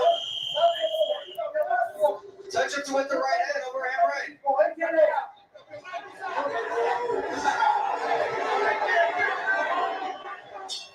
Round number 10, you guys. Pitbull has landed more body punches against Roach than any Roach opponent in 17 fights tracked by CompuBox, but his body attack has fallen off big time since landing almost half of those punches in rounds 3 and 4. And guess what? Roach has outlanded Cruz in each of the last 4 rounds. Yeah, they're showing it. Then you can see now how confident Roach is getting. A little bit more bounce on the feet. Great hook right there. The body language totally changed for Roach. And you can't say it enough. He's taking the crowd out of the fight. Yeah. They exploded there for That hook again by Cruz. That hook dangerous. He got 2 minutes. Roach is taking them out of the fight. He may be taking the fight out of Cruz. They both take the fight out of each other. Be honest. Way more hesitant, way more and missing. That power and that speed. It's the footwork, it's the line. Oh, he doing the matador on him. You gotta quit playing with him.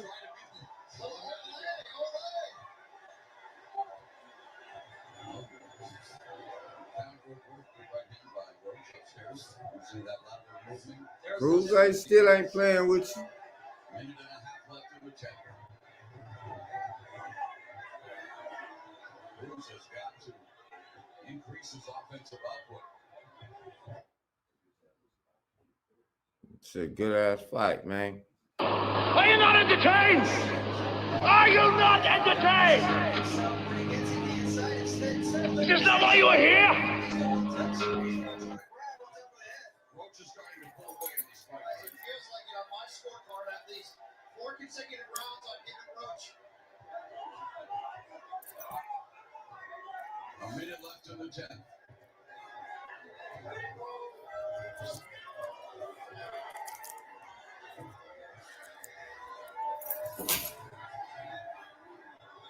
The footwork frustrating Cruz, unable to cut off the ring. Roach content to just pot shot with the jab and then move on to range. And that footwork is really bedeviling Cruz. 30 seconds left in the 10th.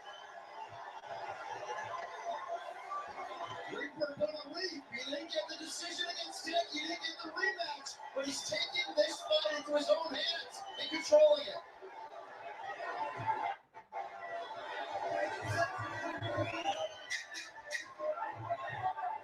Another strong round for Lamont Roach Jr. as Cruz unable to get anything going. Rarely do we say it, but he's in cruise control now. He's not the offensive force we've seen. What I say? Boxing Me Podcast, man. Fuck with your boy. Hell yeah, better put them hands up. Your pop's telling you right. Motherfucker landing a nice good shit, man. Nice good hook on you. Through. That motherfucker Pitbull ain't he ain't playing.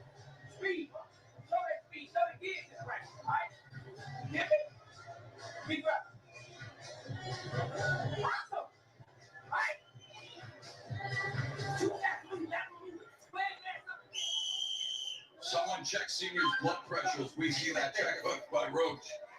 Still got 2 more rounds, buddy. Great left hand by Roach. Round number 11. Well, 1 more round. Well, actually 2, but 1 more round. The bull get your ass up out of there. He has a dead even at 94, which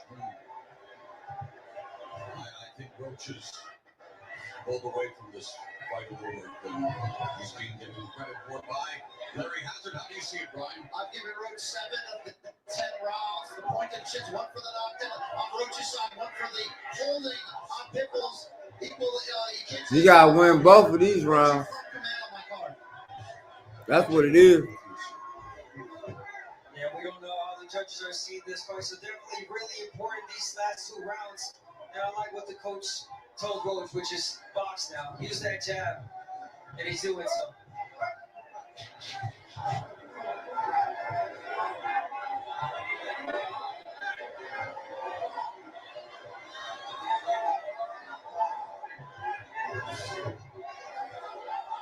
There you go, trying to fight his fight again. Well, he's trying, but he's missing. Well, he's missing. There's no single shots here. Stay on your pivot and your jab and move around, catch it with that hook. There you go. You back at it. Activity's not there, the crowd isn't reacting to it. It's going to be a difficult task. It's definitely not there in the last round. You can shoot it to the body now if you want to. Roach was 14 of 38, and it's not much different here in round 11. Just no offensive output from Cruz whatsoever. And the jab now beginning to keep him at bay, and if he does come in, he just clinches.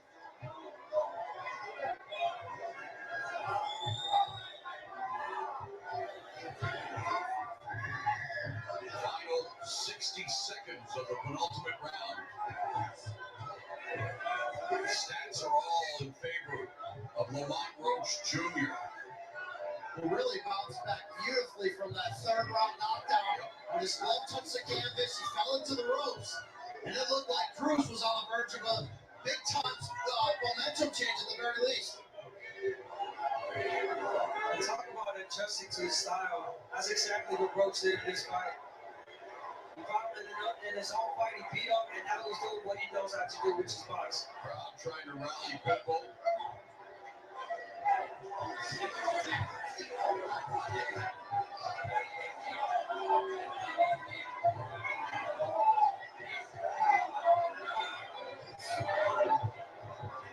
Another round that favors Lamont Roach Jr. Although Cruz caught him there, and Cruz now unloading on Roach at the final seconds of the round, and Roach willing to stand his ground. He gets tagged with the left from Cruz. Beautiful flurry by Cruz.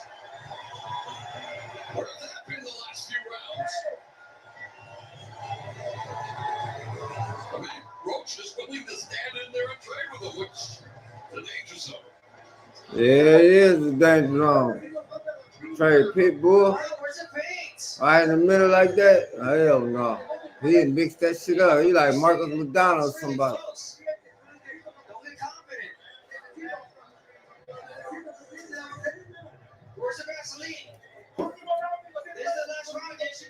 Pitbull working this fight though. He trying to work this fight, but Lamont Roach got this shit. Lamont Roach got his motherfucking mind back together.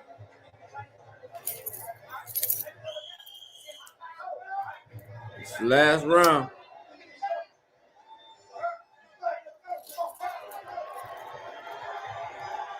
Are you not entertained?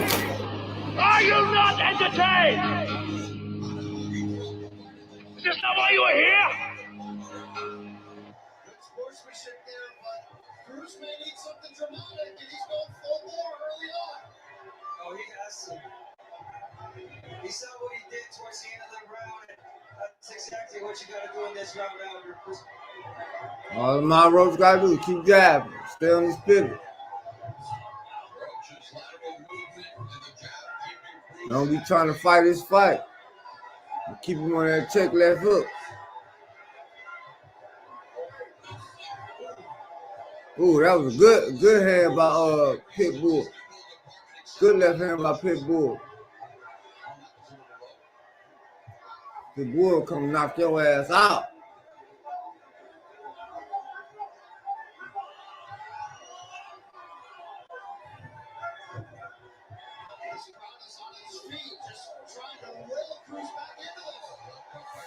Good 1-2. Good combination by Roach. Got 1 minute in it. He's holding on to the arm of Roach. He landed a couple of shots there, Cruz.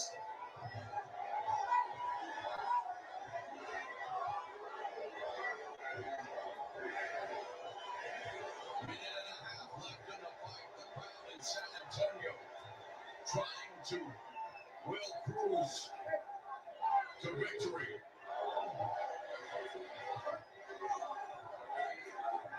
Pitbull got me. Lamont Roach got this shit. Pitbull, motherfuckers fight. He closed with a strong statement of his own here, just in case those scorecards are closer than we think. Final minute of the fight. Cruz southpaw, 7 backs here is up, but not throwing any punches, and he's moving around the ring. I mean, it's Ain't too many fighters gonna be beat Pitbull. 45 seconds left. Tell you that.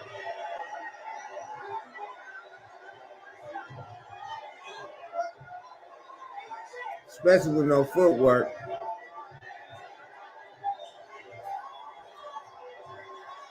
Ooh, good left hook again by Lamont Roach. Good check hook. See what I'm saying? On a pivot. Lamont Roach Jr. or will Issac Pitbull Cruz pick up another victory at 140? It's going to come down to the 3 judges at ringside. I know who I think It's over with. Lamont Roach won this shit.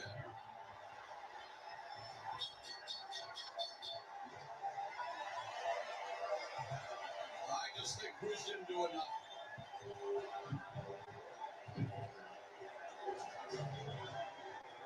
Abner, what do you think? That was a good fight, close fight. I think Cruz did not throw it up. It wasn't the same Cruz that we're used to seeing. It was barely at times. Last Brown's doing that, trying to box.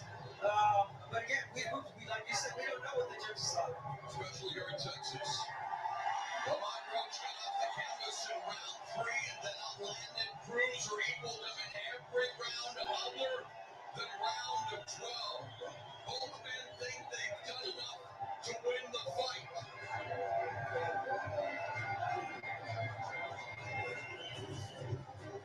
As we revisit some of the action of this 12-round affair, right hook by Roach. Right hand, right cross lands for Cruz, but he missed a lot of punches. There's a combination, and there was the punch. As you see the glove of Roach. So say good night to the bad guy. In round 3, Cruz was doing what Cruz does, and there's a left hand. King Kong ain't got shit on me.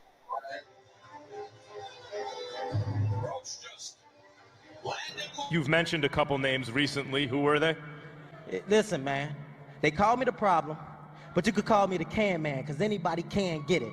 Africans, Americans, Dominicans, Mexicans, anybody can get it. Boxing, number one, is skill. It's all about skill, basically.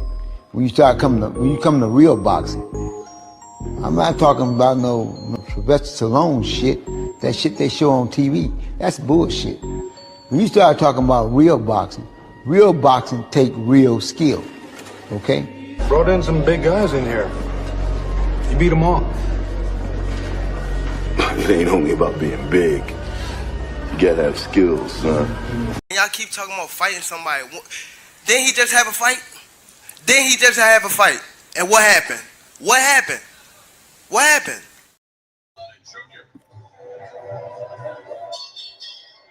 Ladies and gentlemen, after 12 rounds of action, we go to the scorecards. Our judge at ringside, Chris scores the action 115 to 111 in favor of Issac Cruz. Judges at ringside, Nathan Palmer and Corey Santos both scored the bout 113 to 113, a draw. The decision is a majority draw. Oh my God, for the second consecutive fight, Lamont Roach fights to a highly disputed draw. Man.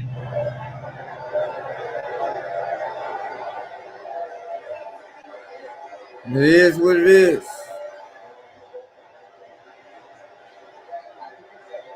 All right, let's go inside the ring to Brian Campbell. My goodness. Lamont Roach, Pitbull, Cruz, you hear The Boxing Me Podcast. This is another one, man. And I'm out. Juicy Show.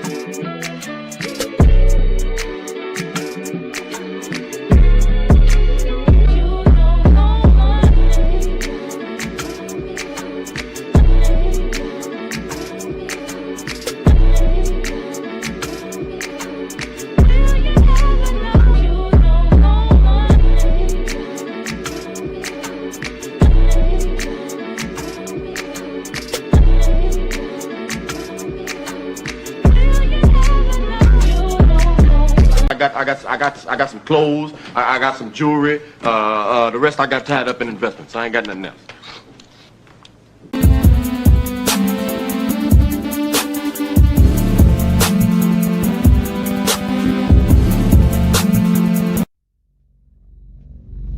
Am I the meanest? Sure enough. Am I the prettiest? Sure enough. Am I the baddest mofo low down around this town? Sure enough. Well, who am I? Sure enough. Who am I? Sure enough. I can't hear you. Sure enough.